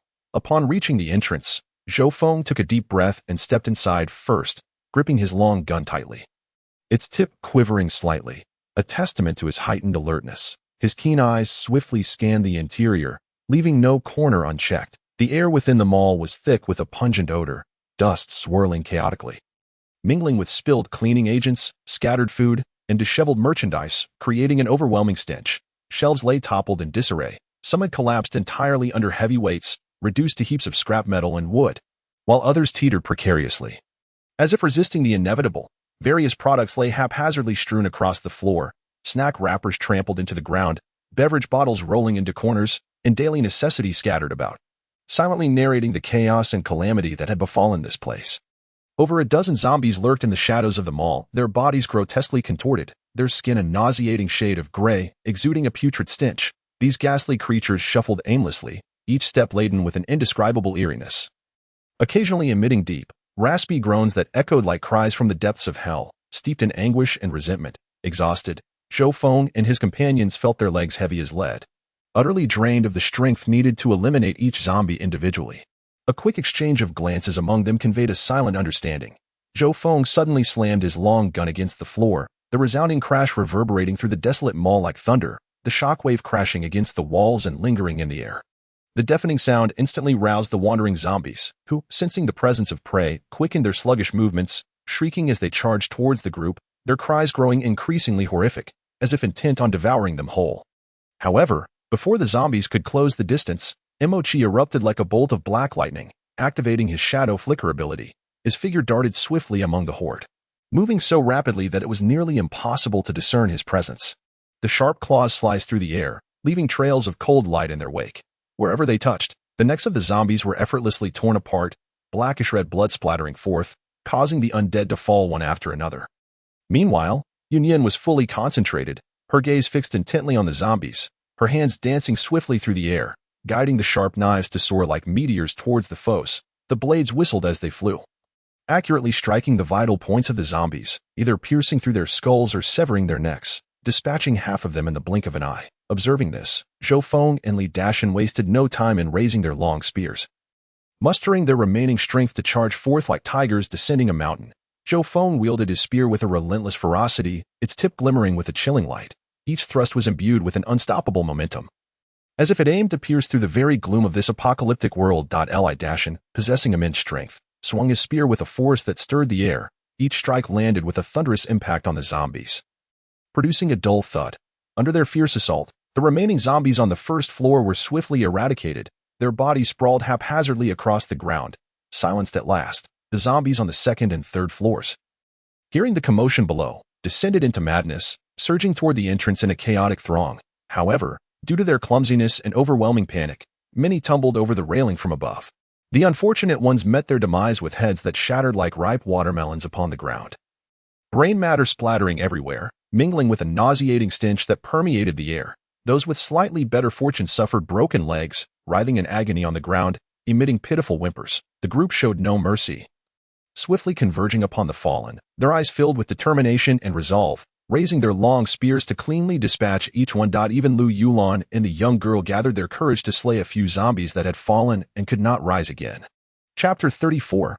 Lin Xiao. As the group gazed upon the multitude of zombie corpses strewn across the ground, a wave of exhaustion washed over them, overwhelming like a relentless tide. The prolonged struggle for survival had left every muscle aching, as if weighed down by lead, rendering them nearly immobile. Each limb felt as heavy as 1,000 pounds, making even the simplest motion of clenching a fist an arduous task. Their legs buckled, and they could no longer support themselves, collapsing to the ground in a most ungraceful manner. Their chests heaved violently as they gasped for breath, cracked lips trembling slightly. Each inhalation accompanied by a coarse sound reminiscent of a dilapidated bellows, urgent and weighty. Their lungs felt like worn-out bellows, each breath producing a dry, rasping noise, as if they were on the verge of igniting the murky air surrounding them. Sweat mingled with blood, cascading down their dirt-streaked faces, splattering onto the ground littered with zombie remnants and dust, sending up minute droplets of mud that swiftly merged into the bloody, chaotic battlefield. The air was thick with the nauseating scent of dust and blood.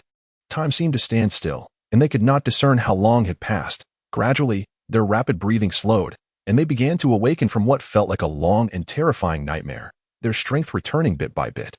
Awareness returned, and they slowly regained control over their bodies, their expression shifting from confusion to clarity. Supporting one another, or propping themselves up on their knees, they exerted considerable effort to rise. At that moment, the dying rays of the setting sun filtered through the cracked, blood-stained windows, casting a slanted glow upon them, draping the survivors in a veil of ethereal golden light. This warm illumination seemed to soothe their weary souls.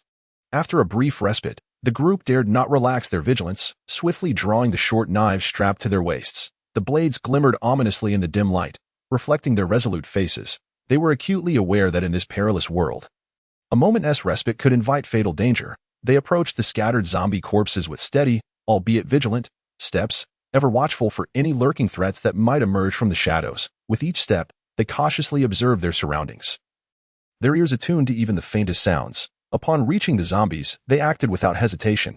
Some raised their short knives high, channeling their full strength to deliver a powerful strike, the dull thud resounding as the blade bit into the zombie's skull. Others sidled closer, skillfully inserting their knives into the zombies' temples, deftly twisting their wrists to cleanly open their heads. Each movement was precise and potent. They remained wholly focused, leaving no corpse unchecked, meticulously searching the skulls for the crystals rumored to harbor mysterious powers. This was not merely a quest for spoils from the battle, but a glimmer of hope and resilience for survival in this apocalyptic era. Each search was imbued with aspirations for the future. After a thorough search, they finally cleared the area of all corpses. The group gathered, presenting the crystals they had each discovered. Zhou Feng and Li Dashan also retrieved the crystals collected by the others in the afternoon. Laying them before the group, Zhou Feng examined the crystals, paused momentarily, then opened his backpack to gently extract the yellow crystals he had brought, placing them among the gathered treasures. In an instant, the multicolored crystals shimmered with a faint glow in the dim light. They began to meticulously tally the crystals, ultimately discovering 8 red crystals, 11 yellow crystals, 10 blue crystals, 6 green crystals, 4 gray crystals, 6 black crystals, 8 purple crystals, and 25 white crystals. Reflecting on the white crystals, the group lamented that had they not consumed a significant number in the afternoon to replenish their strength and abilities, the count would have been far greater. Beholding the heap of crystals radiating a gentle glow, Their eyes sparkled with renewed hope for survival in this dire world. Zhou Feng, observing the reactions of his companions, felt a swell of gratitude within him. He bent down, carefully picking up each crystal with a gentle touch, as if they were the most precious treasures of the earth, cautiously placing them into his backpack. Once the crystals were secured, Zhou Feng rose, brushing off the dust that clung to him, dust mingled with the blood of the undead. Swirling away with his movements, he surveyed his companions, those who had traversed the brink of life and death alongside him, cleared his throat, and proposed in a voice that was slightly hoarse yet filled with strength. Everyone is utterly exhausted. Let us prepare a meal. He indicated that he would set aside the crystals and suggested that once they were nourished and fully regained their spirits and strength, they could discuss further plans.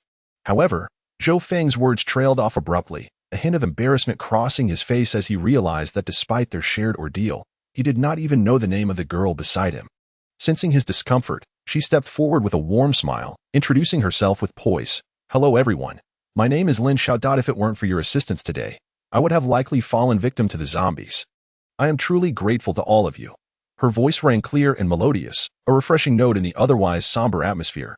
Zhou Feng smiled, his earlier awkwardness replaced by a warm grin, and replied, "Since we crossed paths, it is only right that we lend each other a hand. In this apocalypse, looking out for one another is essential. We are all in the same boat. Only by working together can we hope to survive." His words, though simple, were imbued with profound strength, stirring a wave of warmth within the group. Inside nearby, his expression one of resignation as he said, "However, regarding that woman this morning, we were utterly powerless to help. The horde of zombies was too dense, and it was impossible to approach. We couldn't risk our lives in vain." He recalled the harrowing scene from the morning, still haunted by the memory. The girl nodded earnestly in agreement, her demeanor serious as she said, "That is only natural. In such circumstances, to take risks to save someone could lead to everyone's demise. I understand completely that preserving one's own life is paramount to aiding others."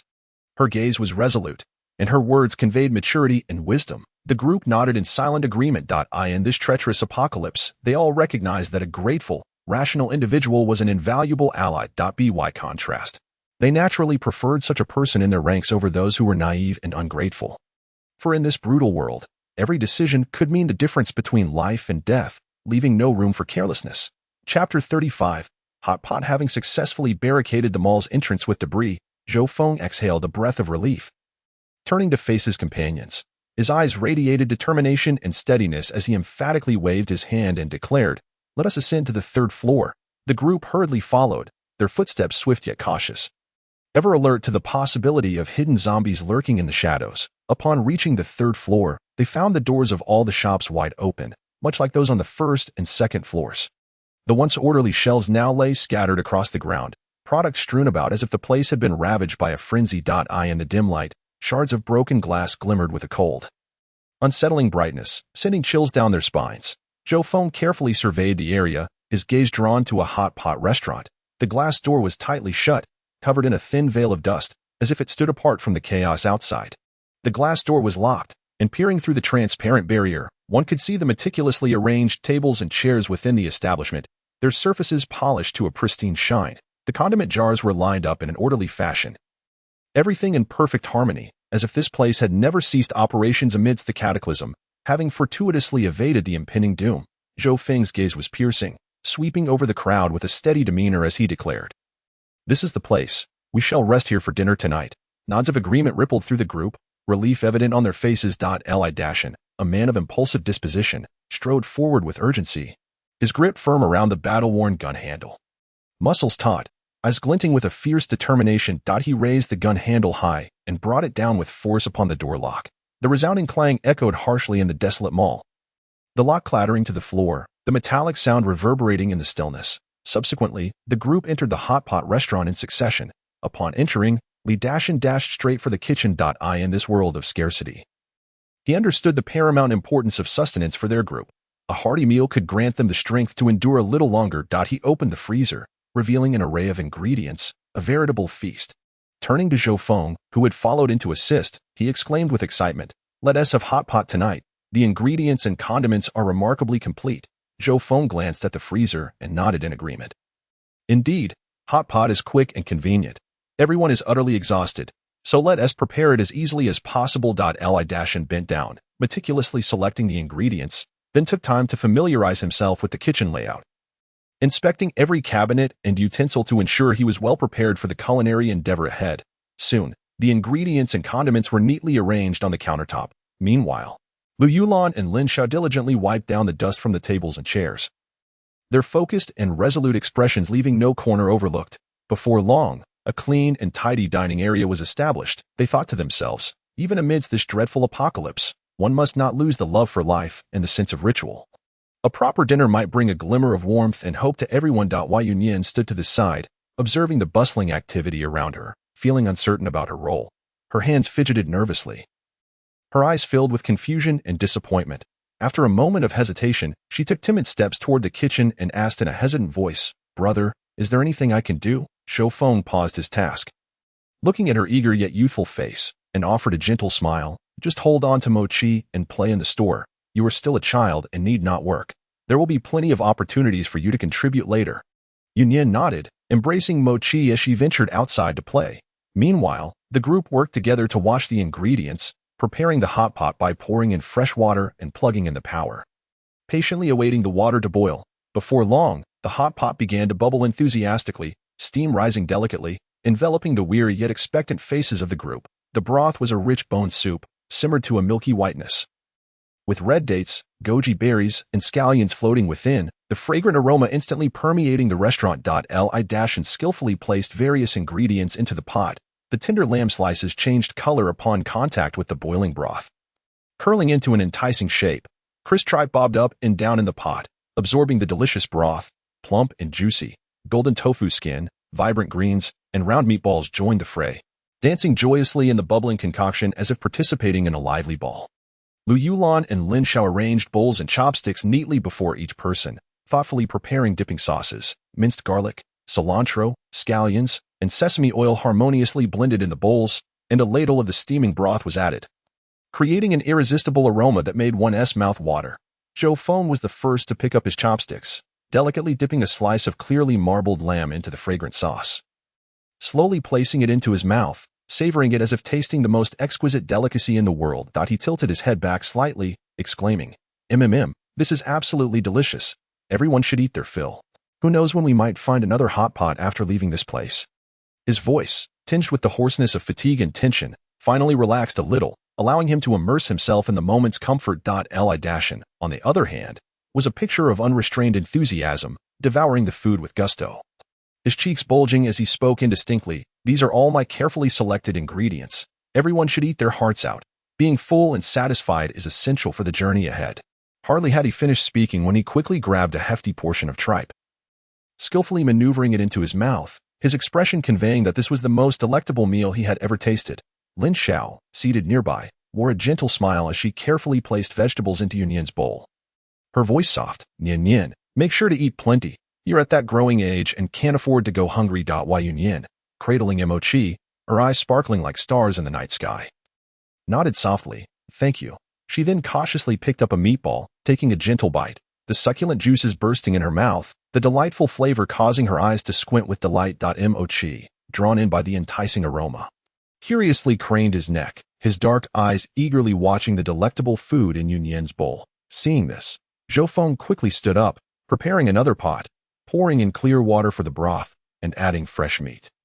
He patiently stood by the pot, waiting for the meat to cook, carefully using chopsticks to extract it once done, placing it in a bowl and setting it before Mochi. The little creature wagged its tail joyfully, eagerly devouring the offering. Gathered together, despite the looming shadows of the apocalypse outside, the chaos of zombies, and the pervasive fear, in this moment, the steam from the hot pot and the satisfaction of the meal bound their hearts closely. Outside dangers and fears were cast aside. In their world, there was only this steaming pot of hot pot and the warmth and reassurance of each other's company. During the meal, some were occasionally scalded, instinctively hissing in reaction. These small mishaps broke the tranquility, prompting a ripple of laughter among the group. The laughter echoed freely in the somewhat empty restaurant, injecting a rare vitality and vigor into the suffocating atmosphere of the apocalypse, as if igniting a warm lamp in the darkness. Chapter 36. Devouring the crystals. Though the hot pot had been consumed, the warmth lingered in the air, the lingering aroma serving as an invisible shield, comforting the weary souls. After a hearty meal, their strength gradually returned, and the previously listless spirits were uplifted. Zhou Feng gazed at the remnants of food on the table, Remembering an important matter, he turned his attention to Lu Yulan and Lin Xiao. His eyes, reflecting a serious concern, mingled with earnest hope, and said solemnly, "It is time to put the crystals we collected to use, sister-in-law. Lin Xiao, you both should try to absorb the crystals. If you awaken your abilities, we will have more confidence in surviving in this perilous world." Upon hearing this, Li Dashan immediately set down his bowl and sat upright, his face brimming with barely contained anticipation. His voice rising slightly, "Yes, yes. If you awaken your abilities, it will be much more reassuring when we venture out for supplies, and we can face fewer risks." Wai Yunyan sat quietly beside Zhou Feng, holding Mochi in her arms, her once bright eyes now dulled. She hung her head, her fingers unconsciously tugging at the hem of her clothes, evidently reminded of her own unpleasant experiences during her awakening. Causing her spirits to sink, Zhou Feng noticed Yunyan's unusual demeanor and sighed softly, his heart filled with concern. Gently, he reached out, tenderly stroking her head in an attempt to offer comfort. He then bent down, retrieving the backpack he had set aside, and poured the colorful crystals onto the table. Instantly, a vibrant array of crystals appeared before everyone, each radiating a mysterious glow, intertwining and reflecting light into each person's eyes, igniting hope for the future. Zhou Feng turned to Lin Xiao and Lu Yulan, his expression serious as he spoke slowly. "Lin Xiao, you haven't witnessed an ability awakening firsthand. Let me share my experience with Mochi's awakening. When I awakened, the pain was indescribable, as if engulfed in raging flames, or being crushed by a massive vehicle. Every inch of my skin and every bone throbbed in agony. It was unbearable. Mochi also experienced severe pain during his awakening.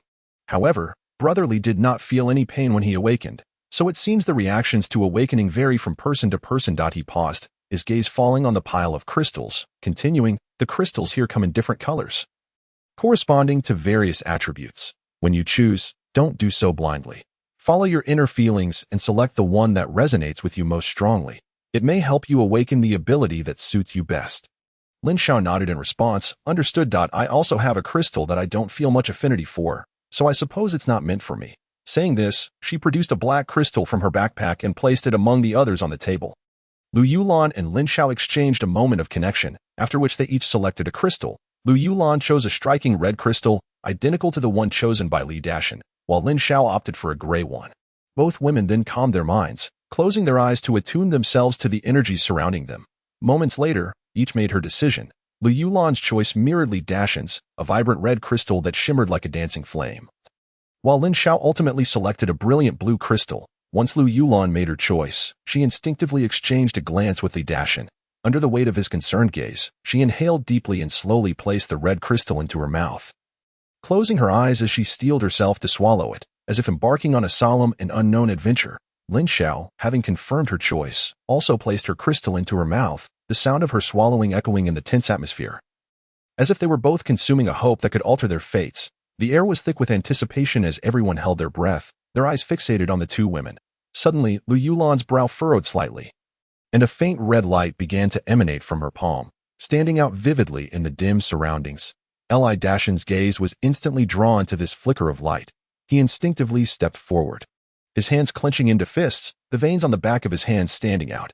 His face was a portrait of anxiety and concern, his eyes locked onto Lu Yulan's palm as if it were his sole focus at that moment. The red glow intensified like a lit fuse, transforming into a lively flame that danced freely in Lu Yulan's hand. Yet, the flame seemed bound by an invisible force, unable to leap from her palm to other places despite its vigorous movements. Lu Yulan slowly opened her eyes, her gaze reflecting the flickering flame, resembling two clusters of burning hope. It worked. My sister-in-law has awakened her abilities, Zhou Feng murmured. Li Dashan's eyes glistened with unshed tears, a tumult of excitement and relief flooding his heart. A proud smile breaking across his face. He hurried to Lu Yulan's side, gently grasping her hand, still ablaze with fire, his voice trembling with emotion. "That's wonderful. I'm so relieved you're on." Lu Yulan looked up at Li Dashan, her eyes similarly shimmering with tears, her lips curling into a reassuring smile as she softly replied, "I'm perfectly fine, see. I can protect myself and everyone else." With that, her gaze returned to the dancing flame in her palm, her eyes sparkling with surprise and exhilaration, akin to twinkling stars in the night sky.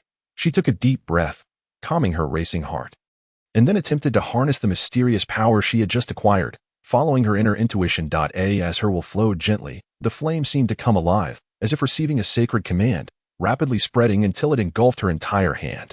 Without hesitation, she deftly drew a short knife from her waist. In that moment, her eyes radiated determination and focus as she concentrated on enveloping the blade in flame. A miraculous scene unfolded as the flame flowed like a living liquid, wrapping the knife entirely. The juxtaposition of the blade and the fire exuded an aura both dangerous and alluring. With a flash of brilliance in her eyes, Lu Yulan swung the flaming knife toward the solid wooden dining table beside her.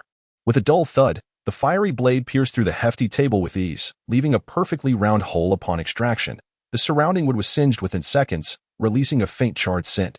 The onlookers stood stunned, captivated by the astonishing display of power, the room falling into an eerie silence, save for the crackling of residual flames, a testament to the newfound strength that had just been unleashed. As the shock receded like a tide, waves of joy surged forth. Li-Dashin and Zhou Feng, like weary birds returning to their nest, surrounded Lu Yulan with exuberance, their voices brimming with congratulations. Li-Dashin, his eyes glistening, exclaimed with a quivering voice, "Wife, your abilities are incredible.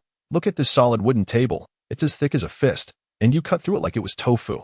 He gestured dramatically, mimicking Lu Yulan's slicing motion, pride radiating from him. Zhou Feng chimed in, giving a thumbs up. "Sister-in-law, your awakening is phenomenal. In this perilous world, we now have another means of survival. It feels reassuring." Lu Yulan smiled and waved her hand, her eyes filled with gratitude. "I owe my awakening to all of you who have supported me along the way. We are all in this together, and I promise to contribute more to our team." In that moment, their laughter and words of praise intertwined in the room, an echo that seemed to dispel the shadows of the apocalypse, just as they reveled in the joy of Lu Yulan's awakening. An unanticipated chill swept through the air, as sharp as an icy blade, abruptly severing the joyous atmosphere. A shiver ran down their spines, as if a cold serpent had slithered past, goosebumps rising on their skin, and they involuntarily trembled. Turning with astonishment toward the source of the chill, they beheld Lin Xiao standing quietly behind them. She appeared shrouded in an almost ethereal frost, exuding an aura that was both mysterious and formidable. Invoking an instinctive sense of reverence. In her hand, 3 sharp ice spikes floated, exhibiting a near-transparent quality, within which flowed glacial patterns that sparkled with an eerie light, poised to launch forth with unstoppable momentum. Beneath her feet, a thin layer of frost spread rapidly, transforming the floor into a crystalline surface, intricate and beautiful patterns emerging as the temperature plummeted. Zhou Feng was the first to regain his composure, his eyes widening in astonishment. "Wow, this is freezing. Lin Xiao, your ice powers are astonishingly impressive." Li Dashin, equally taken aback, turned to Lu Yulan with excitement. "This is amazing. Our team has gained another strong ally." Lu Yulan nodded slightly, her eyes shimmering with delight as she looked at Lin Xiao, genuinely exclaiming, "Congratulations, Lin Xiao. You've awakened your powers too. Our team has become even stronger." Lin Xiao responded with a smile, "Yes, now I can help when we encounter zombies. I won't have to hide in the back anymore." She lifted her chin slightly, a faint smile gracing her lips, though her eyes betrayed a hint of weariness, with a gentle flick of her fingers. The ice spikes began to spin in midair, their speed increasing, emitting a sharp whistling sound as if they were about to launch toward a target. Meanwhile, the frost beneath her feet spread even further, quickly enveloping most of the room's floor, the once warm space now resembling an ice cellar, their breaths turning into visible puffs of vapor. "I never expected to awaken ice powers," Lin Xiao murmured, her voice tinged with fatigue. "After swallowing the crystal, I felt a cold force surging within me. Initially, it was like a gentle stream, but when I tried to guide it, it became a raging river, ultimately coalescing into these ice spikes and frost." As she spoke, Lin Xiao took a deep breath, concentrating on controlling the ice spikes. One of the spikes, seemingly imbued with a life of its own, suddenly shot away from the floating cluster, its speed akin to a white lightning bolt slicing through the night, tearing through the air with a sharp whistle. In the blink of an eye, the ice spike hurtled toward one wall of the room. It struck the wall with the force of a cannonball, producing a crisp sound reminiscent of 2 pieces of glass colliding. The noise reverberated through the small space, sharp and powerful, piercing the ears of those present, leaving them momentarily stunned as they remained entranced by the sudden explosion of sound. A more astonishing sight unfolded before them. The seemingly indestructible thick wall suddenly bore a half-meter-wide crater from the impact of the ice spike. The edges of the hole were jagged, and debris cascaded down like rain, enveloping the air in a cloud of choking dust that prompted a chorus of coughs. In an instant, a wave of icy coldness surged from the crater, and a thin layer of ice appeared to come alive, rapidly spreading along the wall. Within mere seconds, the area surrounding the hole was completely enveloped in ice, transforming the rough wall into a smooth, reflective surface that gleamed with a chilling light. The ice continued to thicken, sealing the dust that had not yet settled, creating intricate, irregular patterns reminiscent of icy veins. Exuding an air of mystery. As the crowd continued to marvel at the astonishing spectacle, Lin Xiao suddenly waved her hand once more, causing the rapidly growing ice to freeze instantaneously. Almost immediately, a dull thud resounded, followed by a thunderous explosion as the ice shattered. The tremendous force resulted in several alarming cracks forming on the walls encased in ice, as if a colossal invisible hand had violently torn them apart. The onlookers stared transfixed at the gaping hole and the sprawling, spiderweb-like fissures adorning the wall, their eyes wide with shock and disbelief.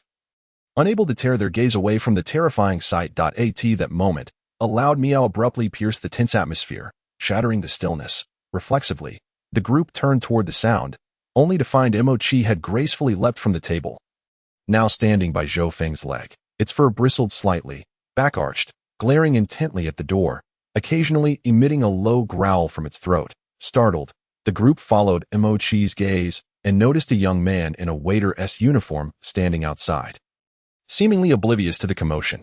His mouth hung agape, eyes bulging as he stared blankly at the cracked wall, his face a canvas of shock and confusion. Chapter 38. The fleeing youth. The young man was clad in a vibrant red uniform from a seafood restaurant, the bright hue standing out starkly against the dim surroundings. The shirt bore a colorful logo featuring a cartoon crab waving its claws, evidently advertising the restaurant's specialty dishes. A name tag pinned to his chest, though trembling from the rapid rise and fall of his breath, would have displayed his name. At that moment, he appeared completely frozen, as if time itself had halted around him. His mouth was agape, wide enough to accommodate a fist, while his throat seemed blocked, allowing only fragmented, indistinct sounds to escape. A. These broken syllables echoed the tumultuous waves of shock within him, desperately trying to convey his astonishment, yet stifled by the overwhelming disbelief that choked his voice. His eyes were round and bulging, resembling brass bells, fixated on the wall marred by cracks and a significant pit, the strain causing his eyeballs to protrude slightly, as if they might burst forth at any moment. Terror and disbelief were etched across his features, rendering him as though he were under a powerful immobilization spell, his feet seemingly welded to the ground. Unable to move. It felt as if his very soul had been siphoned away by the bizarre sight before him, leaving behind merely a vacant shell. Standing there in a dazed, Dashin, observing the petrified young man outside, shouted, "Hey, what are you doing?" His voice boomed with urgency, reverberating through the air. Yet, the youth seemed ensnared in a vacuum, unresponsive to Dashin's call, lost in the overwhelming impact of the wall's devastation, oblivious to the world around him. Seeing the youth's lack of reaction, Dashin's brow furrowed deeply, the lines on his forehead resembling deep crevices. A sense of unease and vigilance surged within him. Instinctively, he drew a short knife from behind him, its blade glinting ominously in the dim light, a silent testament to impending danger. He moved cautiously, each step deliberate and wary, inching closer to the young man. His eyes locked on every flicker of movement, as if he were confronting a volatile threat. The young man, still reeling from the shocking sight of the wall's terrifying fissures and pit, appeared as though time had ceased for him, his soul seemingly detached from his body. Suddenly, it was as if a jolt of high-voltage electricity surged through him, snapping him back to reality. He trembled uncontrollably, his senses igniting as he registered the figure of Dashin, knife in hand, advancing towards him with a cold, steely demeanor. A visceral fear clutched his heart, quickening his breath. In that instant, his mind felt utterly blank, save for a singular, frantic thought that screamed within him, "Run." Like a firecracker ignited, he lost control of his emotions, his movements frantic and desperate. As he turned to flee, his legs felt entangled, nearly causing him to stumble over his own feet. His body swaying dangerously, even threatening to lose a shoe, but he disregarded all else, propelling himself forward with reckless abandon, each step awkward yet resolute. His arms flailed wildly, the red uniform of the seafood restaurant billowing around him, reminiscent of a flag fluttering in a tempest. Witnessing this, Dashin was not one to let it slip away easily. His brow knitted tightly, eyes radiating determination and resolve. He was adamant that this youth could not escape unscathed. Without a moment's hesitation, he pursued, each step firm and powerful, causing the ground to tremble slightly beneath him. As he ran, he bellowed, "Stop, don't run." His voice resonated like a bell, authoritative and unwavering, echoing through the expansive space of the marketplace. causing the surrounding air to vibrate ominously. The crowd, witnessing this unfolding drama, felt compelled to act without delay. Zhou Feng's expression hardened, quickly signaling Lu Yulan and Lin Xiao, the three of them synchronizing effortlessly as they dashed out in pursuit. In the dim light of the marketplace, their figures darted swiftly, footsteps intertwining, shattering the previously stagnant atmosphere. The young man, now resembling a hunted creature, propelled forward with an adrenaline-fueled speed, barely allowing anyone to discern his movements. He dodged and weaved, agile as a frightened rabbit, navigating the scattered debris with remarkable finesse, each discarded item and toppled shelf becoming life-or-death obstacles to overcome. He sprinted desperately towards the staircase, singularly focused on evading his pursuers. As the group burst through the entrance, they glimpsed Li Dashan and the young man receding into the shadows, just as two glinting objects streaked past like lightning. The speed was so astonishing that it left no time for a blink.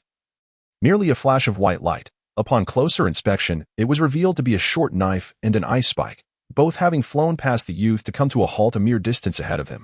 The knife's blade shimmered with a chilling metallic sheen under the muted light, akin to the fangs of a wolf lurking in the dark night, exuding a palpable sense of danger. The ice spike, enveloped in an aura of frigid air, released wisps of mist that curled upward, freezing the very air in its wake.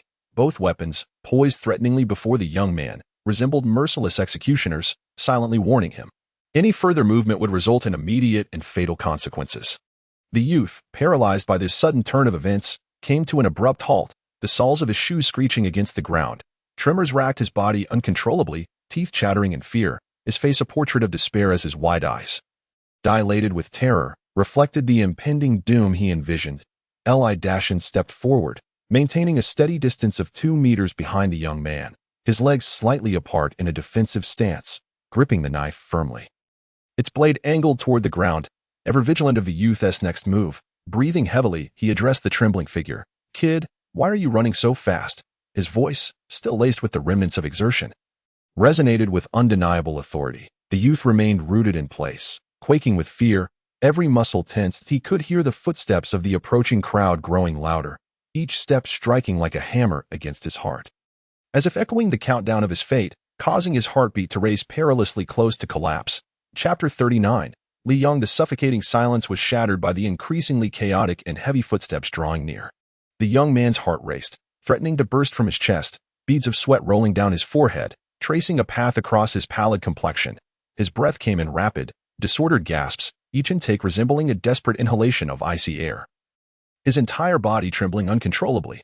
Overwhelmed by sheer terror and despair, the young man's psychological defenses crumbled, and with a heavy thud, he fell to his knees on the litter-strewn ground, the pain in his knees failing to assuage the dread within. His back turned toward the encroaching crowd, he sought a fleeting sense of safety in the act, as if that might shield him from the impending peril. With a quivering voice tinged with desperation, he pleaded, "Please, don't kill me. I didn't see anything.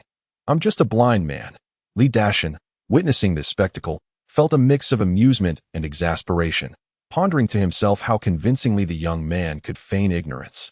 Having just sprinted faster than a rabbit, hardly the demeanor of a blind individual, his arms crossed over his chest, a smirk of derision played at the corners of his mouth. Zhou Feng, with a stern expression, approached Li Dashan, his steps measured and resolute, his gaze sharp as a blade, fixed intently on the quivering youth on the ground. His voice, emerging from between clenched teeth, resonated with undeniable authority. "Who are you? Where did you come from?" Each word deliberate, laced with a commanding presence. Yet the youth seemed oblivious to the inquiry, continuing his frantic pleas. "Please, don't kill me. I really didn't see anything." His hands pressed firmly against his head, as if attempting to shield himself from the imminent danger. Li Dashan's patience wore thin, and with an irritable shout, he barked, "Are you deaf, or something? Who are you, and where do you come from?"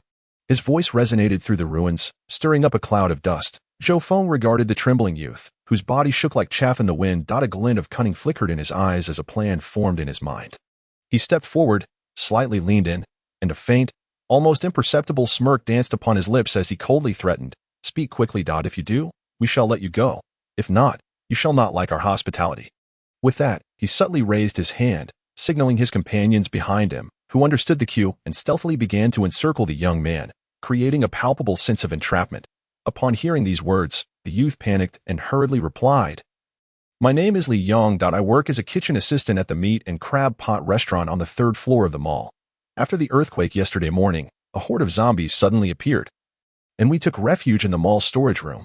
Just now, I heard the zombies outside making noise, but then it fell silent. After waiting for a long while, they pushed me out to check the situation.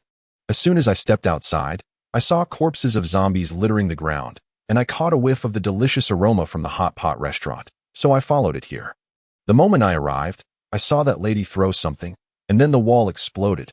Beyond that, I truly know nothing. Please, I beg you, do not kill me.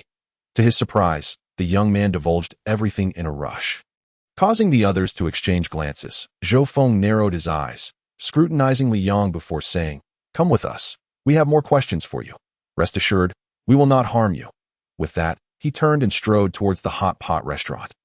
His steps firm and resolute, while his companions followed suit in silent accord. Li Yang's heart raced violently within his chest, as if it might burst free. The notion of escape flickered in his mind. But as his gaze landed on the ice pick and sharp knife suspended before him, his legs felt as heavy as lead, though he was filled with resentment and silently lamented his fate. His feet betrayed him. He could only drag his reluctant body forward, step by step, like a puppet on strings, following behind the others into the restaurant. Inside, the furniture was in disarray, and a faint scent of food lingered in the air. The group settled into their seats, with Zhou Feng taking the lead position, leaning back slightly, arms crossed over his chest. The series of scrutinizing gazes fell upon Li Yong like searchlights, making his scalp prickle with unease. Zhou Feng leaned forward, fixing his intense gaze on Li Yong, his voice low yet authoritative. "You claim you were hiding in the storage room. How many people were with you, and what weapons did you possess?" Li Yong swallowed hard, his throat dry as sandpaper, each gulp accompanied by an audible sound. His hands instinctively clenched the fabric of his clothes, knuckles whitening from the pressure as he stammered, There are about 40 of us. As for weapons, we don't have anything substantial, just a few fruit knives and some iron rods used for unloading goods. The knives are fine for cutting vegetables, but they're utterly useless against zombies. And the iron rods are too short to provide any confidence." Having uttered these words, he seemed to muster some courage and quickly scanned the faces around him. However, upon seeing the cold, stern expressions, he felt like a frightened rabbit and immediately lowered his head, wishing to vanish into the ground. Li Dashan furrowed his brow, his face a mask of dissatisfaction and skepticism. He stepped forward, elevating his voice with a hint of interrogation. "You've been hiding in the storage room for 2 days with over 40 people, and not once did you consider confronting the zombies. How long do you intend to cower in fear?" His voice echoed in the restaurant, resonating painfully in Li Yang's ears. Li Yang trembled uncontrollably, his voice quivering as he replied, "I truly couldn't bear to. Those zombies are terrifying. They can't be killed and feel no pain. Striking them with iron rods is like merely scratching an itch, but if they bite you, it's all over. Last night, someone suggested escaping under the cover of darkness, but shortly after they charged out. We heard dreadful screams. Since then, everyone has been paralyzed by fear, and we dared not make a move today until just now when the zombies outside fell silent. Li Dashan crossed his arms, his tone dripping with sarcasm. "So, according to you, had we not appeared, you would have been content to remain holed up inside, ignoring all your basic needs." Li Yong hurriedly clarified, "That was the mall's main storage room. The supplies were relatively sufficient, so we had no worries about food and water. It was just the bathroom situation that was inconvenient. We could only manage in a corner." Li Dashan scoffed, disdain evident on his face. Over 40 people reduced to such a state by zombies. What a pitiful sight. Not a shred of courage to fight back, only hiding. His voice rang harshly in the empty room. Li Yang bit his lip, too afraid to breathe, enduring the humiliation in silence, hoping that this grueling interrogation would soon come to an end. Zhou Feng stroked his chin, exchanged a glance with Li Dashan, then turned to Li Yong, softening his tone slightly. "All right, do not be afraid. With so many of you, why was only one person sent out to scout the situation when the zombies outside fell silent?" Upon hearing this, a look of grievance crossed Li Yang's face, his head drooping even lower as his voice trembled. They said I was young, quick on my feet, and that I could escape quickly if danger arose. Plus, my family is poor. They have always looked down on me. Whenever there's a risky situation, I'm always the first one they think of. At that moment, Lin Xiao, who had been quietly standing to the side, stepped forward and gently inquired, "During your time trapped in the storage room, did you attempt to contact the outside world?" Was there any signal on your phones? Liang forced a bitter smile and shook his head, his eyes filled with despair. After the earthquake, our phones lost all signal that we tried every possible means. Calling, texting, going online to seek help. But nothing worked that we spent the last 2 days in fear, only able to hope that someone would come to rescue us. Chapter 40. The people in the warehouse. After listening to Li Yang's account, Zhou Feng quickly exchanged a knowing glance with Li Dashan.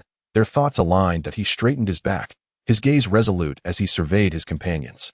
Stating decisively, "We must go to the storage room. Perhaps we can assist them." Li Yang. "We will need you to guide us." Li Yang's heart raced with anxiety and fear, but faced with Zhou Feng's unyielding command, he dared not refuse, only gritting his teeth and nodding in agreement. His steps were heavy as he led the group into a little-known employee passageway. The corridor was suffused with a foul odor, and the dim lighting made it hard to discern the way. Along the journey, silence reigned, save for the sound of their footsteps echoing in the stillness. After more than 10 minutes, they finally arrived at a large door. The instant Li Yang's gaze fell upon it, his face drained of color, turning as pale as a sheet, and his legs trembled uncontrollably.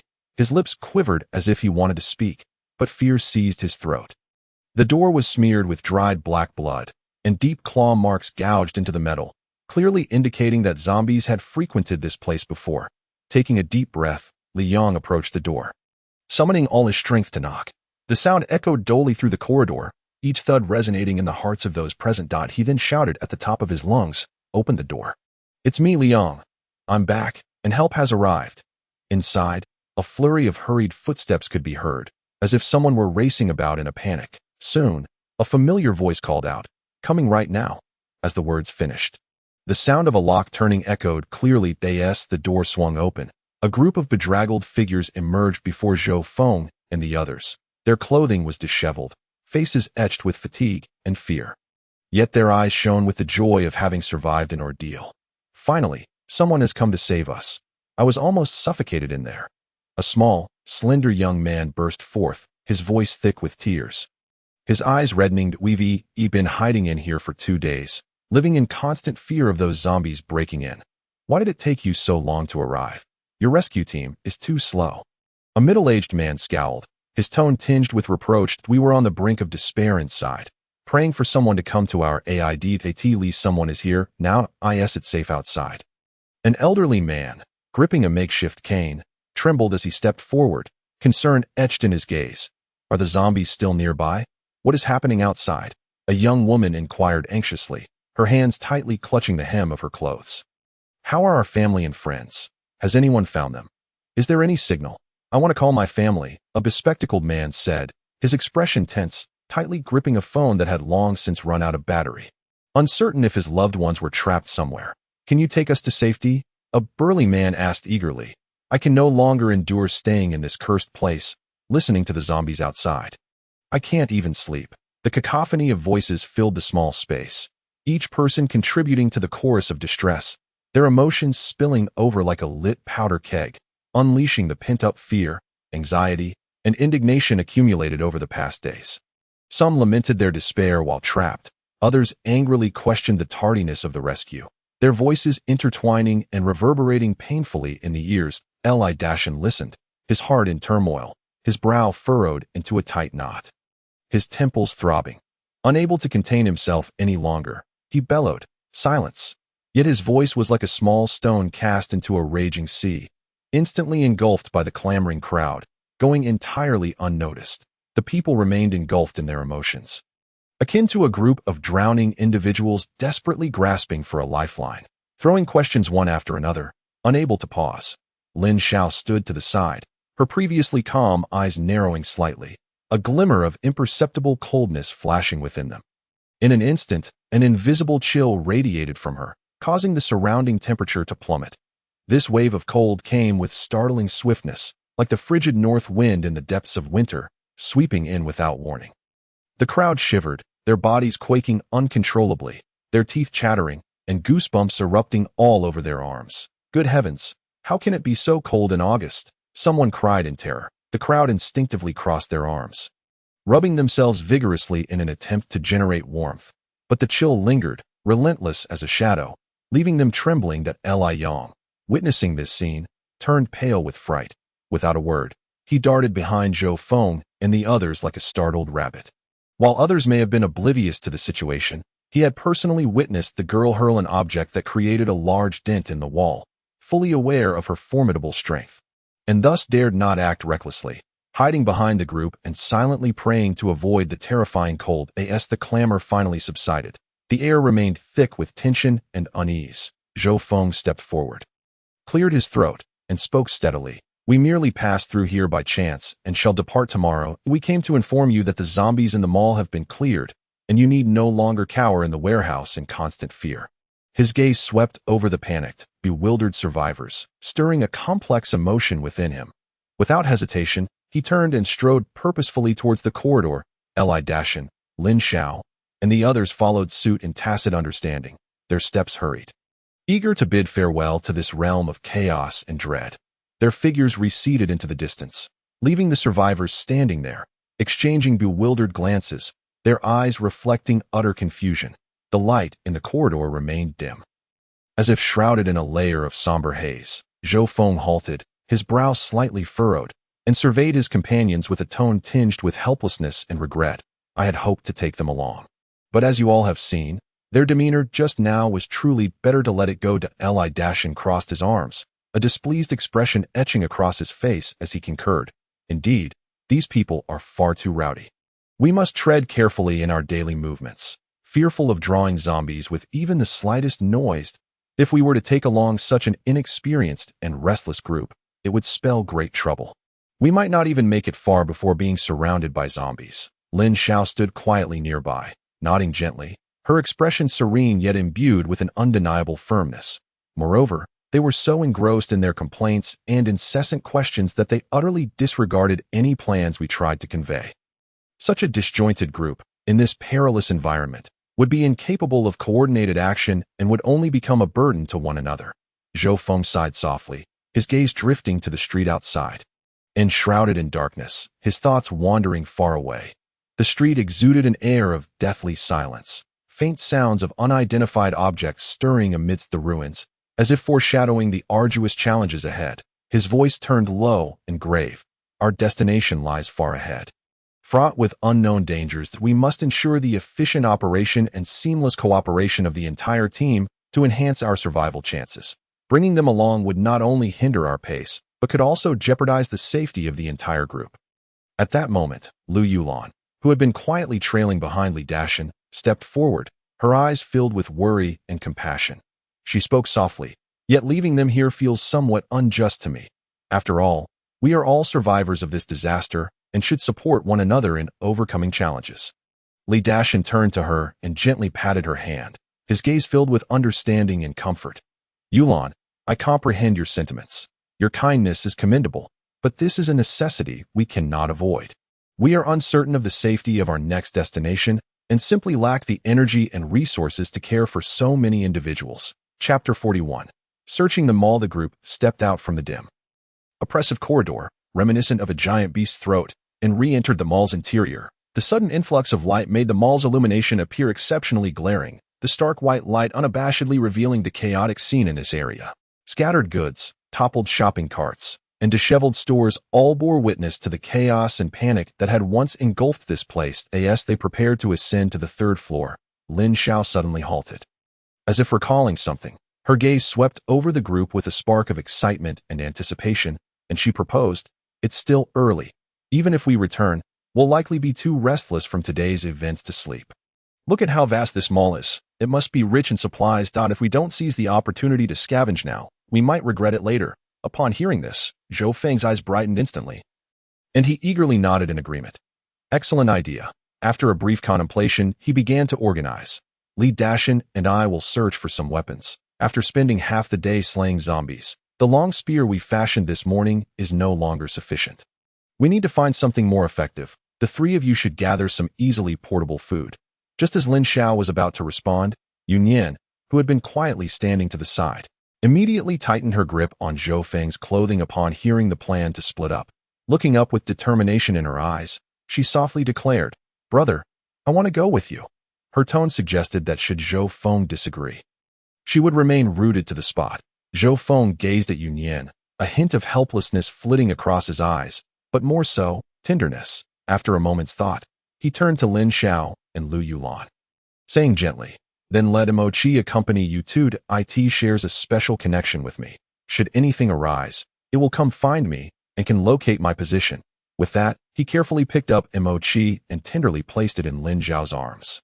With all arrangements made, the group split into two teams. Zhou Feng, Li Dashan, and Yun Yin ventured towards the outdoor and tool areas. The three figures darted back and forth among the various sections, occasionally stopping to inspect items or whispering to one another, their singular goal to find weapons that could protect them amidst the zombie horde. Meanwhile, Lu Yulan and Lin Xiao, holding Mochi, made their way to the food section. The dim lighting elongated their shadows as they walked briskly, their minds focused on discovering sufficient provisions to sustain their continued journey. Zhou Feng, Li Dashan, and Yun Yin roamed through the chaotic, maze-like expanse of the mall for some time before finally locating the outdoor equipment store.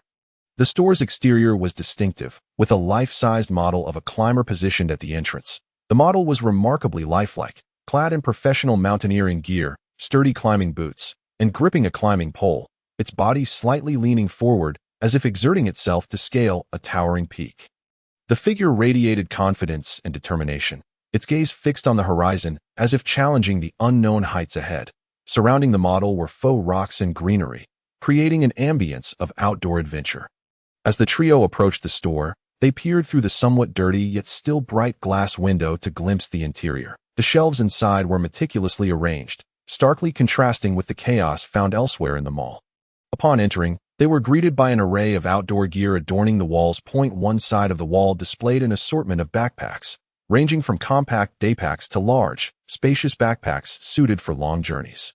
The materials of these backpacks appeared robust and durable, with metallic zippers and buckles glinting under the light.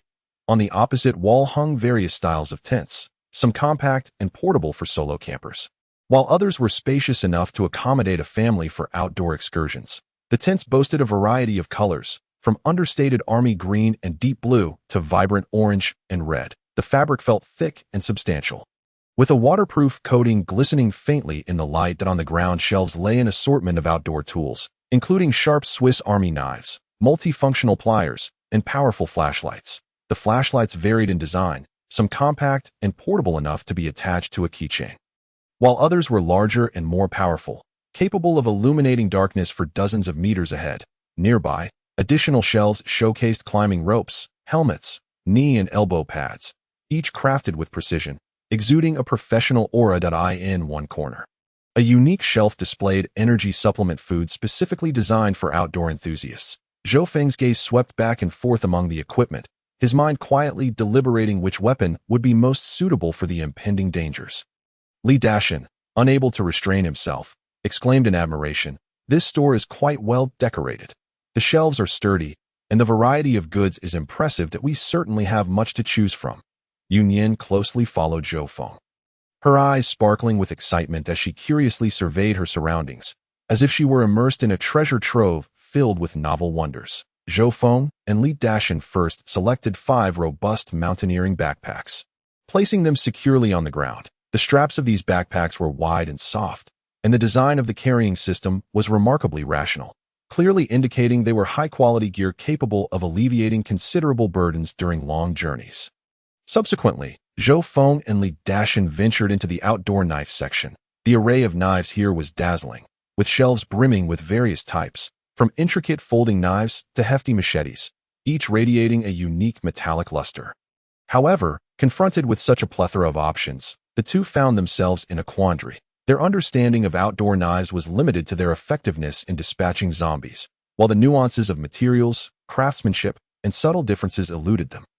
Li Dashan furrowed his brow, scratching his head in hesitation, before suddenly gesturing grandly and declaring, "Since we don't really understand, let's just pick the expensive ones.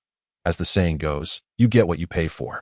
And there's surely a reason for higher prices." Zhou Feng pondered this for a moment, finding a kernel of truth in his words, and nodded in agreement as they began to select their preferred knives.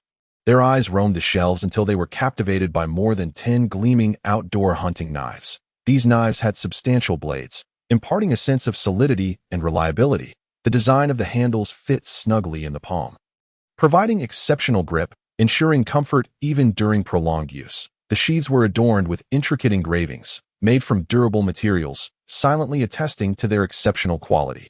They carefully stowed these hunting knives, mentally calculating that 4 of them would be designated for Zhou Feng and Li Dashan as spare weapons, to be invaluable in critical moments, while the remaining 6 would be reserved for Yun Yan.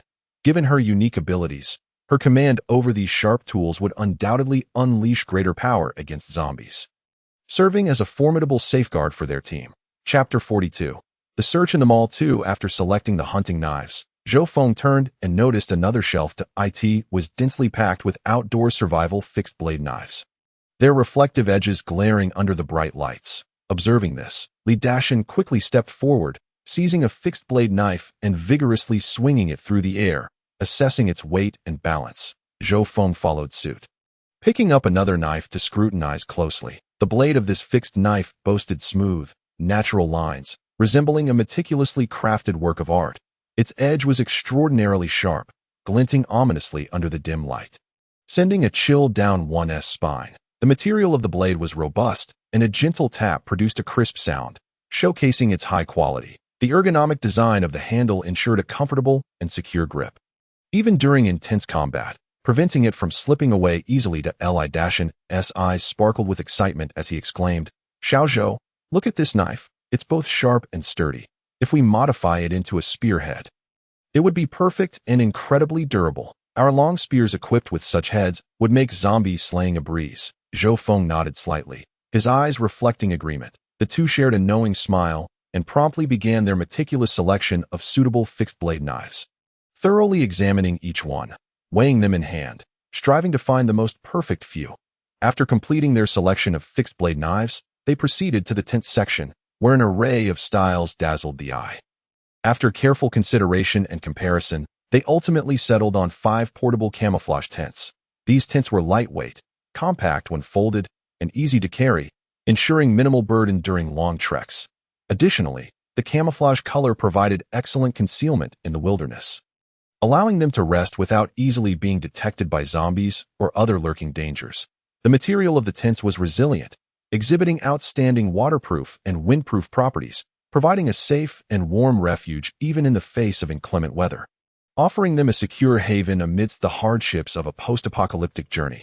When selecting outdoor jackets, they continued to adhere to their principle of choosing the most expensive options. The fabric of these jackets was of premium quality, soft to the touch yet remarkably durable, with top-notch waterproof and breathable capabilities. The zippers glided smoothly, and the windproof cuffs and adjustable hoods showcased professional design throughout. Multiple pockets provided convenient storage for various items. Next, they approached the shelves displaying flashlights, multi-tools, climbing ropes, helmets, knee pads, and wrist guards. Zhou Feng picked up the most powerful flashlight, pressing the switch to illuminate the surrounding area with a brilliant beam, offering clear visibility and an impressive range, ensuring excellent sight even in darkness. Li Dashan selected several multifunctional pliers, their sharp edges and comprehensive functions enabling them to easily tackle tasks such as cutting, screwing, or repairing items. For climbing ropes, they chose the thickest and sturdiest option, made from resilient material with exceptional wear resistance and load-bearing capacity, far exceeding that of ordinary ropes. The helmet was constructed from durable materials, with a thick cushioning layer to effectively protect the head from harm. The knee and wrist guards were made from soft, elastic materials, providing excellent support and protection for the joints during movement. Yun Yin observed their bustling activity with curiosity and excitement. Occasionally, she would pick up a small item to examine closely, or inquire about its purpose. Meanwhile, Lu Yulan and Lin Xiao, cradling the ink pool, cautiously navigated through the chaotic mall, weaving past layers of debris until they finally reached the food section. As they stepped into the area, a complex array of aromas assaulted their senses. The enticing scent of food mingled with the faint stench of decay from zombies, creating an unsettling atmosphere. Scanning the food stores, they found shelves in disarray, products strewn haphazardly, some shelves toppled over. Yet, with diligent searching, they could still uncover a wealth of remaining supplies. Pushing open the half-closed door of a food store, warm yellow light spilled forth, flowing like water into the disheveled interior. Despite the crooked shelves and scattered goods, The soft glow draped a gentle filter over the desolate scene, infusing the bleak ambience with a touch of warmth, as if silently narrating tales of past liveliness and tranquility. Lu Yulan's gaze was swiftly drawn to a row of vacuum-sealed beef jerky and pork jerky on the bottom shelf. She crouched down, gently lifting a package of beef jerky to scrutinize it closely. The beef jerky was tightly sealed in transparent packaging, every texture clearly visible, presenting an inviting dark red hue. Through the packaging, the rich, savory aroma of the meat seemed to waft towards her, instantly igniting her appetite.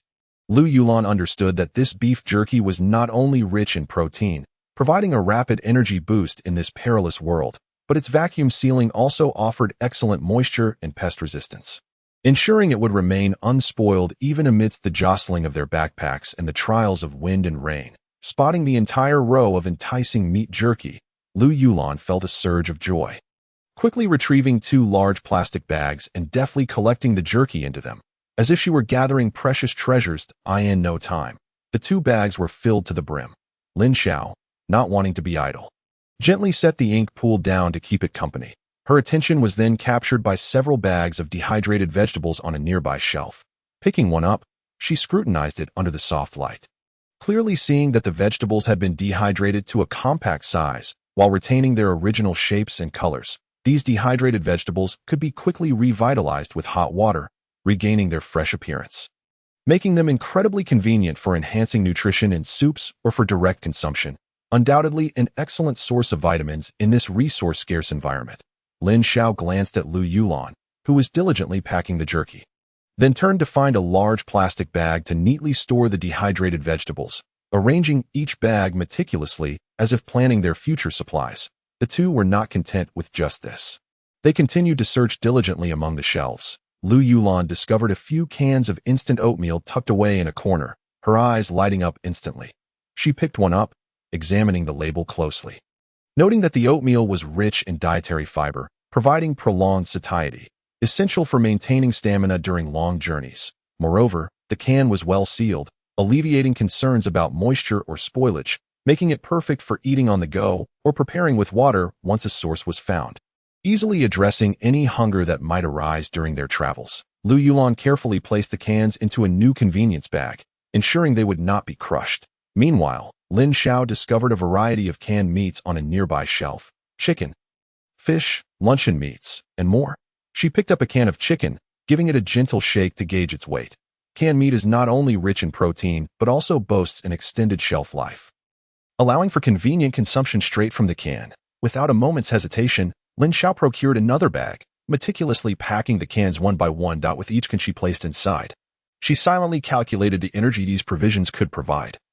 Pondering how far they might sustain their journey, the 2 teams busily scoured the shopping mall, fully immersed in their quest for supplies. Chapter 43. Seeking new materials within the warehouse, the group repeatedly sought confirmation from Liang that no traces of zombies remained in the mall. And only then did their internal fears begin to subside, granting them the courage to return. Comprising around 40 to 50 individuals, the team moved cautiously, their expressions tense, as they filed out into the corridor. The blinding light poured unfiltered onto the chaotic scene before them, revealing a disordered mall. Just yesterday, this place had been overrun with zombies, their terrifying silhouettes lurking everywhere, instilling dread. The chilling echoes of their howls still seemed to resonate in the air. Yet now, an eerie silence enveloped them all, the specter of zombies having vanished without a trace, and the howls had been utterly silenced. The group's taut nerves instantly relaxed, and a wave of elation surged forth, akin to a dam bursting, as they could no longer contain their excitement and erupted into jubilant cheers, their voices reverberating in the vast emptiness of the mall. Separated into 2 teams, Zhou Feng and his companions caught the distant sound of raucous laughter. Li Dashan's expression was resolute, his tone laced with relief. Thank goodness we decided not to bring them along. With their raucousness, they would surely have hindered us. Zhou Feng sighed silently, remaining reticent. Did he not wish to save those individuals? Yet in this perilous predicament, survival must come first. After all, if one could not safeguard oneself, how could one protect others? As the cheers gradually subsided, the group no longer lingered in the euphoria of having survived, swiftly dispersing to pursue their individual tasks. Some were the business owners and employees of the mall, their anxiety palpable as they hurried towards their shops. Their establishments contained the fruits of their labor, vital to their livelihoods and dreams. At this moment, they were consumed with worry, eager to ascertain the condition of their stores and whether their hard-earned goods had survived intact. Others were merely ordinary customers who had come to shop. Among them, those with quick wits and sharp minds began to formulate their own plans. They navigated through the mall's nooks and crannies like treasure hunters, desperately seeking valuable items to them, if they could weather this crisis. These treasures could become the capital for their future riches, a life of luxury seemingly within reach. Zhou Feng, Li Dashan, and Yun Yin returned from their supply search-laden with an abundance of weapons and provisions. 5 large backpacks were stuffed to the brim, bulging as if they might burst at any moment. Zhou Feng and Li Dashan, possessing greater stamina, each shouldered 2 packs, while Yun Yin carried the remaining 1. With 2 binoculars slung across his chest, Zhou Feng paused to adjust his load, focusing intently, and, through his connection with Mo Qi, swiftly determined their location. He then decisively gestured to set off, leading Li Dashan and Yun Yin onward. Eager to reunite with Lu Yulan and Lin Xiao as they traversed the chaotic mall, they encountered a scene of disarray, with overturned items and rushing crowds everywhere. Those they occasionally passed were engrossed in their treasure hunts, eyes wide with excitement, fixated on corners that might conceal valuable objects, their hands tirelessly rummaging without a moment's pause to acknowledge Zhou Feng and his companions. They merely smiled faintly, indifferent, as they pressed steadily towards the food section, their singular focus on reuniting with their allies. Upon reaching the food area, they found Lu Yulan and Lin Xiao had just finished their own collection. Before them lay several large bags filled with easily transportable and storable food items. As their gazes met, a silent understanding passed between them, acknowledging the fullness of their respective loads with a shared smile. Zhou Feng and Li Dashan quickly approached, unloading a backpack each to Lu Yulan and Lin Xiao, then voluntarily taking the larger bags of food into their hands to share the burden. They then set off towards the second-floor tools section. Zhou Feng and Li Dashan, bearing heavy backpacks and laden with additional packages, walked steadily at the front, clearing the way for the others. While Yun Yin, with his backpack and arms tightly encircling Mo Qi, carefully followed behind. Lin Xiao and Lu Yulan, shouldering their own packs, walked side by side at the rear, occasionally exchanging words and keeping an eye on one another.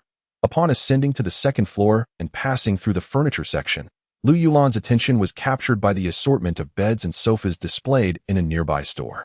After a long afternoon of exertion, fatigue washed over her, and the sight of the comfortable furniture sparked a glimmer of hope on her face. She remarked, "After all our wandering this afternoon, we're utterly exhausted. Why not rest here for the night? With so many beds available, we could surely recuperate." The group followed her gaze, nodding in agreement, responding in unison, "Sounds good." After a moment's contemplation, Zhou Feng reasoned that they would need to return here to rest anyway. So he suggested, "Let us leave our supplies here. Sister-in-law, you, Lin Xiao, and Mo Qi can watch over the provisions while the 3 of us go find the tools." Lu Yulan nodded in response, "That works. You all go ahead. We'll tidy up the beds here for the night." With that, Zhou Feng, Li Dashan, and Yun Yin set down their heavy packs, stretched to relieve their aching shoulders, and turned to continue toward the tools section. Meanwhile, Lu Yulan and Lin Xiao remained in the furniture store, beginning to tidy the disheveled shop. They cleared the debris from the floor and arranged the beds neatly in preparation for the night ahead. Zhou Feng, Li Dashan, and Yun Yin hurried toward the tools section. The mall was filled with a cacophony of noise, the sounds of people rummaging through items mingling with the delighted laughter of those who had found valuables. Li Dashan, hearing the commotion, smirked, then said, "I once saw a rather unique item. It's a stick with a knife hidden inside. You can pull the knife out and twist it back into the stick, greatly extending its length. If we could design a long gun that is easy to disassemble and replace the head, perhaps we could draw inspiration from this design. We could etch threads inside the stick and on the knife handle, allowing them to quickly connect into a long gun, making it very convenient to use." Zhou Feng, while remaining alert to their surroundings, nodded in agreement. "I recall that as well. It's called a stick knife. Serving as both a stick and a knife, indeed quite practical. Once we reach the tools section, let us see if we can find suitable tools to directly modify into this stick knife structure.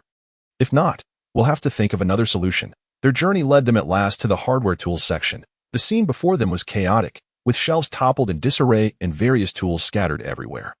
Wrenches, pliers, and hammers jumbled together. Observing the disorder, the trio wasted no time, swiftly and instinctively dividing their tasks. Yin utilized his abilities, waving his hands to gently move large cabinets and machinery aside, clearing space for their search. Zhou Feng navigated through the clutter, concentrating on locating thick, sturdy steel pipes that would serve as the main body of the long gun. Li Dashan rummaged through a pile of equipment in search of a small welding machine, a crucial tool for connecting and modifying parts. Chapter 44. Modifying the long gun. As Zhou Feng, Li Dashan, and Yin meticulously scoured the chaotic pile of tools for steel pipes and the welding machine, a sudden, deafening roar of a beast shattered the quiet of the night. The sound struck like a hammer, instantly disrupting the surrounding stillness. The three froze, their movements halted, and rushed to the window, their eyes fixed intently on the direction from which the sound emanated. Yet, enveloped in darkness, they could discern nothing but an unending void. Zhou Feng furrowed his brow and murmured, "It's likely some sort of mutated beast. Judging by the sound, it's still some distance away. It shouldn't be fortuitous enough to wander over here. Let us focus on gathering the tools at hand. That is our immediate priority." Though Zhou Feng's tone remained composed, the beast's roar had evidently cast a shadow of unease over their minds. With grim expressions, they trudged back to the tools section, resuming their search, but their thoughts were unable to regain full concentration. On the first floor, the crowd, startled by the beast's roar, awoke from their stupor. The noise diminished abruptly as everyone realized that this was no longer the peaceful world they once knew. While the mall may have been temporarily safe, the outside world teemed with hidden dangers. Fear spread among the crowd, prompting individuals to grasp the importance of weapons. Thus, those who had been preoccupied with searching for valuables now scurried about like ants on a hot pan, seeking weapons for protection. They understood that in this perilous world, possessing a weapon for defense was far preferable to being unarmed and alone. Soon, a few individuals also arrived at the tools section, intent on finding some means of defense. They spotted Zhou Feng and his two companions diligently rummaging through the tool area, and from a distance, they greeted them before each began sifting through the chaotic pile of tools amidst the disarray. Zhou Feng meticulously searched, and after an indeterminate span of time, he finally uncovered a batch of suitable steel pipes. He picked one up, weighing it in his hand and measuring it against his expectations. Its length was precisely right, and its weight felt reassuringly substantial, instilling a sense of solidity. Nodding in satisfaction, he swiftly gathered some rope and bound together more than 10 steel pipes, cradling the bundle as he made his way toward Li Dashan. At that moment, someone nearby had been closely observing Zhou Feng's actions. Upon seeing that he had finished selecting and noticing some remaining rods, the person's eyes lit up like a child who had discovered treasure, and they hurriedly dashed over to grab one. Zhou Feng noticed this scene and, driven by a spirit of camaraderie, kindly advised, "If you were to affix a short blade to the front of that rod, transforming it into a spear, it would prove far more effective. This way, you could maintain a safer distance from danger while significantly extending your reach and enhancing its lethality." Upon hearing this, the individual's eyes sparkled with realization, and they eagerly expressed their gratitude to Zhou Feng, their face alight with appreciation. However, caught up in their excitement, they began to shout, "Old Yang! Old Yang!" But after only a couple of calls, as if doused with a bucket of cold water, they suddenly remembered the lurking dangers outside and hastily lowered their voice, whispering, "Old Yang, come here quickly." Not far away, in a shop, Old Yang was engrossed in organizing his merchandise. Hearing the commotion, he turned to look and immediately spotted the steel rod in the other person's hand. With quickened steps, he approached, exclaiming, "Wow, this is truly a remarkable find. If we weld a spearhead onto it, it could serve as a formidable weapon. In times of peril, it would undoubtedly prove invaluable." The individual nodded vigorously in agreement, exclaiming, "Indeed, this young man just suggested the same." Old Yang then focused his gaze on Zhou Feng and realized that he was the lad who had previously informed them about the mall's safety. Approaching Zhou Feng with gratitude, he remarked, "Young man, it was you who cleared the mall of the zombies. Your efforts have been a tremendous help to us. Given the pervasive dangers outside, do you have a more comprehensive plan regarding the tools and steel pipes you've gathered?" Zhou Feng patiently recounted to Old Yang the advice he had just shared, saying, "We intend to create spears, adding some threading to facilitate the attachment of short blades, thus assembling them into long weapons. If this method proves unfeasible, we could alternatively weld the blades directly onto the rods." Upon hearing this, Old Yang slapped his chest with enthusiasm, proclaiming, "Ah, this is my forte. That shop over there is mine. Fully equipped with tools, I shall take it upon myself to assist you with this task. Zhou Feng, appreciating the offer, responded without hesitation, "Thank you for your help." Old Yang waved his hand dismissively, a sincere smile gracing his face as he said, "Please, there is no need for such formality. If it weren't for your efforts in clearing the zombies from the mall, we would still be living in fear within the warehouse, compared to the great good you've done. My assistance is but a trifling matter." Afterwards, Zhou Feng hurriedly found Li Dashin and relayed the news about Old Yang's capability to modify the long weapons. Li Dashin's face instantly lit up with joy at the revelation, exclaiming, "That's splendid. This saves us from the tedious trial and error, which would only waste time and may not yield satisfactory results." With that, Li Dashin rushed to the furniture area, returning with all the collected straight blades in hand. The two then made their way to Old Yang's shop. Upon arrival, they presented the steel pipes and blades to Old Yang, who earnestly requested, "Please transform these into a design that allows for easy installation and disassembly. Among them are 2 blades and some steel pipes. Please keep these for yourself as a small token of our appreciation for your assistance." Old Yang accepted the blades, examining them closely, and couldn't help but exclaim, "These are excellent blades, crafted from fine materials." He then graciously accepted them without further protest. Quickly, Old Yang set to work, clearing a relatively tidy space and retrieving the necessary tools from his shop.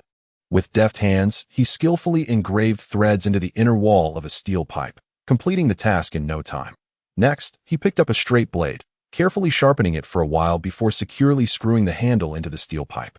Once completed, he handed the newly fashioned spear to Zhou Feng, saying, "Try this out and see how it feels. Let me know if it's comfortable to wield." Zhou Feng accepted it with both hands, spinning the spear a few times to gauge its fluidity and balance. Then, stepping outside the shop, he targeted a large wooden table at the entrance, swinging the spear with vigor and striking down, leaving a deep mark in the wood.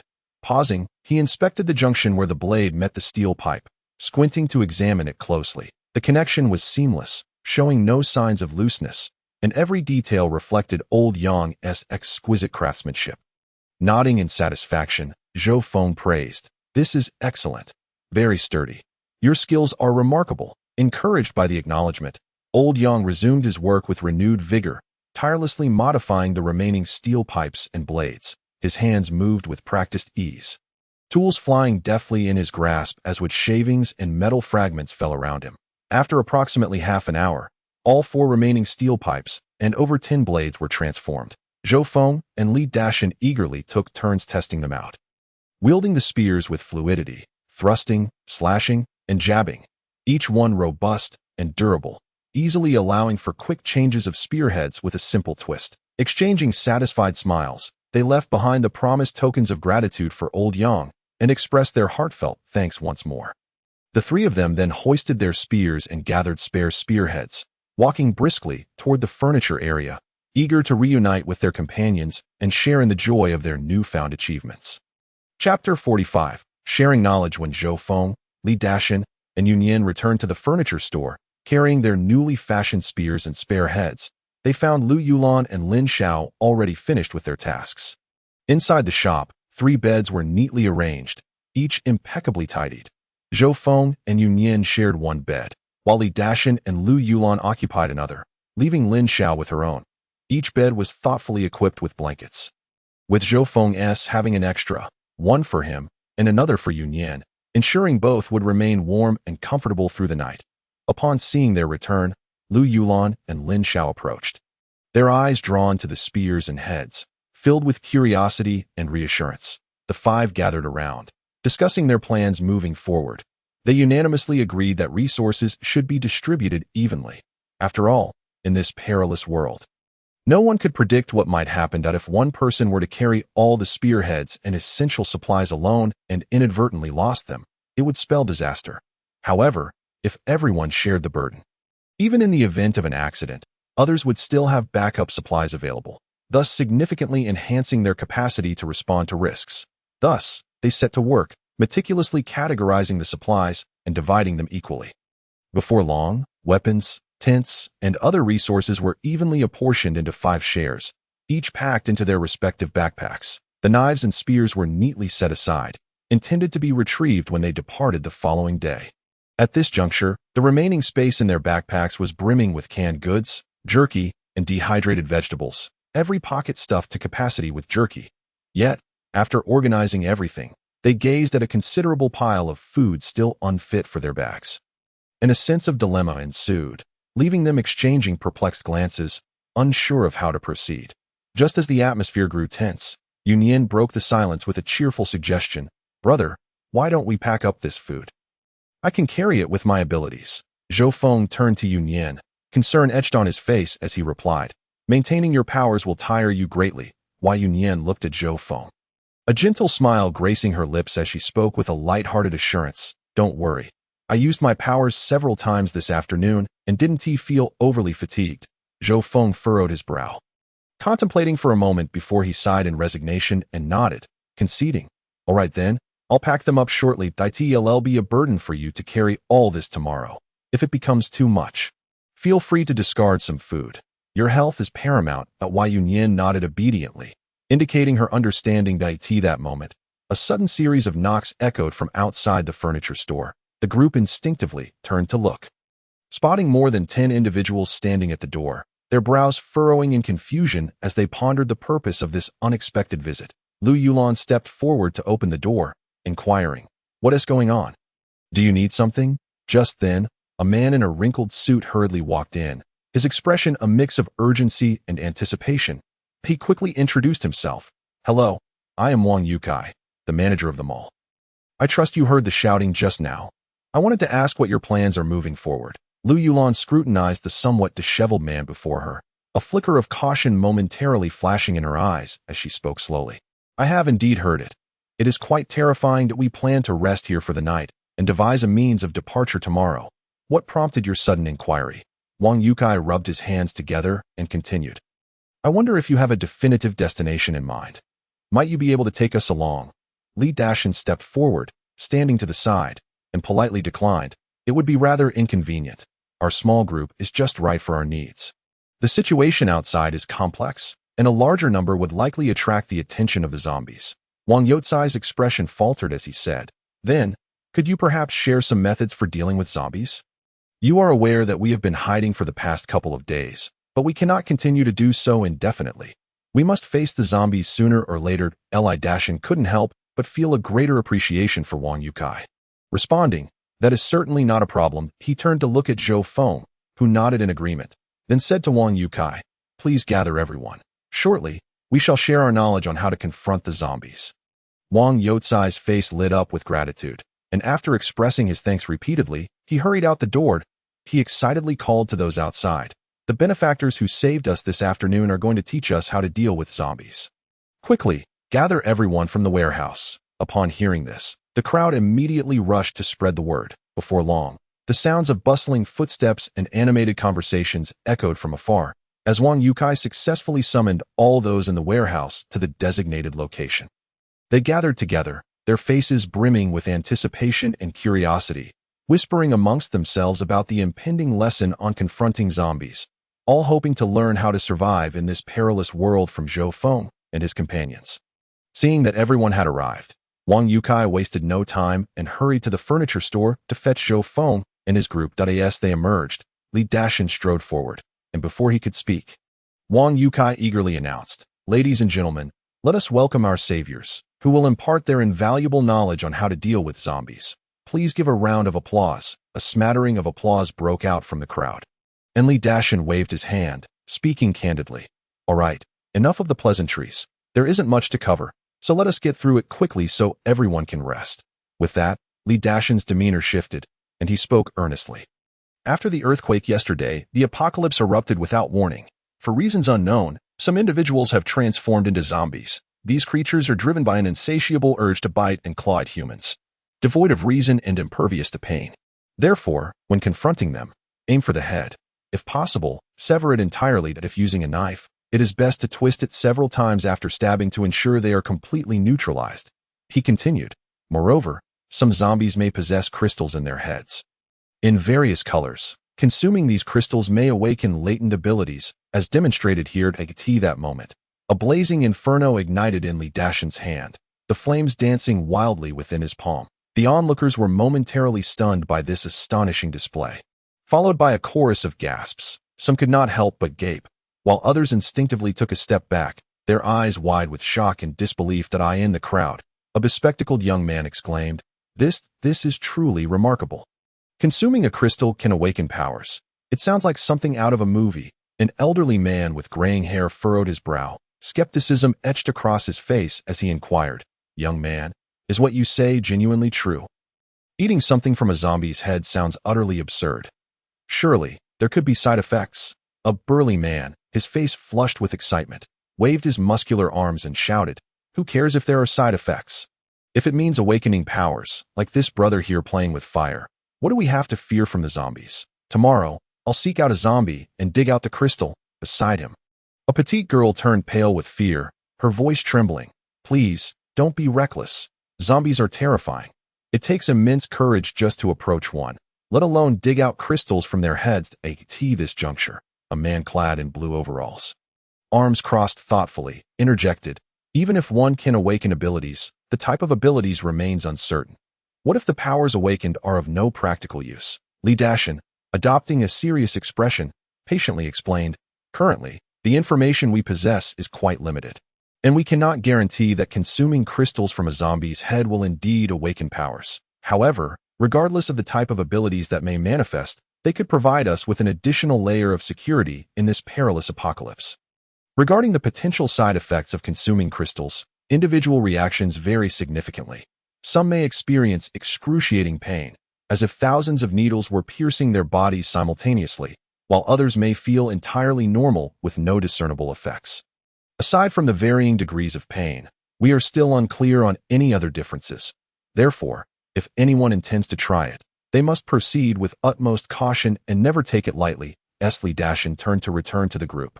He suddenly recalled something and halted, his expression grave as he looked back. Oh, right, I nearly forgot to mention that animals may also evolve. That strange sound we heard earlier was likely from an evolved animal. Not far from here, there is a zoo, and the remaining wild animals there have probably undergone evolution, becoming exceptionally dangerous. Moving forward, everyone must exercise extreme caution and avoid that direction as much as possible. Taking a deep breath, Li Dashan added, That is about all the knowledge I possess. After speaking, he rejoined the group, returning to the furniture store alongside Zhou Feng, Lu Yulan, Xiao Lin, and Yun Yin. After a day of travel, they were utterly exhausted and settled down in the store to recuperate, preparing for the journey ahead. Once inside the furniture store, the five gathered together, and Zhou Feng remarked, Tomorrow, our route will take us near the zoo. I intend to take a chance there. You all know my ability is to contract evolved beasts, and if I can find a formidable companion to contract, our future travels will be much easier. Li Dashan nodded in agreement. That sounds good, just like Mo Chi, who has been a tremendous help to us. If you can contract more beasts, our journey will be safer. Zhou Feng continued. However, venturing into the zoo will undoubtedly be perilous. I will take Yun Yin with me, while the rest of you should stick to the original route. That if we succeed, we will catch up with you promptly. Before he could finish, Lu Yulan anxiously waved her hands and interjected. Little Zhou, don't be so formal. You've led us from the community to this point. If it weren't for you giving old Li the crystal, he wouldn't have evolved. We, without abilities or crystals, might have already fallen victim to zombies. In this apocalypse, danger lurks everywhere. It's just a zoo. Let us go together for mutual support. Zhou Feng felt warmth in his heart upon hearing Lu Yulan's words, but remained hesitant. Sister-in-law, I know you mean well, but the zoo is no trivial matter. The evolved beasts within are wild animals, and their ferocity after evolution is unimaginable. If something were to go awry, how could I face everyone? Li Dashan placed a reassuring hand on Zhou Feng's shoulder, his expression resolute. Little Zhou, your sister-in-law is right that we are a team, sharing both fortune and adversity. While you look out for the team, we cannot allow you to face danger alone. The more people we have, the greater our strength. If we encounter peril, we can work together to devise a solution. Lin Xiao chimed in. Indeed, Zhou Feng, there is strength in numbers. 5 of us are surely better than just 2. Yun Yin softly added, No matter where we go, I will follow my brother. Her voice, though small, carried an undeniable conviction. Zhou Feng gazed at the earnest faces surrounding him, realizing that further refusals would only create distance. He finally relented. All right, Since everyone insists, we shall go together. However, I must make it clear that once we enter, all actions will be under my command. No one is to act independently. Without hesitation, everyone nodded in agreement. Li Dashan, seeing this, immediately stood up and left to find Wang Yukai, requesting a detailed map of the city and an overview of the zoo. Upon his return, the five quickly gathered around as the map was spread across the table, initiating a tense yet detailed discussion. After reviewing the map, Zhou Feng pointed decisively to the zoo's location and articulated clearly, "Currently, we are here at the mall. After we set off, we will follow this main road north for approximately 2 kilometers until we reach an intersection. After passing through the intersection, we will continue forward for about 500 meters, where there will be a narrow alley. Following the alley to the end and turning right, we will see the outer wall of the zoo." Lu Yulan furrowed her brow, concern evident in her eyes as she questioned, "The outer wall is one thing, but how do we get inside the zoo? The main entrance is surely guarded by zombies or evolved beasts, making it difficult to breach." Zhou Feng, exuding confidence, replied assuredly, "According to the map, there is an employee entrance located at the southeast corner of the zoo. Typically, the number of employees is far less than that of visitors. So even if there are zombies, their numbers will be manageable. After scaling the outer wall, we will quietly approach that area and carefully observe the situation inside that if no danger is detected, we will enter through the employee entrance." Having remained contemplative, Lin Xiao then posed a question. "Once we are inside the zoo, what should we do next? The expanse of this place is vast. Where shall we seek out the worthy evolutionary beasts for a pact?" Zhou Feng patiently elucidated. Generally speaking, herbivorous evolutionary creatures exhibit relatively weaker aggression post-evolution, whereas carnivorous ones are our primary targets. They pose a greater threat and possess substantial potential. Thus, forming a pact with them would be of immense assistance to us. Therefore, upon entering the park, we should first steer clear of the herbivore zones and head directly to the predator area. Enter through the staff passage, proceed straight along the main thoroughfare, turn left at the third intersection, and you shall behold Tiger Mountain and Bear Pavilion. Further ahead, there are the Amphibian House and Reptile House. Afterward, there's the Elephant Pavilion. Should we encounter a suitable elephant, we might also contemplate forming a pact." Li Dashan, after hearing this, inquired with concern, "Xiao Zhou, how many evolutionary beasts can you still contract at present? It would be beneficial for us to have a clear understanding." Zhou Feng pondered earnestly for a moment before responding. "I feel that I still possess the capacity to contract 2 more. Let us strive to utilize our quota fully tomorrow to enhance our team's strength." Li Dashan nodded slightly. "The more we can contract, the better. However, we must exercise utmost caution as we approach the predator area. We should first find an elevated position to ascertain the quantity and condition of the evolutionary beasts within. If we discover any formidable lone ones, I shall use my abilities to create a commotion, drawing them to a more open space where we can maneuver effectively." Zhou Feng wholeheartedly concurred, then proceeded to arrange. At that time, Yunyan will utilize her psychic abilities to manipulate obstacles, thereby disrupting its movements. Sister-in-law and Lin Xiao will be on guard around the perimeter, ensuring that no other evolutionary beasts take advantage of the situation to launch a sneak attack, that I will seize the opportune moment to attempt a pact. Once successful, we must not linger, but immediately retreat towards the north gate, where the surroundings are predominantly herbivore territory. Even if these creatures have evolved, their aggression remains relatively subdued, thus presenting a lower risk. However, the north gate is quite distant from our operational point. If we are not hindered by debris along the way, we shall seek a vehicle for a swift exit, considerably saving time and mitigating risks. As the discussion deepened, the group meticulously crafted detailed strategies to address various potential emergencies, such as being besieged by a horde of evolutionary beasts or encountering obstructed paths. The night grew ever darker.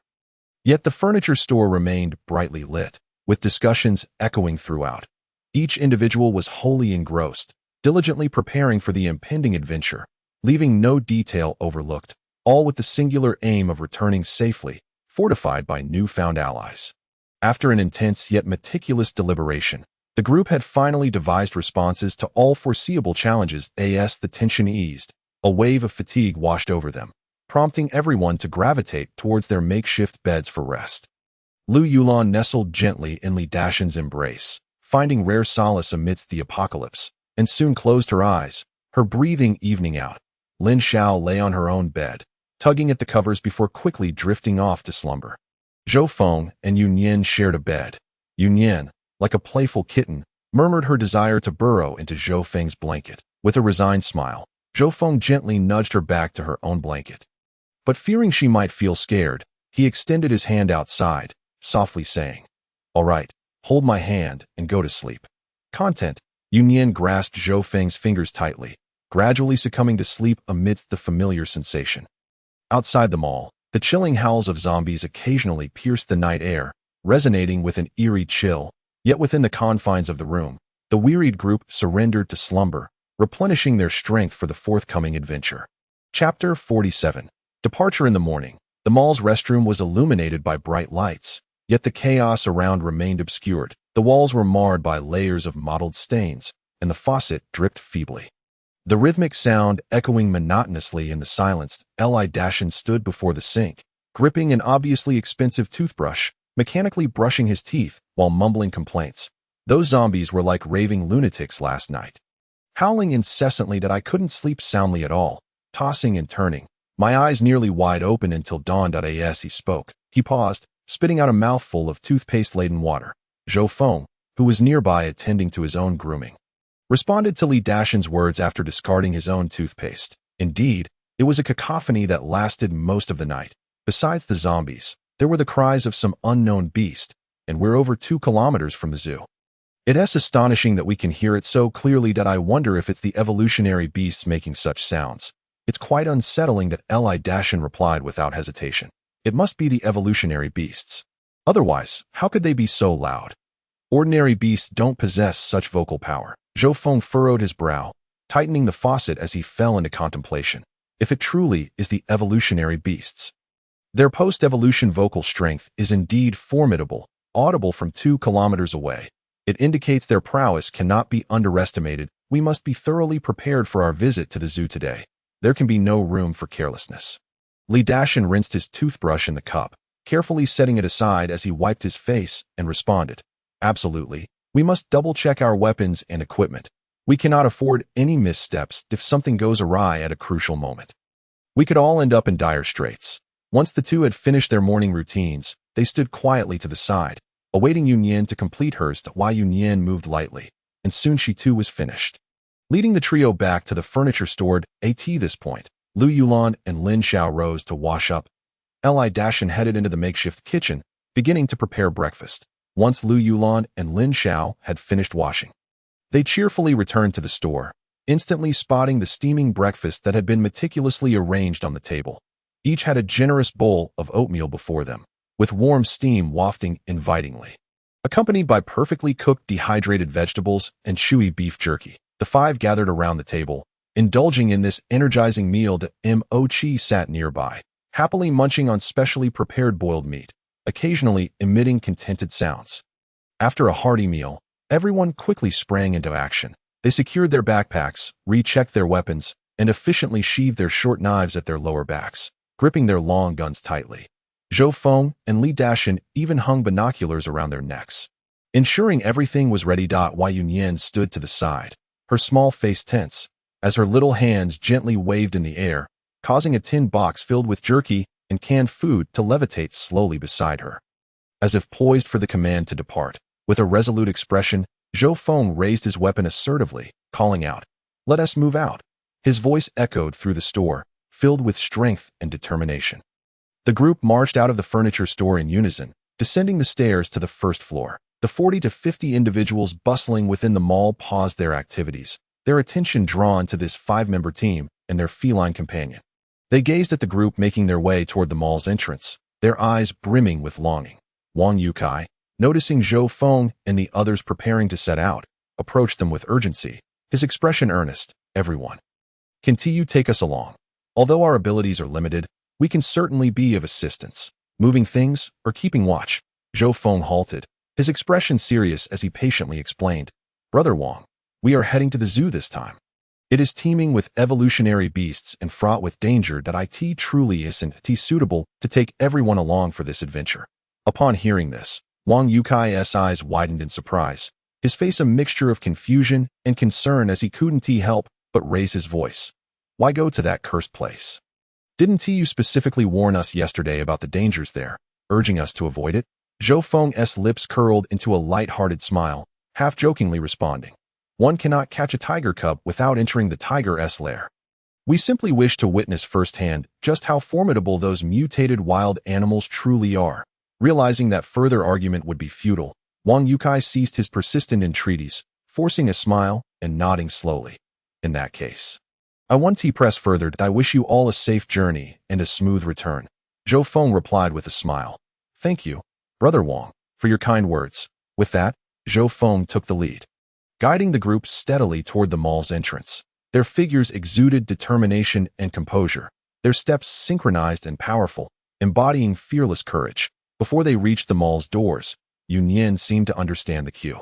With a delicate wave of her fair hand, her psychic energy entwined around the debris blocking the entrance. The scattered tables and discarded shelves moved as if guided by invisible hands, slowly shifting aside and stirring up a bit of dust.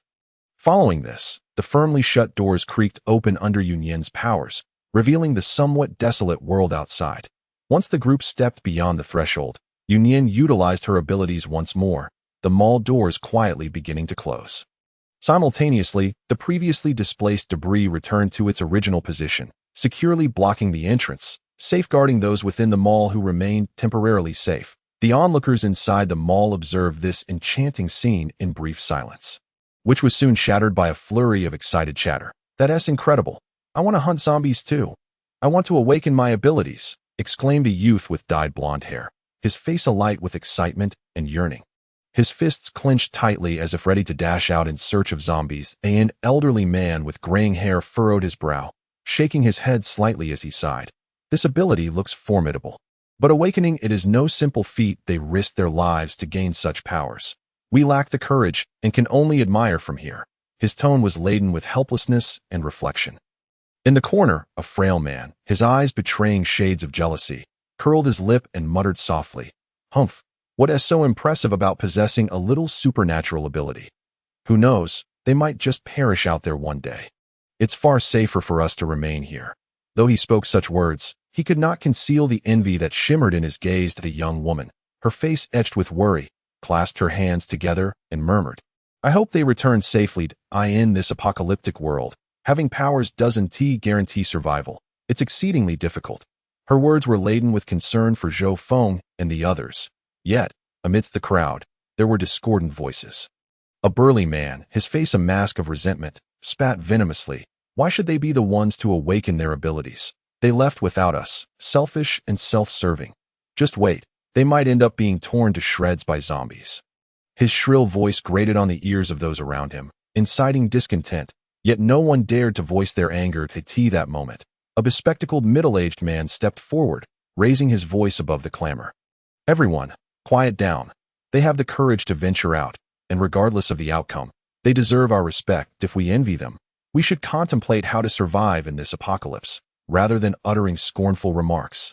Upon hearing his words, the crowd fell silent once more, each person lost in thoughts of their own survival in this desolate world. However, the murmurs of envy, jealousy, worry, and resentment had long been left behind by Zhou Feng and his companions, who steadfastly directed their gaze towards the horizon, their hurried footsteps marking the beginning of their journey to the zoo. The path ahead was fraught with uncertainty and peril, yet they carried within their hearts a flicker of hope and courage. Resolutely advancing towards their goal, their figures gradually fading into the desolation of the streets. Chapter 48. Battle. The morning, which ought to have been bright and vibrant, found the sun struggling to penetrate the dust-laden windows, casting mottled and fractured shadows within the employee corridor of the zoo. As if the corridor itself had severed the light, the walls on either side appeared to have been ravaged by the dual forces of time and fear. The peeling paint, manipulated by the interplay of light and shadow, resembled grotesquely twisted faces, whispering softly of the terrible events that had transpired here.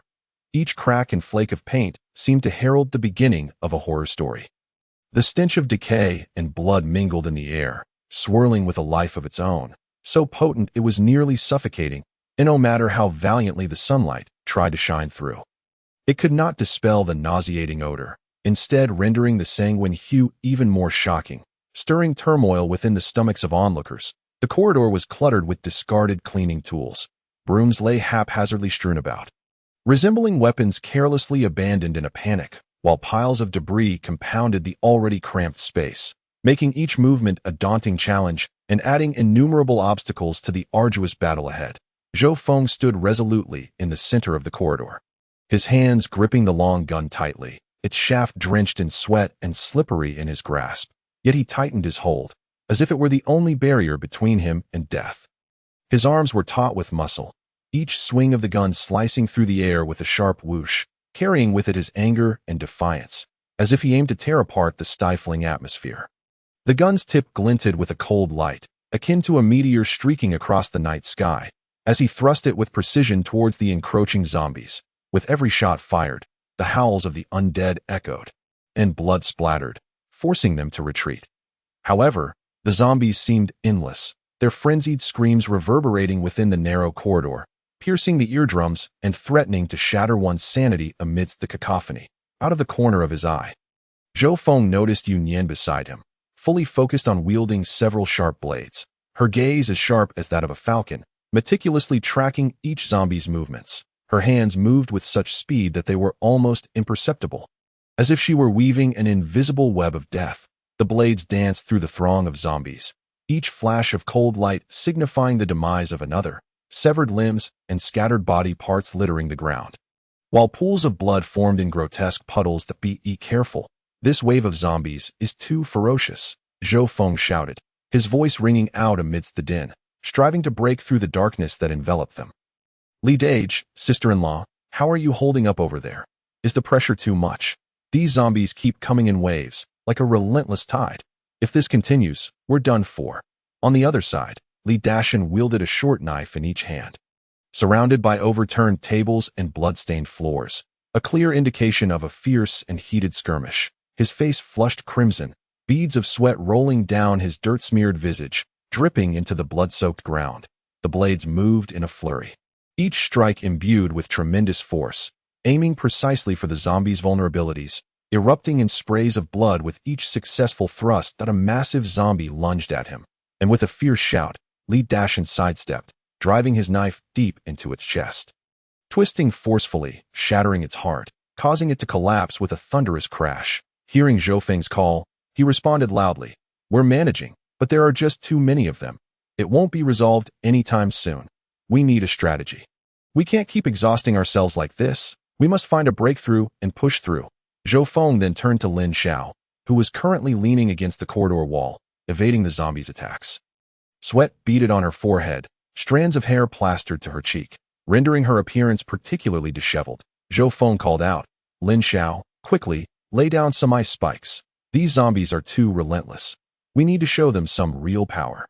"All right, I'm on it," Lin Xiao responded, her voice trembling with urgency. Her face glistened with sweat, hair a wild tangle, leaving her no time to fuss. She pressed her palms against the ground, a chilling energy surging forth. In an instant, a powerful coldness radiated from her palms, swiftly spreading outward, transforming the rough ground into a dense field of sharp ice spikes. In this dimly lit corridor, reeking of decay, the ice glimmered with a frosty sheen, resembling countless blades poised to rend the enemy apart. As soon as the zombies stepped onto the ice-laden ground, they slipped and fell, emitting wails of agony. Upon witnessing this, Zhou Feng's eyes sparkled with delight, and he exclaimed, "Brilliant, Lin Xiao. That's how it's done. Everyone, let us rally and take care of these zombies." With that, he planted his foot firmly and surged into the throng of zombies, his long gun slicing through the ice-covered ground. Intensifying the battle, with deft precision, he thrust and parried, driving back the approaching zombies, the shaft of his gun becoming slick with their tainted blood. Yet, as the confrontation continued, Zhou Feng sensed something amiss. While he fought valiantly against the relentless waves of zombies, he instinctively glanced around, noting the corridor's limited space. Logically, after such a prolonged and intense struggle, the ground should have been littered with the corpses of the fallen undead, yet the scene before him was astonishingly sparse. With hardly any bodies in sight, a heavy weight settled in Zhou Feng's chest, an ominous premonition creeping upon him. His focus sharpened, he scrutinized every detail of the battlefield. To his dismay, the fallen zombies began to fade away shortly after collapsing. vanishing as though they had never existed in this world. This bizarre sight sent a chill down Zhou Feng's spine, raising the hair on his neck, before he could delve into the implications of this phenomenon. Another massive zombie lunged at him. With no time to ponder, Zhou Feng swung his long gun, forcing it back. Simultaneously, a more pressing concern struck him. Imochi was nowhere to be found.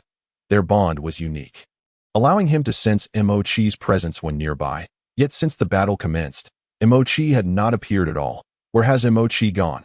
Zhou Feng murmured to himself, his brow furrowing in distress and anxiety. In a state of frantic urgency, he tried to summon Imochi, closing his eyes and concentrating all his energy in an attempt to invoke their connection.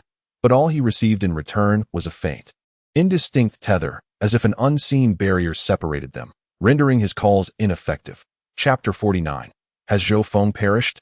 Imochi found himself ensnared within a dimly lit employee corridor, the air thick with an almost suffocating stench of decay. A foul concoction of rotting flesh and dried blood. Each breath he took churned his stomach violently. Countless zombies surrounded him like an encroaching tide, their roars and growls filling the air as they lunged forward with clawed hands. Their faces were grotesquely contorted, ravaged by pain and madness, their hollow eyes glinting with a ravenous thirst for blood. Fixated intently on Imo-chi, their fangs glimmered with a chilling light in the dim illumination. As if they were instruments of death, emanating an aura of mortality from the depths of hell, wherever his gaze fell, it was met with a throng of writhing zombies. Yet the figures of and his companions were nowhere to be seen. In this seemingly endless encirclement of terror, it felt as though the entire world consisted solely of itself and these grotesque monsters, with solitude and despair trailing closely behind. Deep within, understood that was urgently calling for it. The resonance born from their pact reverberating within its heart like a relentless alarm, urging it to hasten back to his side. That familiar connection, at this moment, transformed into a torment within its soul. It exerted every ounce of strength to respond to this summons, instinctively racing toward the direction of. However, just as it took its first step, an inexplicable force, akin to invisible shackles, ensnared its limbs tightly, making each advance excruciatingly arduous. Every attempt to break free from this binding was met with a powerful resistance that yanked it back fiercely, as if an insurmountable chasm separated it from. So close, yet utterly unattainable, let out a furious roar towards the heavens, the reverberation echoing through the narrow corridor, causing the surrounding zombies to stagger. Its eyes shone with a profound and piercing light, every hair bristling with rage. Exuding an overwhelming aura, the radiant sunlight struggled to penetrate the grime-streaked windows, casting a feeble glow in the passageway of the zoo staff. Yet this warm sunlight failed to dispel the terror and despair that lingered here. Stood in the corridor, her eyes fixated on the surging horde of zombies, fully concentrated on controlling several sharp blades. The blades shimmered with a cold light under the sun, resembling the chilling gleam from the abyss. Each blade was an extension of her will, dancing skillfully through the throng of zombies with a fierce momentum, leaving a trail of carnage in its wake. Some blades sliced precisely through the necks of the zombies, severing their already decayed tracheas, gushing forth thick, foul blood that appeared especially shocking in the sunlight. Others pierced directly through the heads of the zombies, obliterating their chaotic consciousness, causing them to collapse like marionettes with severed strings. Raising clouds of dust, looking around, the scene was one of utter devastation. The acrid stench of decay and the suffocating scent of blood permeated the air. Even the glorious sunlight could not mask it, mingling with the dense smoke, rendering the atmosphere almost suffocating. The walls of the corridor were splattered with the foul blood and visceral remnants of zombies, appearing particularly horrifying under the mottled sunlight, as if it were a terrifying canvas painted by demons. Not far ahead, gripped his long gun tightly, the barrel soaked with sweat, his face flushed, veins prominent on his forehead. Each movement of the long gun stirred the air, driving back the zombies that attempted to approach. Everyone, put in more effort. We cannot allow these monsters to prevail, shouted, his voice ringing out sharply in the chaotic environment. Leaned against the wall of the corridor, her hands dancing rapidly in front of her chest, frigid energy surging from her palms as ice spikes shot towards the zombie horde like a torrential downpour. "We're counting on you to keep watch from the back," called out anxiously, her eyes filled with tension and focus. Hearing this, did not respond verbally, but merely nodded slightly in acknowledgement. Seizing a moment amidst the chaos of battle, swiftly turned to glance behind. There, and stood back to back, working in perfect harmony as if they were one. Gripped his long gun tightly, the weapon slicing through the air with a fierce whoosh, the tip glinting with a cold light. Each swift strike imbued with tremendous force, as if capable of rending the air itself, instantly dismembering any zombies that dared to come close, sending flesh and foul blood flying. Be cautious of your left, he shouted, his voice booming over the clamor of battle. Hearing him, tightened her gaze, her long gun shooting forth like a dragon emerging from the sea, accurately impaling a zombie charging from the left, sending it soaring through the air before crashing heavily to the ground, raising a cloud of dust. Got it. Let us hold our ground together, she replied loudly, her tone resolute and determined. As taut, nerves finally began to ease, and she turned to continue facing the tide of zombies ahead. But just as her gaze shifted forward, her pupils abruptly constricted, and the color drained from her face, in the very spot where had been fighting valiantly. Now stood only a mass of zombies, ravenously devouring something on the ground. The air was thick with the nauseating stench of decay and the acrid scent of blood, mingled with the low growls and chewing sounds of the zombies, rendering the scene even more horrific. S mind went blank in an instant, an ominous premonition crashing over her like a surging tide. In that moment, she felt as though struck by lightning, her blood seeming to freeze in her veins. Tears uncontrollably streamed down her cheeks, flowing freely like a burst dam. Her eyes turned crimson, bloodshot, her lips trembled, and her throat felt constricted, until she finally unleashed a heart-wrenching scream. Brother, that cry was laden with boundless pain and despair, echoing hauntingly in the dim corridor. At that moment, her head felt as though it might explode. The agony was unbearable. The mental power she had never fully unleashed surged forth like a volcanic eruption, overwhelming her in an instant. A deep, thunderous roar erupted, as if an unstoppable force wreaked havoc in the darkness. The surrounding walls seemed to be torn apart by an unseen yet immensely powerful hand. The crackling sounds were incessant, as horrifying fissures spread rapidly like a monstrous spider's web. The entire space appeared to be caught in a terrifying vortex of time and space, beginning to twist and distort, leaving one dizzy. Following this, beams of bizarre light, like mysterious rays from an unknown realm, streamed through the fissures. These lights cast their chaotic patterns upon the blood-soaked ground and the scattered remnants of zombies, creating a surreal tableau that seemed to narrate the recent horrors and despair that had transpired. Chapter 50. The willow tree. The eerie light spilled forth, shrouding everything in a grotesque atmosphere. The space seemed to be manipulated by invisible hands, distorting increasingly, resembling a helpless canvas, crumpled into strange folds. The ground beneath S feet began to crack, these fissures moving like agile yet deadly black serpents, slithering wildly outward, continually expanding as if intent on tearing the world apart. Soon, the entire realm seemed unable to bear the weight of this powerful and bizarre force, emitting a deep rumble before beginning to shatter inch by inch.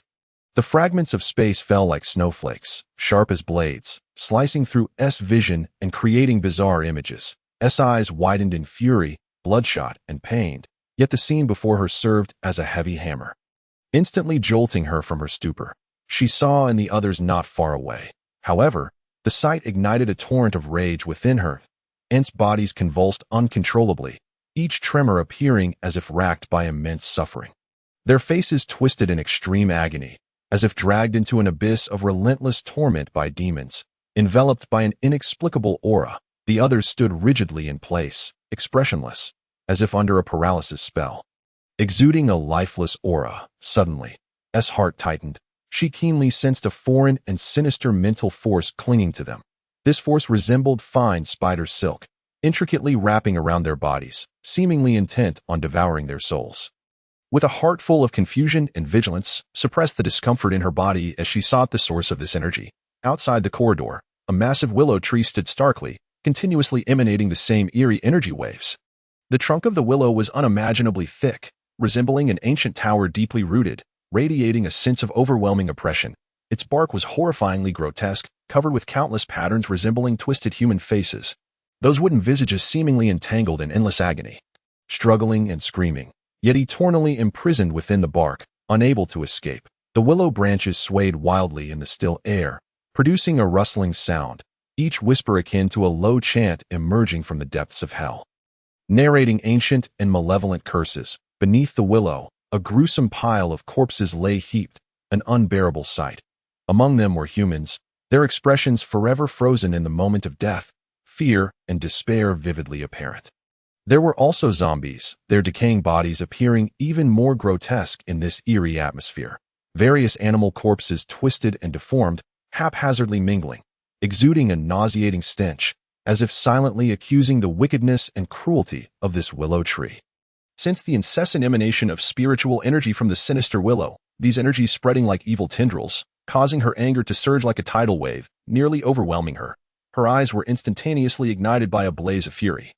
Flames of wrath burning within her gaze, fueled by her anger towards the willow tree, but even more so by her anxiety and urgency regarding her brother's safety. In that fleeting moment, Yunyan's mental prowess erupted without reservation.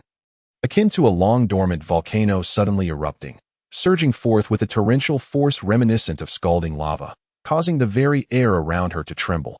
Her will acted as an invisible conductor's baton. With a mere flick, the sharp blades nearby broke free from the constraints of the ground, levitating in midair, their blades glinting with a chilling light, as if reflecting their master's fury. Simultaneously, the surrounding stones, shattered fences, and any object within the reach of her mental energy seemed to be imbued with life, breaking free from the shackles of gravity under her command, soaring into the air, whoosh, whoosh, whoosh, under Yunyan's control. These objects flew forth like powerful projectiles, accompanied by the sharp sound of slicing wind, hurtling towards the malevolent willow tree. Each stone carried an overwhelming force. Each branch bore a fierce momentum, all embodying Yunyan's profound anger and hatred. As if they sought to obliterate the wicked willow tree entirely. "Damn it, how dare you harm my brother?" Yunyan gritted her teeth, forcing these words through clenched jaws, her voice low yet brimming with power. With each syllable laden with her unwavering resolve, her fists were tightly clenched, nails digging deep into her palms, crimson blood trickling down through her fingers, splattering onto the ground in small blossoms of red. Yet she remained oblivious to her own wounds. At this moment, her heart was consumed by a singular, unyielding thought: vengeance for her brother, to annihilate this accursed willow tree. The willow tree seemed to sense the imminent threat, releasing a low, rumbling roar, as countless branches began to thrash violently, akin to an enraged swarm of serpents. Each branch moved with the agility of a whip, slicing through the air and effortlessly deflecting the incoming projectiles.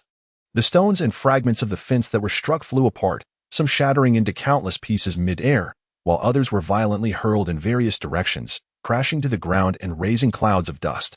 Witnessing her attack so effortlessly thwarted by the willow tree, Yunyan felt a surge of anxiety, beads of sweat forming on her forehead as her breath quickened. Her mind raced, thoughts spinning like gears in a high-speed mechanism. Could it end like this?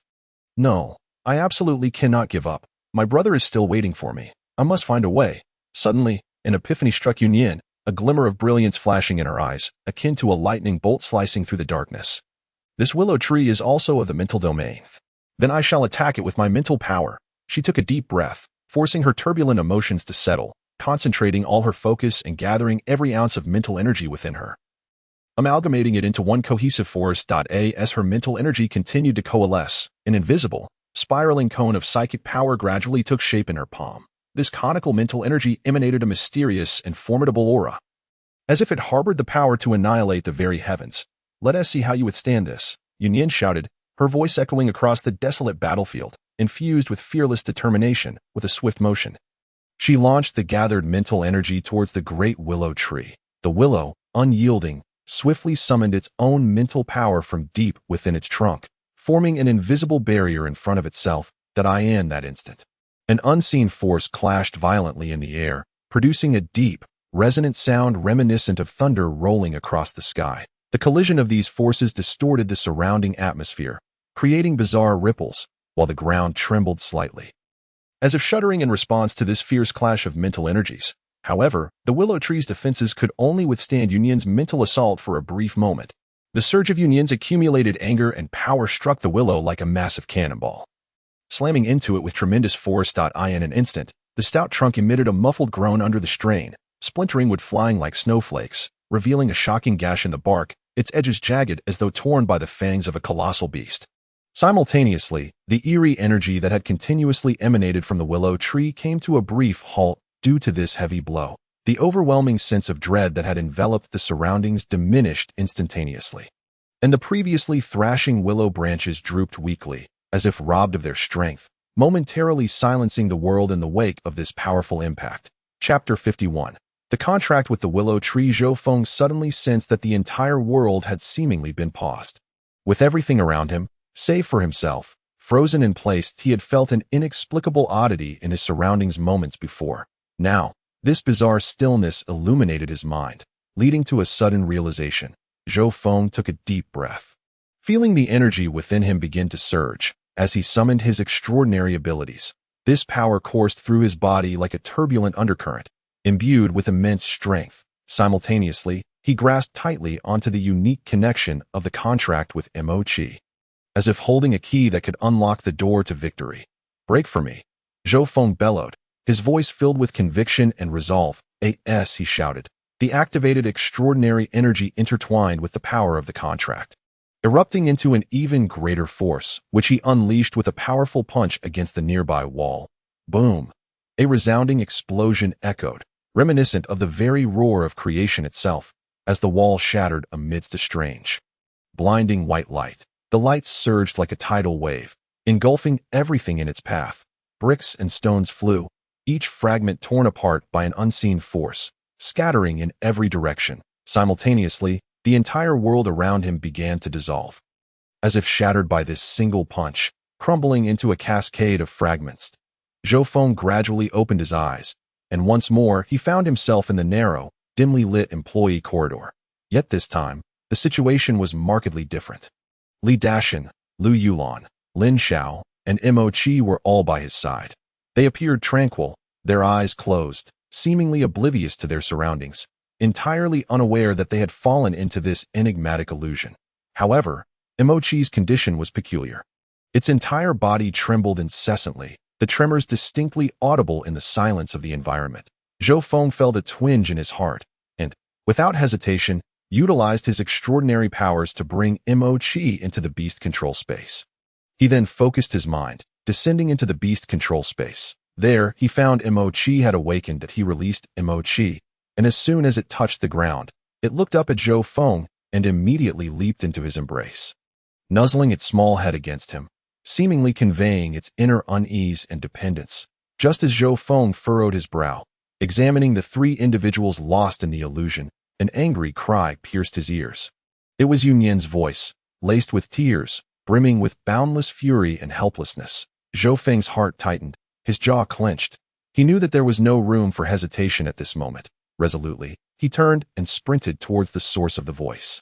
Upon stepping out of the corridor, the sight before Zhou Feng caused him to halt abruptly. That a colossal willow tree loomed in the open space, its thick trunk resembling an ancient tower, exuding a mysterious and sinister aura. On its trunk, a gaping wound stood out like a ghastly scar, glaringly obvious. Strangely, the willow radiated a soft green light, the luminescence flowing like a vibrant stream, continuously converging towards the wound as the bark around it grew visibly, healing as if in a race against time. Wai Yunyan, her face streaked with tears, upon seeing Zhou Feng, her eyes ignited with a glimmer of hope. She stumbled toward him, grasping his arm, her voice trembling with sobs. "Brother, you finally woke up. That I thought that it was this willow tree. It trapped us in this illusion." Zhou Feng's gaze sharpened, his demeanor shifting dramatically, as Mo-Chi immediately appeared by his side. Mo-Chi flashed to the front of the willow tree, clawing at the wound Yunyan had created. Zhou Feng and Yunyan exchanged a glance, nodding in silent agreement, and together they commenced a fierce assault on the willow tree. Mo-Chi's claws raked at the gash, while Yunyan swiftly thrust sharp blades towards the tree, and Zhou Feng brandished a spear, driving it toward the wound. Under their combined might, the willow tree trembled violently, its branches thrashing wildly, emitting a creaking sound of agony. It manipulated the corpses beneath it, pleading with a quivering voice, "Please stop. I beg you, spare me." Zhou Feng had initially been resolute in his intent to kill, yet suddenly, a flash of inspiration ignited in his mind. His gaze swept over the willow, which radiated a mysterious green light and continuously healed itself, and a bold idea quickly took root in his heart. This willow, capable of manipulating illusions and possessing such formidable regenerative abilities, if tamed, could become an immensely powerful ally. With this thought, Zhou Feng took a deep breath, his chest rising and falling violently as he strove to calm the tempest of emotions within. Gradually, he lowered his raised arm, allowing the light in his hand to fade. Retracting the imminent attack, he then fixed his determined gaze upon the willow tree and spoke in a low, authoritative voice. "You can live if you forge a contract with me. Refuse, and you shall perish." As soon as the words fell, Zhou Feng's hands began to dance swiftly, his movements flowing like water, imbued with a unique rhythm. With each graceful motion, mysterious runes flew from his palms, shimmering with an otherworldly glow as they slowly spiraled through the air, drawing nearer to the willow tree. Each rune harbored immense power, as if whispering ancient and enigmatic words of a sacred pact. The runes approached the willow, which seemed to sense the impending threat, its branches and leaves thrashing wildly, producing creaking sounds, while the green light on its trunk flickered erratically. Yet, the runes remained undeterred, advancing steadily. At the moment the runes made contact with the willow, a brilliant light erupted from the tree, so intense that it was nearly blinding, encapsulating the struggle and defiance of the willow within that radiance. However, Zhou Feng stood resolute, gritting his teeth and concentrating fully on controlling the runes, channeling his mental energy ceaselessly. Gradually, the willow's resistance diminished and the light softened. Ultimately, the brilliance transformed into gentle glimmers, which slowly integrated into Zhou Feng's being. Success! A wave of indescribable joy surged within him as he gazed at the now compliant willow, akin to a precious treasured at this moment. The willow was no longer a menacing adversary, but had become his loyal companion. Zhou Feng, unable to indulge in his elation, swiftly turned to the still entranced Li Dashan, Lu Yulan, and Lin Xiao. Concern etched in his gaze, he commanded the willow, "Release the illusion binding the three of them." The willow understood his words, gently swaying its branches, as the ethereal mist surrounding the three began to dissipate. Moments later, Li Dashan, Lu Yulan, and Lin Xiao gradually awoke, their eyes still clouded with confusion and fear. The five gathered together, recounting the heart-pounding ordeal they had just experienced. Zhou Feng frowned, his expression grave as he spoke. "We fell into a trap the moment we entered, caught in an illusion. It all happened too suddenly." Li Dashan clenched his fists, his face a mask of anger and bewilderment. "Was it this willow that caused it?" Zhou Feng nodded slightly, his gaze fixed on the willow. "Yes. Indeed, I initially intended to destroy it, but upon realizing its formidable power, I decided to attempt a pact, and to my astonishment, I succeeded. From now on, it shall be our ally." Chapter 52. The enigmatic fruit tree. Lin Xiao furrowed her brow, lingering traces of post-traumatic fear on her face as she spoke softly. "The willow's abilities are indeed strange and powerful. A moment's inattention could lead one into that illusory trap, rendering them utterly defenseless." She shook her head slightly, as if still savoring the perils of the illusion. Lu Yulan placed a hand on her chest, her voice trembling with residual dread. "Indeed, we were fortunate that the surrounding zombies and beasts had already been devoured. Had there been other dangers lurking while we were unconscious, we would have been utterly helpless, and the consequences would have been dire." Zhou Feng nodded gravely, his expression reflecting his relief at their narrow escape.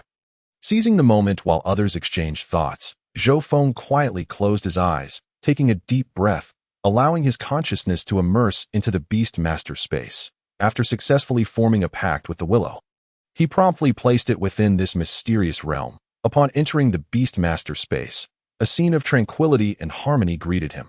The willow had taken root by a gently flowing river, its waters sparkling and reflecting the willow's form. The once alarming gash on its trunk was now healing at a visible pace. With fresh, smooth bark brimming with vitality, the gentle breeze caressed the willow's branches, which danced gracefully in the wind like agile arms. Each branch emitted a faint glow, pulsing rhythmically, as if greedily absorbing the mysterious energy permeating the Beast Master space. Not wishing to disturb the willow as it gradually regained its vitality, Zhou Feng withdrew his consciousness from the realm. "Our journey has only just begun, yet we've already reaped significant rewards. However, I still have one more pact slot available. Let's venture deeper. Perhaps we can help secure another one." Li Dashan exclaimed enthusiastically. Lin Xiao nodded in agreement. "The more Zhou Feng contracts, the safer our future journey will be. Let's take a brief rest before pressing onward." Lu Yulan clapped her hands, her tone steady. After a short respite, the group composed themselves, shouldered their packs, and ventured deeper into the zoo. Zhou Feng and his companions proceeded with utmost caution. However, after a considerable time, as they neared Tiger Mountain, not a single zombie had appeared, let alone any evolved creatures. The animal enclosures along the way were eerily silent, devoid of any sound. Unable to suppress their curiosity, they turned into the second intersection to investigate. The once bustling Monkey Hill was now utterly devoid of monkeys, an unsettling silence enveloping the area. After deliberation, they resolved to explore Tiger Mountain further. Just as they were about to step into the domain of the tigers, they still had not heard a single roar. Li Dashin swung his spear with vigor. Puzzled, we just saw the monkeys, yet here at Tiger Mountain, it's completely quiet. Not a single tiger in sight. There used to be over 10 tigers here. Where could they have gone? Lu Yulan's brow furrowed. Her expression serious. Who knows? Let's head up and take a look. Something feels off. Everyone slowed their pace, exercising utmost caution. Zhou Feng lowered his voice, offering a cautious reminder. Let's proceed carefully. The group advanced cautiously to the foot of Tiger Mountain. Zhou Feng turned to Mo Qi and said, Mo Qi, you go ahead and scout the area. If there's any danger, use your abilities to flash to safety immediately. Mo Qi meowed in response. Its tone clear and crisp. In an instant, its agile form dashed through the forest, utilizing its abilities to flicker swiftly, moving with incredible speed. Zhou Feng and the others followed Mo Qi's trail, stealthily ascending the mountain. Suddenly, a cry of pain mingled with an oddly euphoric tone echoed in Zhou Feng's mind. A peculiar sound that suggested Mo Qi was undergoing some unique torment. Zhou Feng's expression changed dramatically, urgently signaling his companions to follow. As he quickened his pace toward Mo Qi's location as he ran, he concentrated intently on sensing Mo Qi's position. Soon, he was about to reach where Mo Qi was. Zhou Feng burst out of the thicket, instantly frozen in place, his face a mask of disbelief. The others, closely trailing behind, were equally stunned by the scene before them. The sight was so gruesome, it was shocking. No wonder they hadn't encountered a single evolved beast along the way. Before them lay trees toppled in disarray, some snapped in half, others uprooted entirely. Further ahead, the uneven ground was littered with the corpses of evolved beasts. Amidst the carnage, a small tree, standing at eye level with humans, stood out prominently, bearing 2 walnut-sized fruits glowing with white light. Mo Qi rolled on the ground beneath the tree, appearing to be in agony. Yet the connection through their pact conveyed an oddly pleasurable sensation. Zhou Feng approached, carefully assessing Mo Qi's condition. Finding no grave harm, he shifted his focus to the bodies of the evolved beasts scattered around. The 10 or so tigers from Tiger Mountain, the bears from the adjacent bear enclosure, the wolves from the nearby Wolf Mountain, and the monkeys from the Monkey Hill they had passed earlier, all lay lifeless here. Zhou Feng pondered aloud. Could it be that the roars we heard last night were from a battle that took place here? It seems likely. Otherwise, these beasts couldn't have died so quietly. Lin Xiao analyzed calmly. Li Dashin pointed at the small tree that was as tall as a person, saying, perhaps it was the cause of the conflict. What is this thing that has such an allure for the animals? Just look at Mo Qi. It didn't even wait for us to arrive before it started consuming it. Zhou Feng recalled the willow in the Beastmaster space, which was not far from here, and should know what transpired. He waved his hand, summoning the willow. Oh, you know what happened here last night? Zhou Feng inquired of the willow. The willow emanated a faint green light, seemingly communicating with Zhou Feng. It revealed that a tree had grown here last night, which was the small tree before them. Its fruits could enable evolved beasts to undergo further evolution. Consequently, the nearby beasts, sensing this, rushed over in a frenzy to seize the fruits, resulting in the chaotic scene before them, as none wished for other beasts to partake, leading to mutual destruction. Moments later, Zhou Feng turned to his companions, glancing at Mo Qi, still rolling beneath the tree. In the end, it seems Mo Qi has benefited from this chaos, Lu Yulan exclaimed joyfully. Well, our trip hasn't been in vain.